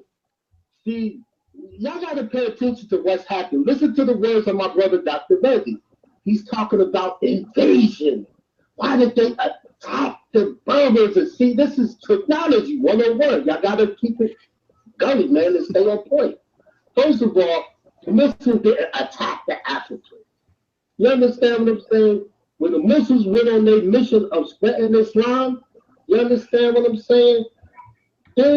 No, I don't understand what you're saying, Abdul, because they did attack Africans, brother. No, they didn't. Brother, they chopped off heads. They chopped off heads. They cut bellies open of black women, bro. What are you talking about? Brother, Africans doing that in the Sudan right now, brother. Let's stop. Let's cut it out, brother. We can't. That's human beings, brother. Human beings. So you telling me that the Muslims didn't enslave African people, brother? The Arabs ain't enslaved African people? No, and Africans enslaved Africans too. This is just the human beings go crazy, brother. Just like right now, we're sitting there having a conversation about common sense. Common sense. Human beings do these things. But with that, brother, can I come in real quick, my brother? Hold on, let Abdul finish. Let Abdul finish. Go ahead, Abdul. I was trying to. Nah, but see, that's bullshit. The Muslims came to Africa. They were liberating Africans because their old African people were shitting on the women, were dogging them the fuck out. And they was having chaos and nonsense going on. When the Muslims came through, they was liberating the Africans. Then you got to think about it. It's going to be motherfuckers that's not going to be down with. They're going to be like, man, fuck y'all Muslims, nigga. We going to fight. So now they're fighting because the Muslims are being attacked. So that the Muslims are defending themselves. You understand what I'm saying? And at that time, the Muslim army wasn't invincible. And they was so who was the Muslims defending themselves against? Are you saying that the Africans attacked the Muslims? Hell yeah. So wow. Hold on. Stop. Listen real quick. Oh my goodness. Saying this history. You in your crib, right? If I come up in your crib, that's why I don't like shouting, man. Let me talk to you about Islam. We're going to mock Quran, this and that. And let's say you get pissed off and say, man, fuck you, nigga. I ain't want to hear about no Islam. And then you attacked me because you wanted me to get the fuck out of your house.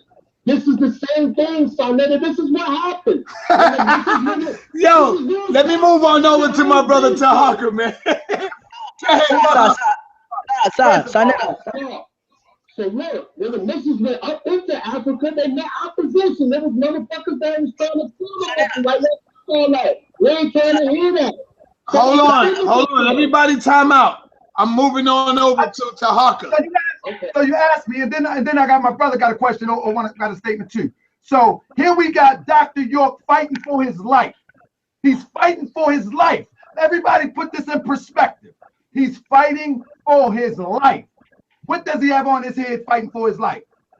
He got on the fence. Why would he wear a He got on the tar bush, a tar bush. taboo? Same thing. Why would he be wearing a fez if these people are not who he is and he's fighting for his life? He will never see the light of day again.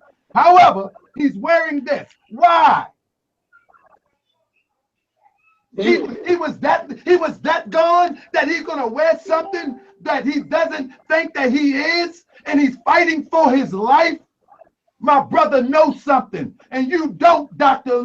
York Jr. All right. Well, that's great. Now, here we are right here in the Hold on, Prince. Hold on, Prince.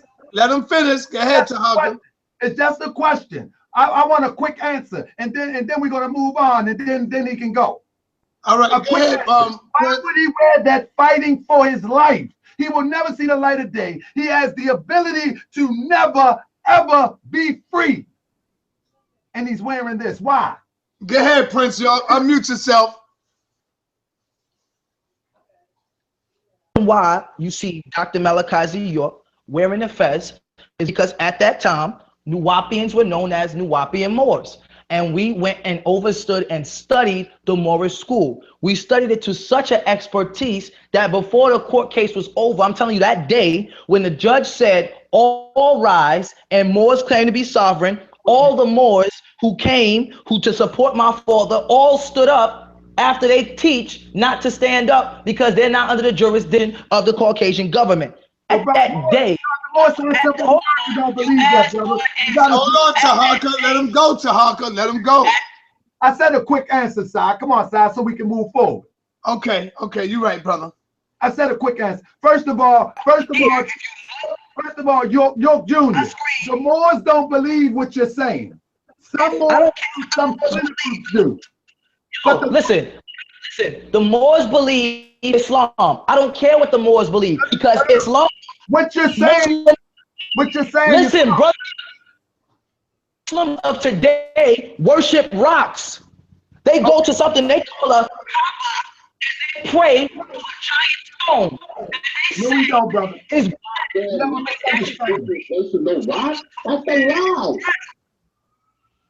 No. Let me say this. Hold on, everybody, be cool. That is not a lie.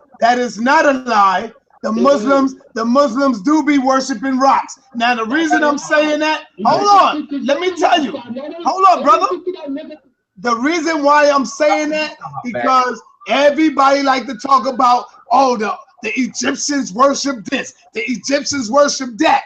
But in all actuality, that's because y'all don't know what y'all talking about. But the Muslims do go outside of Mecca, 6 miles outside of Mecca, and they throw these white pillars, these white rocks at these white other big rocks, and they call it Shaitan. They call it Shaitan. Hey man, y'all call crazy. let me come on that. And then on top of that, the Muslims believe that oh yeah. One at a time, y'all. One at a time. Yo, can I let my brother Abu? This is my show, bro. This is my show. Let me talk. We don't have no show. Talk. One at a time. One at a time. Let's go. Hold on, Tahaka. Let's get it over with. Let's go. Abu. Yes, sir. My brother Abu got something he wants to say. Come on, Abu. Let's go, brother. Yeah. Hold up, Abdul, hold on. He talking about somebody else. Oh, okay. Go ahead, brother. I got a real simple question. Because it seems to be like a lot of confusion, right? For sure.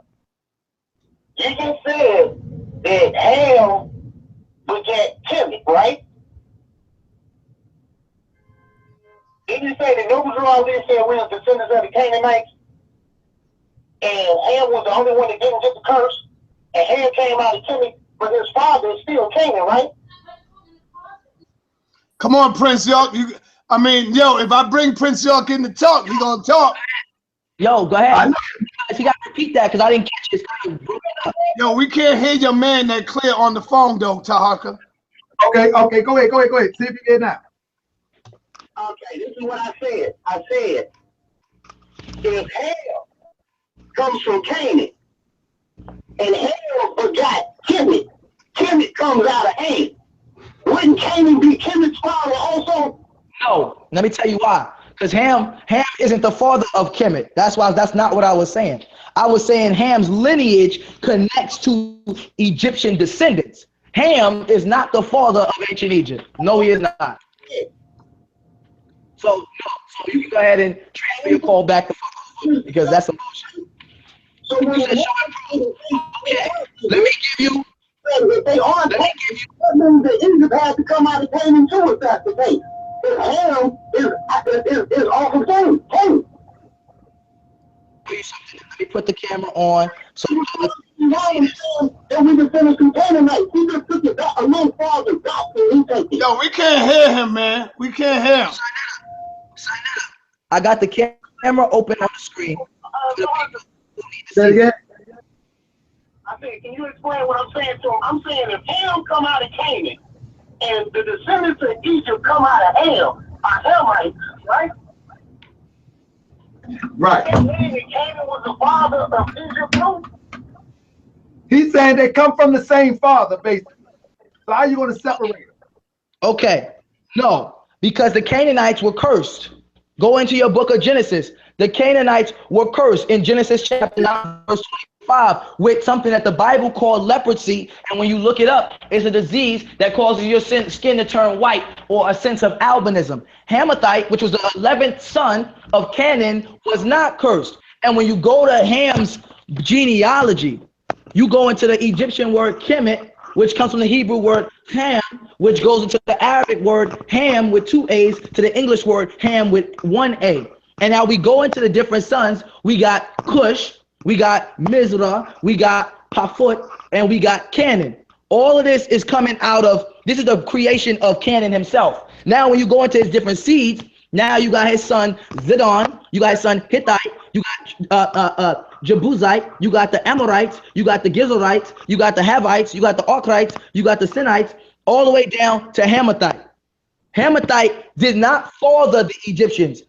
He became an Egyptian. You know what amazes me? What amazes me is that this brother would demonize the Quran, but he would edify the Bible. Reggie don't agree with either book, but he will go with this guy that's gonna teach out the Bible that Reggie will call tampered with. And this is all nothing but confusion. Then we got his father right here wearing the fans, and I got a video where his father saying, call yourself Moors, and we need to be Moors. Now he's backtracking, saying his father made a mistake, and now that we studied the lessons, and now this is what it is. Man, this guy, man, he's trying to be the next polite. It ain't gonna happen because you're not that intelligent. So stop it. Yo, let's give that brother a moment of silence for the bullshit that just came out of his mouth. Okay. Because I'm not deifying the Bible and demonizing the Quran. Both of the books are full of crap. I'm saying the story of Canaan comes out the Bible. And if your book, which I'm showing, if I show you chapter 47, verse 3, the Holy Quran Circle 7, Noble Ali wrote that the inhabitants of Africa came from the descendants of Canaan. I'm showing you the inhabitants. I'm showing you how Kush, which is Kush, you show me out of the Bible. I can show you a historical account where that's fact. Listen, bro, I'm not showing you out the Bible. I'm showing you out of a book that the Prophet Noble Ali wrote. He said that in chapter 47, verse 3. Let me turn the camera on. I'm trying to get this damn camera on so you can see. Now, as far as my father wearing the fez, I told you, Nuwaupians were formerly known as Nuwaupian Moors. It was another school of thought, just like Nuwaupians were formerly known as Muslims. It was another school of thought, and we reached a level of mastery in it, and we surpassed it. So I'm trying to educate you, not debate with you. I'm not demonizing the Quran. I'm saying Muslims worship rocks. They go to the Kaaba, which is supposed to be the most holy and sacred site. You know what symbolism is? Stop. Let's stop for a minute. Do you know what symbolism is? The most holy and sacred site to a Muslim is the rock. They worship and they kiss a giant black rock that their book tells them that their information tells them that this rock is black. In actuality, the rock rock is brown, and it's a form of racism in it. Reason being is because when the rock came down from the heavens, the rock was white, and then all the negative spirits of the earth made the rock turn black. All right. Yo, this is what we're gonna do right now, man. This guy's crazy, man. Because we're gonna go back and forth. I want to open up the phone lines and see if they have any questions for Brother Tahaka and Brother Prince. Abdul, I'm gonna have to let you go, brother. Is there any last thing you want to say, Abdul? Yeah, man. I appreciate that, Sarnetta. Peace out to Tahaka, being my brother Prince York. It's all love, it's all respect, man. You understand what I'm saying? Hey, look, you know, I don't know if Prince, Dr. York did it or not, but hey, man, it is what it is. I'd rather him be free than we prosecute and deal with it. All right, listen, let me say this real quick, Sarnetta. It's a goddamn lie. Muslims don't worship no damn rock. Zaryak is a motherfucking liar and a black devil. Because he's a piece of shit. Oh, come on, man. He did an old satanic Babylonian trip, and I can go in on that. And Polite did the same thing when he shot up the Bible, but that's another topic. But check this out. It's a lie. We don't worship no damn rock. Sarnetta, what you was describing is part of what we do when we go to Hajj. We pick up stones, and we stone these goddamn, these wicked ass, what do you call them things? Obelisk. And those obelisks represent Satan. That's why when we see it in Egypt, we know that's the devil. And it also represents Sephamas. Right or wrong? Why do y'all kiss? Why do y'all kiss the coffin? Hold on, Prince. Let him go, because he's leaving. Let me go, because I never hanging up on me. You understand what I'm saying? So we stole that goddamn obelisk, which represents the Shaitan, the devil, demons, some demon, whatever you want to call it, right? It's so the obelisk. That shit. We're not worshiping that. We're not worshiping that. And we don't worship the black stone either. That black devil Kazariak rocking on the Muslim. We ain't worship no goddamn rocks and stones nowhere. But why are you kissing it? Y'all do y'all thing, man. Peace, brother. Peace. All right, peace and Black Power family. What's your name and where you calling from? What's your name? Dr. York. Your name is Dr. York? Hold on, man. How many Dr. Yorks we got here, man? All right, your name is Dr. York Ali. What is your question, brother? This is Ali. Let me talk. I'm not here to be arguing with nobody, brother. Just ask your question. I know he brought me here for that. Okay, we're not here to argue. We're here to talk facts, right? Go ahead, brother. How you doing, family? I want to give my love and respect to everybody who's noble. Their actions are noble in who they really are. So let's be realistic. A lot of brothers made a lot of good comments. How you doing? How you doing, Quincy? What's going on, brother? How you doing? You know who is Quincy? Who you talking? In Boston. Who you talking to? I'm talking to Prince York. His real name is Quincy. Speak up, brother. Speak up so you can talk. His name is Quincy. His name is Quincy, man.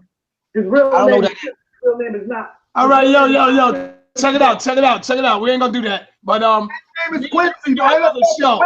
No, hold on, man. Hold on. Me and you, Ali, we can do another show, Ali. Right now, I'm not gonna do that to my guests because that wouldn't be right for my brother. He don't want to talk about none of that. So I got to hang up. I know you mad on me. No, I gotta go, brother. I'm not gonna do that to the brother because that's not what this show is about. It's not about family banging on family. We ain't doing that, brother. Hey. All right, peace and Black Power. What's your name? Where you calling from? Yeah, I'm calling from Chicago. What's your name? Well, all right. What's up, brother? Talk to me. What's up, man? I just want to say that I don't necessarily disagree with what's my man who talking Prince York, man. All right, what's your question, brother? Ask him a question. Oh, my question is this. He's going on and on. I don't necessarily disagree with about what he said about Islam, but he's going on and on about Islam and how Islam is not the right thing.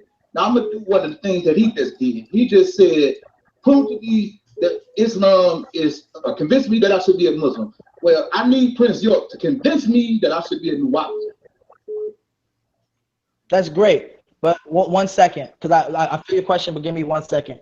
I don't know where this Quincy comment came from, but Dr. York has never named any of his kids American names. So that's how you know that's bullshit. Because if your name Ali and you're supposed to be my brother, then why would he name me Quincy? Let's just keep it real. Good question, Prince. Our names is either Arabic, Hebrew, or wu-nuwaupu, or Egyptian. So get the fuck out of here. My birth name is Amanubi Ra Amosis Akron York. But here we go. So you said convince you to be a Nuwaupian. Well, what school of thought are you coming from, brother? Where you at right now? I didn't hear what you said. I said, what school are you coming from? Religion, science? What's your creed? Where you coming from? Oh, I'm at a Kemetic persuasion. Okay, so you're a Kemetic. Okay, great. So in a convincing, okay, to have to convince you, because you can't really convert to Nuwaupu, you either are or you're not. But to teach you about Nuwaupu, okay, so tell me something you know about Kemet. Come on, man. He asked you a question. That's how I build. I teach people based off what they know. I'm not going to just ramble on. Okay. That's a sign of ignorance. Now, tell me your question again. I said, tell me something that you live by that's Kemetic science. What do you live by that's in ancient Egypt? Okay, I'll tell you what I live by. I live by the principles of Ma'at. I live by reciprocity. I live by truth. I live by balance. At least I try to live by these things. Balance. I'm not perfect, you know. I live by truth. I try to live by balance. I try to live by reciprocity. I try to eat the right thing. And my interpretation through Kemetic science. Yo, I don't really want to do this. I just want to ask a question so we can get to a lot of people on the phone, brother. That's it. Okay, if that's what you live by, that's great. You live by the laws of Ma'at. Ma'at is representation of justice. And you mentioned it numerous times, based on what you live by, you said you try. I try to eat right, I try to live right, I try to do right. That's great. That means you're a person who live with great intentions. Now, when being a Nuwaupian, what we do is we take that potential that you have to be a great person, and we engulf you in the culture. So then when you say, well, I'm a descendant of the ancient Kemetians, the ancient Kemetites, I am a child of, this is the culture that I accept. What we do is we actually give you the culture. So all we do is provide the gaps that you're missing. So when you're chanting and you're praying and you're meditating and you say, I need some more justice and truth in my life, let me call on my ancestor, my act. We go by the process by which help assisting you to be able to chant in its proper manner. For example, let me speak some Nuwaupu for these brothers and sisters. If you assist, when we chant, what Nuwaupians do is we say, Anuki Yebeb Bina Fasni, Papa Ut Kawan Anuki, Papa Ut Kador Nuk Kador, Papa Ut Amol Nuk Amol. What that means is, I'm never by myself. The all is, I am. The all can, I can. The all does, I do. So we chant positivity based off of based off of the laws of my act, such because she's a representation of justice, to help better our lives. So you already on the right path. The only thing that we as Nuwaupians do is we fill in the gaps. We give you the language, we give you the communion. We bring you around a bunch of people that's just like you, that believe in what you believe in, to study what you study. So therefore, you don't have the negative influences of the world. So now you no longer have to say, well, I try to eat right. Because now everybody that's in your friend group is your brother or your sister, is now got your back. You feel me? All right. Now, we are in this session of calling in. So I want them to ask a question and just get to the answer quick, not no too long. All right, Taharka, you got anything you want to say, brother? Brother, if this guy is so accurate and so on point, why can't I see my brother senior Dr. York? Okay. Because I'm not going to do that on this show. That's another show. I will give him his own show. But Brother Prince don't want to be bothered with that. He don't want to talk about it. So I'm going to respect my guest, and I'm not going to do that. Okay, another thing. Well, let me explain this real quick. Dr. Young York, do you know what symbolism is? Yes. Yes or no? Could the black stone or the brown stone be symbolic to something? Yes, I can explain if you like me. All right. No. Because we have to understand that what we see with our eyes are symbolic to something deeper. That's clear. Now, when we start talking about people throwing stones, could that be symbolic to something? I didn't mention that, so that wasn't my argument. No. Because you said they worship a stone, when in actuality, the stone is symbolic to something. Won't you tell the whole story? It's not the stone that they worship, it's symbolic to something. Yeah. Yeah, that right there that you just stated. Yeah, I agree with you on it. Yeah, I agree with you that it's hold on, brother. That's not my argument. My argument wasn't about the throwing stones. My argument was about the Kaaba. How you pilgrimage across the world from every walk of life to come to Mecca to go to the great Kaaba, and you go around this big cube shape, and it's a worship because you're going to it, it's kissing it, it's holy, people crying, like it's Allah itself. And hold on, brother. Let me just finish this point. And when you go into the symbolism of the rock, it leads back to what they've been teaching us. White is good and black is evil. The stone was supposed to have fall from the heavens white, and the wickedness of man turned it black. And that's like, well, we black people, we come from black matter. And then on top of that, when you actually go to the Kaaba, you find out that the book is wrong. The stone ain't even black, it's brown. So then what the fuck are you talking? You know what I'm saying? Let me say this, Prince. In actuality, when people travel and go to the Kaaba represents the innermost part of your being, where you go from the outer part to the most inner part, and you circle around the throne of Allah within the innermost part of your being. What you see is symbolic to what we must be doing within our innermost part of our being. So people have taken and made it a ritual. But however, it doesn't come with outward show. There's an inward journey. There's an inward Hajj that this is supposed to be leading us to. Outward is symbolic to what we must do inward, my brother. Okay, now I like that. All right, hold on. Peace and Black Power family. Peace and Black Power family. What's your name? Where you calling from? My name is Chris. New York.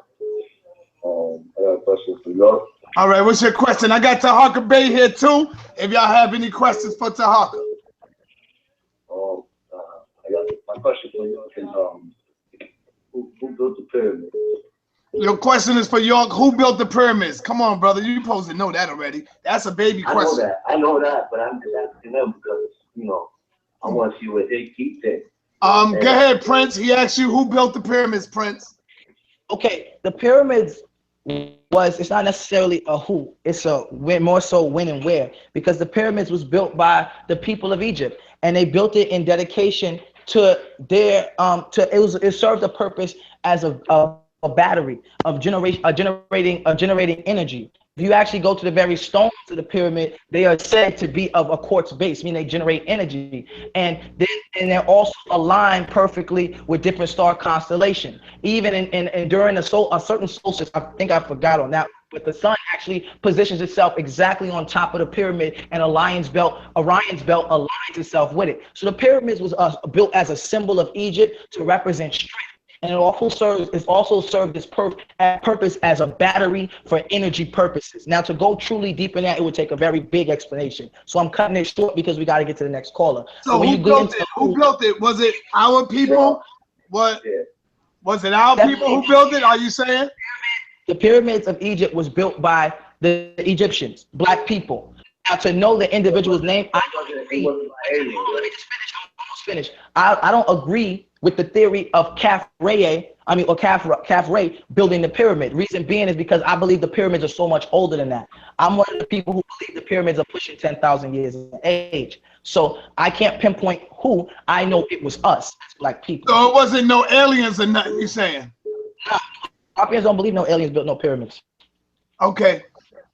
So your daddy teach that? Daddy taught that. That's not what we teach. Let me explain to you what we teach before the people try to tell me what we teach. That, brother. Don't run from it. He used to teach that, brother. That's not what Dr. York taught. What Dr. York taught is that, this is the confusion. I got wu-nuwaupu friends that believe that. No, I got the book. Explain to you what Dr. York teaches as an ascended teacher. What Dr. York is teaching is the misconstruction between the extraterrestrials and Egypt is the fact that we keep separating them from ourselves. What Dr. York teaches, he teaches that our most ancient ancestors came to Earth and that we are descendants of them. So extraterrestrials didn't come to Earth and build pyramids. We built them because we were those extraterrestrials. That's what he teaches. And that's why our science is so far advanced to others. That's what he teaches. And he takes you back to references such as the Ogdoads, which are like the mermaid people. And when you go into the oldest deities, like the Dogon priests, They represent themselves. Hold up, you said the mermaid people? You saying that it was mermaid? Hold on, y'all, hold on. Prince, what is a mermaid people, brother? About is look it up. It's called Alduads. It's actually scientifically proven to be existence of a race called Alduads that existed millions of years ago on this planet. And you saying that they were hold on, Prince, hold on. You saying they had fish tails or something like that, brother? I'm saying the reason why I said mermaid is as an example of an intelligent species underwater. Mermaid, I'm not saying that mermaids exist. I'm saying the race that was there was called Alduads. This is why when babies are born, they're breathing water in their mother's womb, because and that's why humans create eggs. The womb is a giant egg. And even when chickens lay an egg, the egg is originally soft like a womb. And when the oxygen hits it, it starts to harden. This is why when you boil an egg, you still have that soft layer of skin, the original skin of the egg, of the womb, still on it when you peel your egg off. That's when you peel your egg, a bunch of pieces come off at one time. So man, Prince is a bad motherfucker, boy. Yo, I gotta stop Prince alone, man. All right, brother. Can I finish? Let me finish. I'm explaining. Hold on. Peace and Black Power. What's your name? Where you calling from? We going through this. Peace and happiness, man. It's Uncle Shug from Cleveland, Ohio. What's up, brother? I got Tahaka Bay on the phone. I got Prince. What's up? All right, man. I just want to say 50-50 chance, man. I will be at that debate. I'm coming from all the way from Cleveland, Ohio to come to that debate, and I will try to make it back to see right here. But I want to say, Prince York, man, you are brilliant, man. I admire you. But I want to know how you feel about young Marcus and Pharaoh, and will y'all be willing to do some work together? Be respectful, Prince. Be respectful, Prince. I feel young Marcus, out of everybody in the conscious community, has the most potential because young Marcus surrounds himself with the sharpest scholars of our day. So when Marcus comes, I don't know, I'm not gonna say necessarily come of age, but when Marcus comes to a point where he's ascended in his study and he's just barbating, because he's sharp now, but he's still studying. So when he gets a little sharper, Marcus is gonna be the most lethal thing in the community. As far as young Pharaoh, in my opinion, I feel young Pharaoh clouds his knowledge with much anger and too much passion and jokes. I feel like if young Pharaoh was to straighten up a little bit and become more diligent in his delivery of his information, he would gain so many more people and touch so many more opportunities in his career. But his attitude towards the teaching of itself is so hip hop and like it's a game, like it's a joke, that people don't truly take him seriously. So they take your information seriously, but when you step up and say, look, I'm a leader, follow me, then people question that because you think it's a game, you're playing, you're laughing, you're joking. You got to get serious about this information that you're teaching, you're trying to get across to these people. All right, there you go. Hey, Sai, people in the chat said they wanted to hear this little clip, brother. All right, let's get it in. Come on, brother, it's on you, Tahaka. I'm from the Dominican Republic. You're not a Dominican Republic, you're more. Cuba's a place, not a people. And I'm Cuban. Don't let them fall for that crap. Stop, strip back all the names. And keep saying more. And then we become the majority. And according to their system, the majority rules. So if all the Latinos, Asians, Nubians, as you want to whatever, come together and say we are all Moors, what happens? We control the thing. Now, you can be a Moor, brother, and say, Assalamu alaikum. Come on. Assalamu alaikum. Jesus is Lord and Savior. Jesus is Lord and Savior. Shalom Leka. Shalom Leka. Neturu. Neturu. Odabo. Odabo. You know what I'm saying? Anything that makes you feel happy, but your nationality first. Because when they weigh us in this country, they weigh us blacks against Caucasians, right? But if I stopped and raised my hand and said, excuse me, sir, and I mean that from the bottom of my heart, excuse me, sir. Just what nationality is Clinton? I want to break that down. I like Clinton. Now, what nationality is? He's Irish. Let's separate him over here. You follow? Let's go to Cuomo in New York. He's Italian. And let's go to Koch. He's Jewish. You know what I'm saying? So I start taking them. When they got white, I start taking them and break it down. He's there. Irish. That's I ain't gonna hold up your show with that side, but I'll play the whole thing on my channel. But what I'm saying is that this is a master teacher here. Why would he teach so powerfully and then all of a sudden backtrack because he had a new revelation? It doesn't make sense to me. His son is trying to do something that his father wasn't trying to do. Facts. Okay, facts. I believe that. Now check it out. I didn't write the book, Why Ethiopians Want More. Dr. York did. And when he wrote that book about being incarcerated, that book explained it. See, I like that video. Me personally, I was there when he was teaching. I was in the crowd. So I think that video came out in '97. So I like that video. That video was powerful, and he drops a lot of facts. But the thing is, just because you're the most powerful man in the world doesn't mean you can't. Everything in the universe changes, bruh. You could be, you know what I'm saying? And that's my point. That's why I can't. Listen, man, let me finish. Let me express myself. I can't be held down by any form of religion, and the reason why is because it does not change. I'm not saying nationality changes. I'm saying the facts behind it. Despite you're playing Dr. York's video to say that Dr. York said that we were Moors. I agree with that. I seen it before I was there. You're showing me pictures of Dr. York of him wearing a fez. I was there. I was one of the kids wearing a fez. You told this man who did it, so I'm not against it. What I'm telling you is, who's calling? Yo, this is like, this is Ambassador. All right, yo, hold on, everybody, hold on. Peace and Black Power family. What's your name and where you calling from? Yeah, this is Ambassador Dr. Deuce Y. York. We got Dr. Deuce Y. York on the phone. What's your question, my brother? Ambassador. I'm calling to lend support to my brother Prince York. Okay.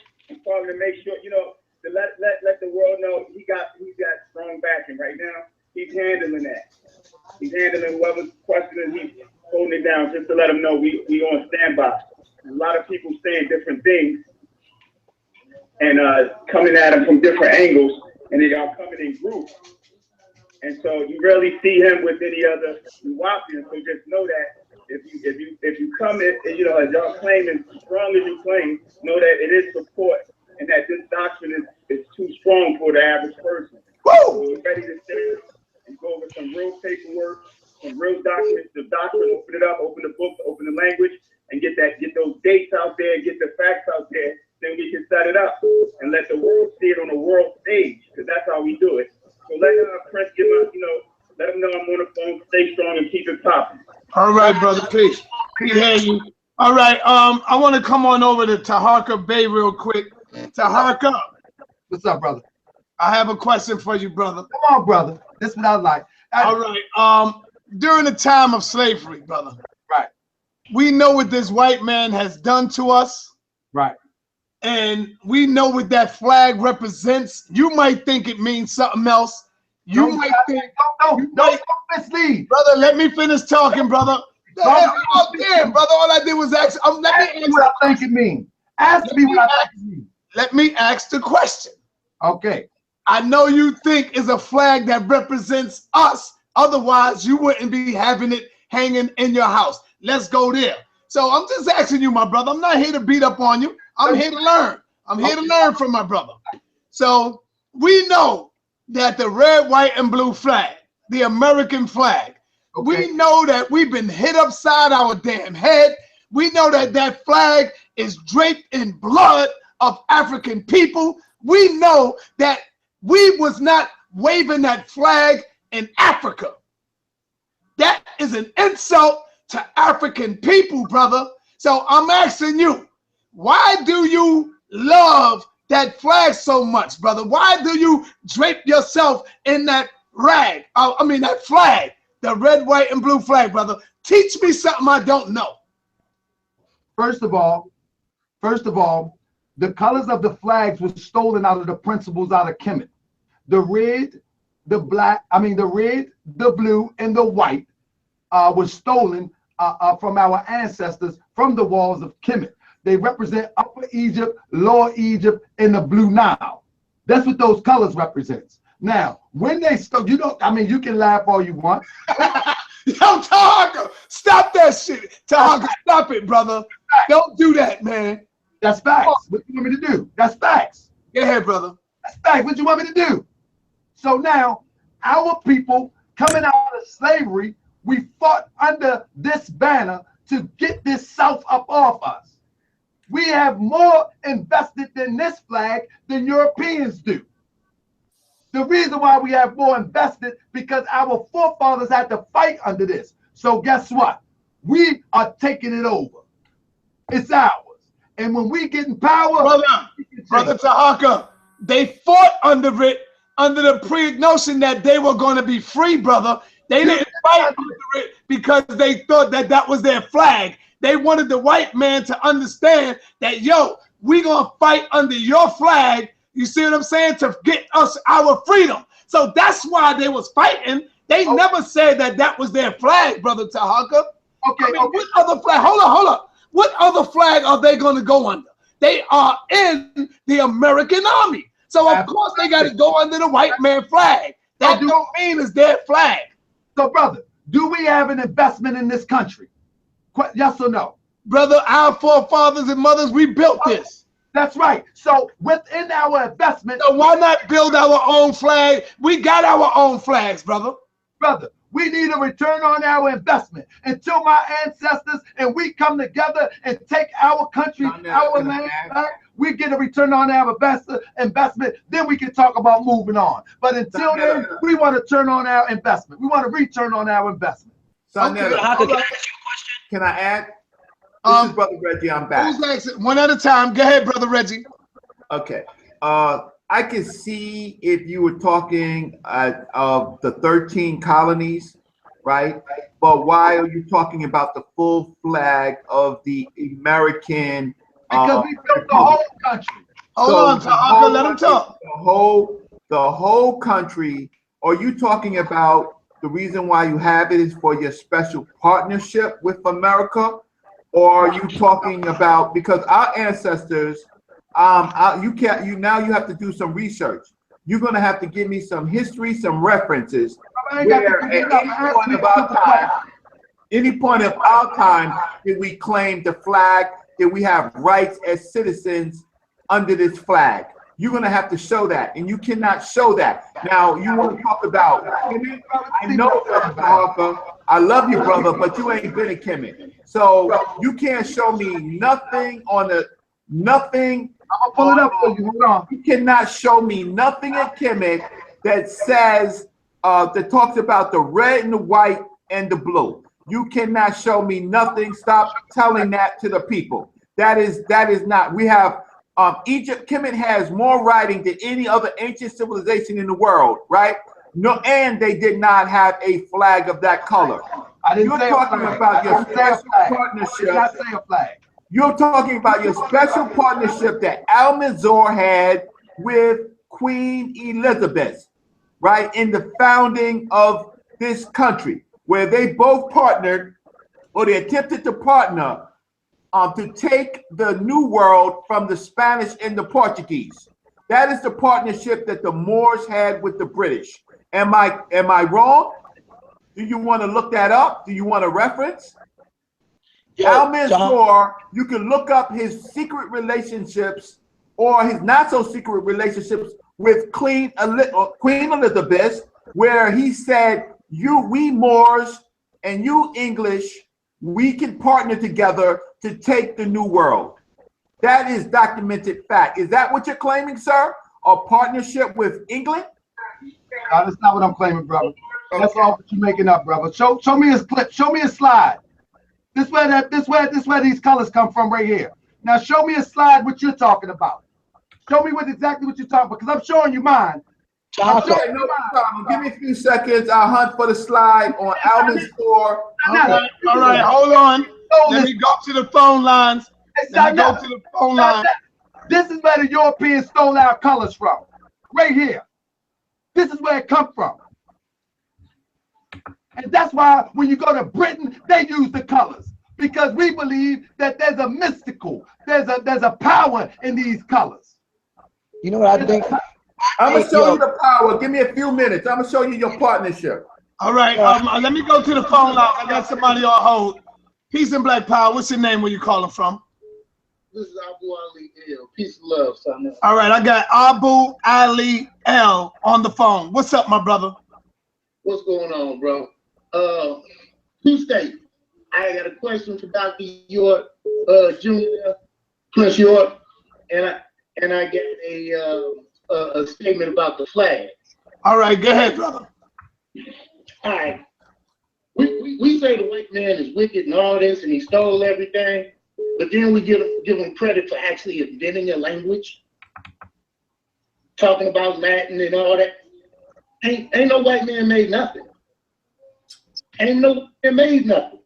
I disagree. I disagree with you. But go ahead. Okay. All right. Let me finish. Now, when we talk about the flag and the flag representing Egypt, why is there an obelisk in front of George that's known as the George Washington Memorial? We know they was Masons. We know they was stealing our sciences. We know they was taking everything from us, but we want to give them credit for actually doing something, right? I can answer that question if you would like me to, brother. Yeah. Because they borrowed everything, brother, from us. Even the red, the white, and the blue. That's man, damn, bro, you been running your mouth for about 15 minutes. I'm tired of hearing it. Yo, man, all that shit. You ain't saying nothing. You ain't talking about nothing. You rambling. Let's be respectful, guys. Let's be respectful. All right, come on. Let's be respectful. Yeah, let's answer the question, brother. Everybody got the angle to the information, and the most angle is they say the white man ain't done shit, so we gonna take it every man. Fuck that. Yo, let's talk about your flag, bro. Dude, disrespectful, man. Moorish flag introduced. I ain't about to have that shit. Come on, Prince. Come on. What's up? What year was the Moorish flag introduced? 1913, brother. Moorish flag for Moors of America was introduced in 1913. Absolutely. That's a lie.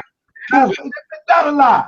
Matter of fact, officially 1926. Officially 1926. Officially 1926. Okay, can I tell you something, brother? Did you know? Let me just lace you up real quick. That the national flag. Prince, I can't hear you, Prince. You breaking up. Can you hear me now? Yeah, you keep on your phone, keep on going out, brother. Take it off the speaker, man. Nah, man, get out of the room with that, man. Get that thing right. I said this. I said you said the 1920s is when it came into existence. The flag of Morocco. I didn't say that. I say officially the prophet brought the flag with the doctrine, brother. Way before Morocco used the flag. So what are you talking about? What year? Give me some dates. Give me a date, brother. All right, let me let Prince talk. I'm gonna let him talk because I don't like when he turn up. I get beside myself. He said, go ahead. Don't cut him off, Tahaka. Go ahead, Prince. He said Nobutu Ali brought the flag officially in the 1920s. Well, in 1915 is when the Morocco. Prince, you gotta fix your phone, brother. You gotta fix your phone if you want people to hear you. Yo, can you hear me? Yeah, but you keep going in and out like you underwater or something. Can you hear me right now? Yes. Okay, I said the Moroccan flag was put into an existence in 1915. Now, the Moroccans had numerous of flags with the exact same look. That's what they have now. Inside. Yo, Prince, we'll have to get back to you when you fix your phone, brother. Because your phone is going in and out. It's going in and out. Sonetta, can I read this? Can I say something? Hold on, let the caller finish. All right, caller, you got a statement for Tahaka. I'm gonna make me and Tahaka agree. He already know. All right. The prophet said the flag flew for over 10,000 years, and George Washington cut down the cherry tree, right? Which is that red and green man's flag. See, when I say that we was dealing with that these Europeans were dealing in our sciences and they stole everything from us, the European even tells you that the Moors civilized them and brought them out the cave and taught them how to bathe and this, that, and the other. They ain't nothing but a copycat. And brother, let me add this. I got it in a split screen right here. Now, this is Wikipedia, and I want people to know that this is Wikipedia. So do your own research. This flag was not brought into restoration in Morocco to 1955. You know what I mean? Prophet Noble Ali bought it in 1913. 1913. Oh. But it was officially, let me say, it was officially on the documents that we can find, is we can find it in the Moorish questionnaire. Show us. When he released it. But officially 1913. Show us. I'm showing you. I got the split screen. Can you see? You showing me the Google, the Wikipedia of the flag information, and you just said 1913 simply to rephrase the fact, because earlier I told y'all that it came in 1915. But listen, hold on, brother, man, because you've been talking a lot, man. Listen, man, because if you look to, man, hold on, bro. If you look to the side of his speech where you have the Moroccan flag, these are the older flags that predate the Moroccan flag. You can see there's the same flag, older than 1915. Scroll down and let the people see all the flags of Morocco, how it never changed, how the Moors stole the flag of ancient Morocco, of the Moroccans, and the Moroccans had to take their flag down in when they was conquered, and they had to put their flag up. And I said this earlier, and now you're trying to say 1913, but you can't. I said 1913 first. I say officially on record was 1926. Show me the record. Or show it. Don't just say it. Show it, bro. Sarnetto, you showing me the I'm not the Reggie, brother, because I'm spanking him now. And okay, Sarnetto, while he's looking for his reference, I'm going to read something. Come on, Reggie. Come on. Can you see my screen? I'm about to go. Can you see my screen? Yes, we see you, Reggie. We see you. It says, From Black Morocco, A History of Slavery, Race, and Islam by Chukwe El Hamo. The letter continues to emphasize that this will be a joint venture in which the two parties will equally share in the profits of the West Indies by dividing it so that every party would know its share. The letter calls the Queen's attention to the benefit of such alliance by stating, From Al-Manzur the Moor to Queen Elizabeth, and your high estate shall know that in the inhabiting of those countries by us and Yao shall have a great benefit. First, for that those countries of the East are joined to many kings, Moors, and infinite nations, or our religion. And further, if your power and command shall be seen, there will army, all the Moors will join and confederate themselves by the help of God with us and Yao. Here is the decisive primary letter from Al-Manzur to Queen Elizabeth for their joining, the Moors joining with the white racist British to take over the colonies of Spain and Portugal by Moorish and Europeans. This is the most traitorous letter in the history of our people. Great, Reggie. Can I ask you a question now, Reggie? What is your nationality and your origin? No. Deal with. You don't got to. I sent you a letter. Brother, the Moors are confederating themselves as traitors to a people that were enslaved Africans. Reggie. Same thing. Reggie, you can answer that question, Reggie. That's easy. When he say, "What is your nationality?" That's an easy question, Reggie. Come on. Sarnetto, can I speak real quick? Hold on. I want to get that to Tahaka, because Tahaka's asking Reggie his nationality. Question: What is your nationality, Reggie? And all the Moors Africans? That's all I gotta say. Because we're not going to separate the Moors from the Africans. I understand what you're saying. My people were conquered. All the people were conquered and dragged over here, right? So hold on. I need everybody to hold on. Because Sarnetto deals with common sense. When you ask the question, "What is your nationality, Reggie?" the simple answer to that, Reggie, is Tahaka. Hold on, let me finish, Tahaka. I'm not saying he's Moorish. That's not what I'm saying. Let me finish. Let me say what I want to say real quick. Tahaka don't even know what his nationality is, the Moors that we see, from Sharif to Ali Bey to even my man, hold on, to even my other man. I'm gonna start exposing. I got a lot of video. I got a lot of recordings. I'm gonna start exposing. Can you allow me to finish, brother, before you get upset? Don't tell me what I know. Hold on. Let me finish. I'm gonna let you talk, brother. Let's be respectful. Because listen, number one, none of us know what our nationality is. We believe we know what it is. None of us know what part of Africa we come from. We believe we know. You know, it's just a belief. It's just another form of religion. That's real shit, man. So I'm gonna tell you this. I don't know my nationality. I don't know what tribe I come from. See, that's real shit. But when we stand here and try to get intellectual, oh, well, you know, I'm from this tribe and I come from this. How do you know? Because you took a blood test or you did the DNA? Because if you go and get your DNA somewhere else, they will tell you you came somewhere else. And then if you go somewhere else, they will say you came from somewhere else. So the real motherfucking answer to that is we don't know. We like to believe we do, but we don't. We are captives. We are captives. That's it. Now let my brother Tahaka go ahead and wait. Let me finish, Sarnetta. We are captives. We have been captives in the nation that is called the United States of America. This letter right here sets up the partnership between these traders and the Europeans. That's checkmate. That's over. That's it. This is the beginning of our so-called nationality right here. This letter right here, where these people begin to partner with the Europeans. There's nothing else to say. And Dr. Reggie, all the Moors will join and confederate themselves by the help of God with us and Yao. Game's over. Queen Dr. Elizabeth Reggie, and Dr. Reggie, Al-Mansur. Yes. This is burning to you. This is what I'm looking at. This conversation is burning too much energy.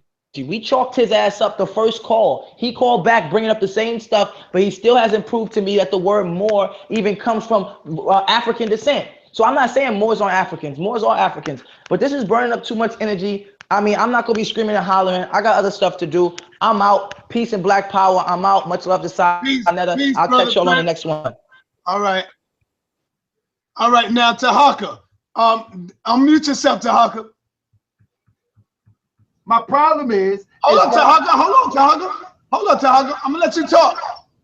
I don't want you, when this live stream is over, brother Tahaka. I'm going home. Don't go and make 100 damn videos, brother. We having a peaceful conversation, brother. Tune into Morris World TV. By tomorrow, y'all going to hear some stuff. Tune into Morris World TV.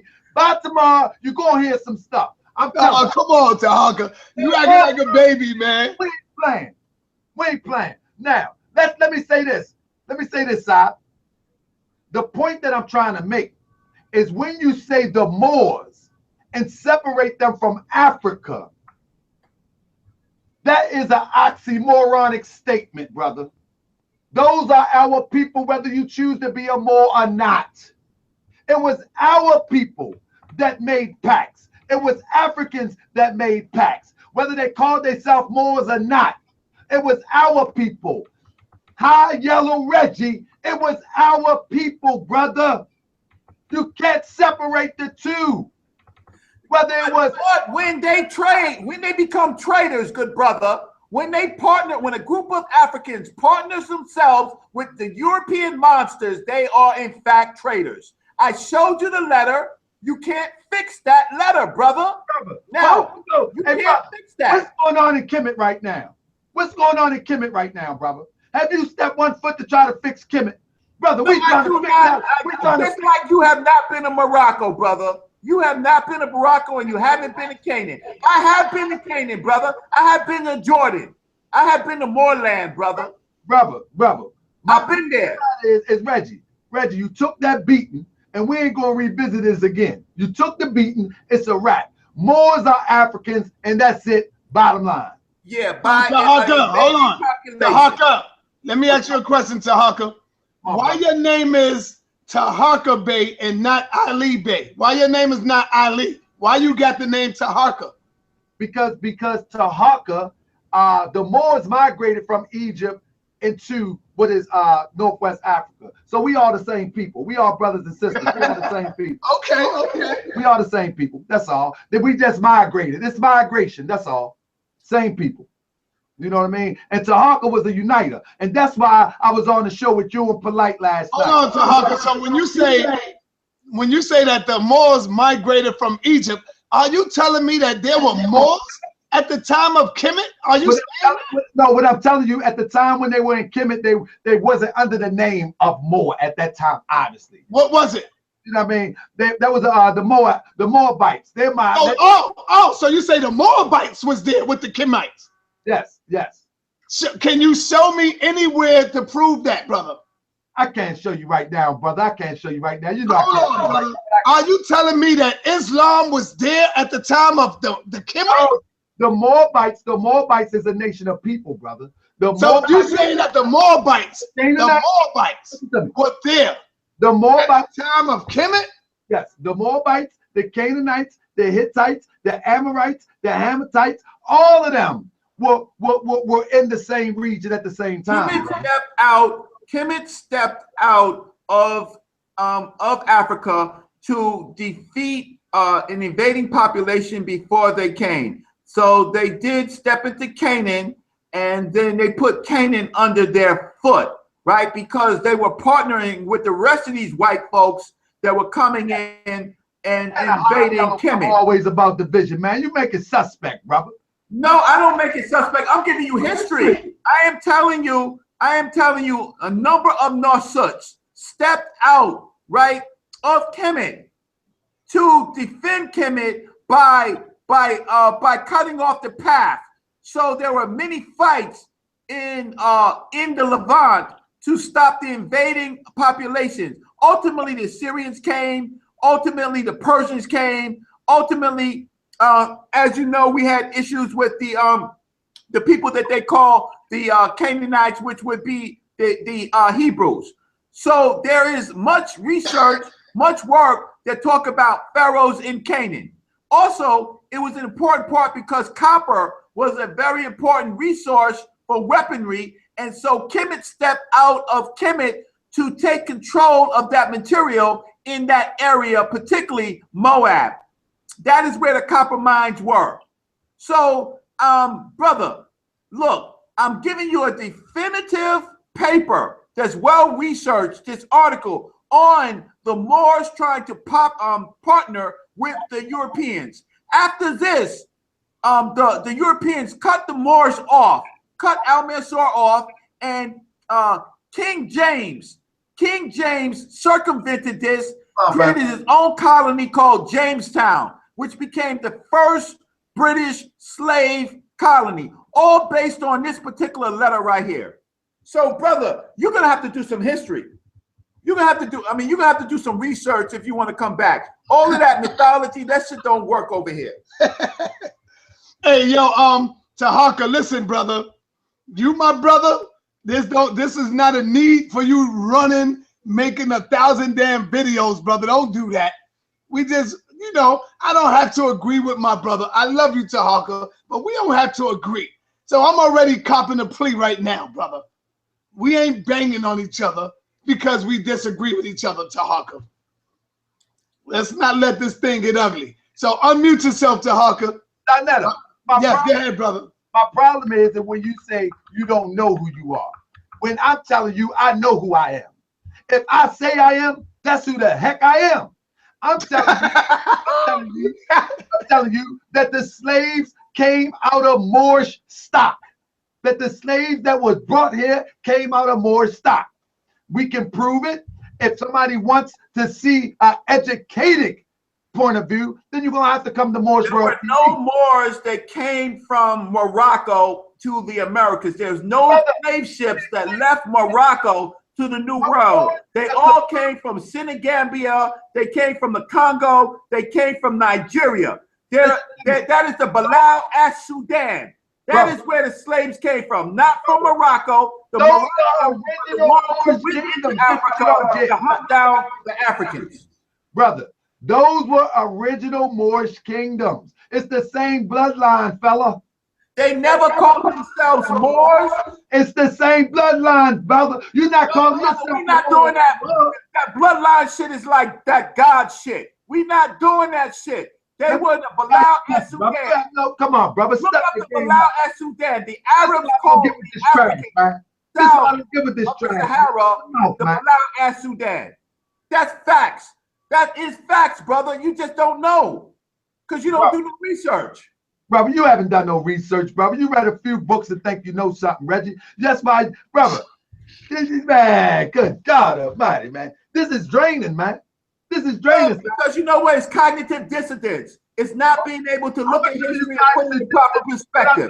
When I throw this video together, I'm going to throw this video together making you look like a fool with all this dumb stuff you've been saying. Hey, brother, y'all been on me since, man, Abe Lincoln. Stop it, man. Brother, look.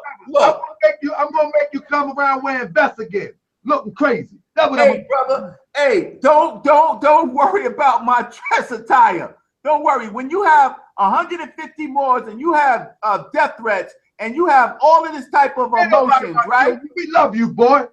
We love you, no, some of you do. Hey, Tahaka, I love you. Some of you do, but some of you don't. Brother, we love you.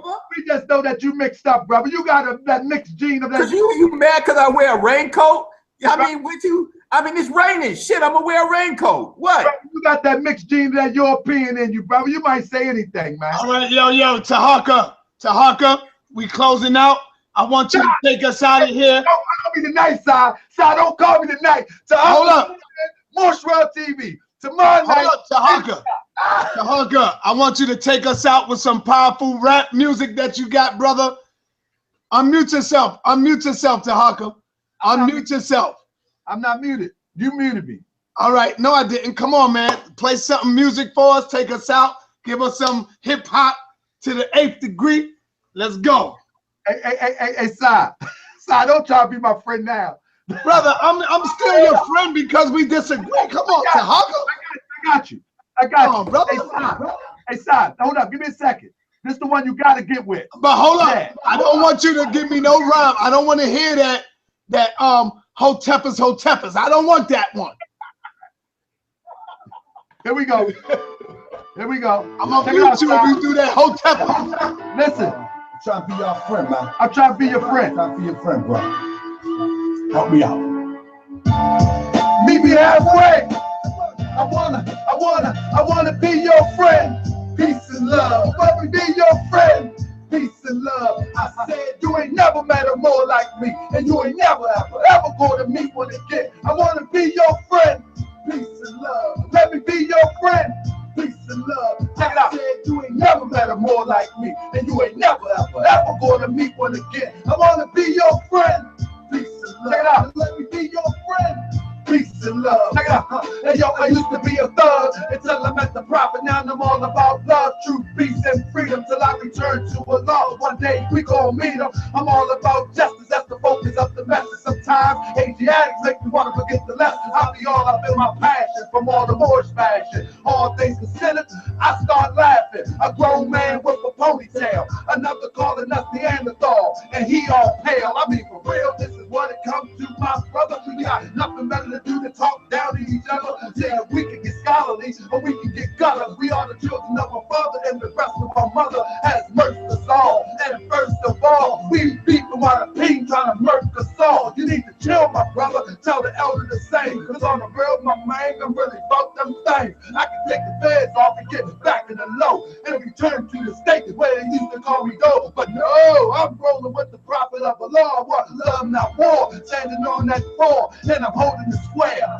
The compass in the act, that might be too deep, but just to get off track. See, the prophet was the adapt. Do you know what that is? An Egyptian adapt. It's the brother who lived by the universal science developed in the now. We call it Islam, but it's the same, my child. Sit at the foot of a master. I bring you up, but I might have to bang you up. I still love you. And those that's talking that this ain't Islam. Everything the prophet brought is in the Quran. All that other stuff prostrate and cover up is just a start. The nearest place to meet Allah is the heart. You can just like a or you can just like a herb. Why the Moorish American Muslim certifies the word. You can say what you want about Dr. York, but he gave you different variations of the same thought. You don't appreciate that. You won't appreciate me. Appreciate the holy and divine through Ali. People refuse to admit it. He the first that ever did it. Europeans hope that the Moors will forget it, but we here, strong, alive and well, resurrected from hell, with a story to tell. So pay attention and listen and consider the facts. You know it's humanly impossible for you to be black. I guess a Chinaman is yellow,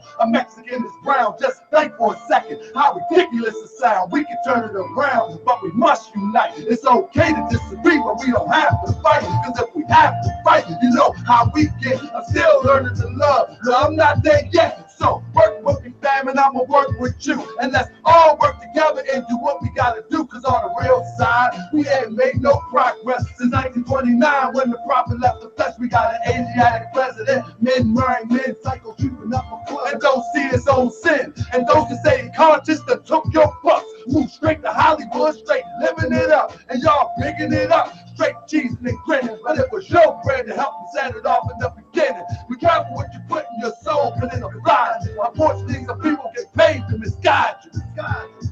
Oh yeah, I want to be your friend. Peace and love. I want to be your friend. Peace and love. I said you ain't never, and you ain't never, and you ain't never, ever, ever. You ain't never met a boy like this, and you ain't never, ever gonna meet one again. I want to be your friend. Son, I ain't ready, son. Be your day ready, son. Yo, that shit is fire right there. Ready, son. Yo, that's my man. Listen. Yo, Tahaka, when we gonna do our hip hop joint? Hey, son, they ain't ready, son. When we gonna do our hip hop joint, man? That shit was fire right there.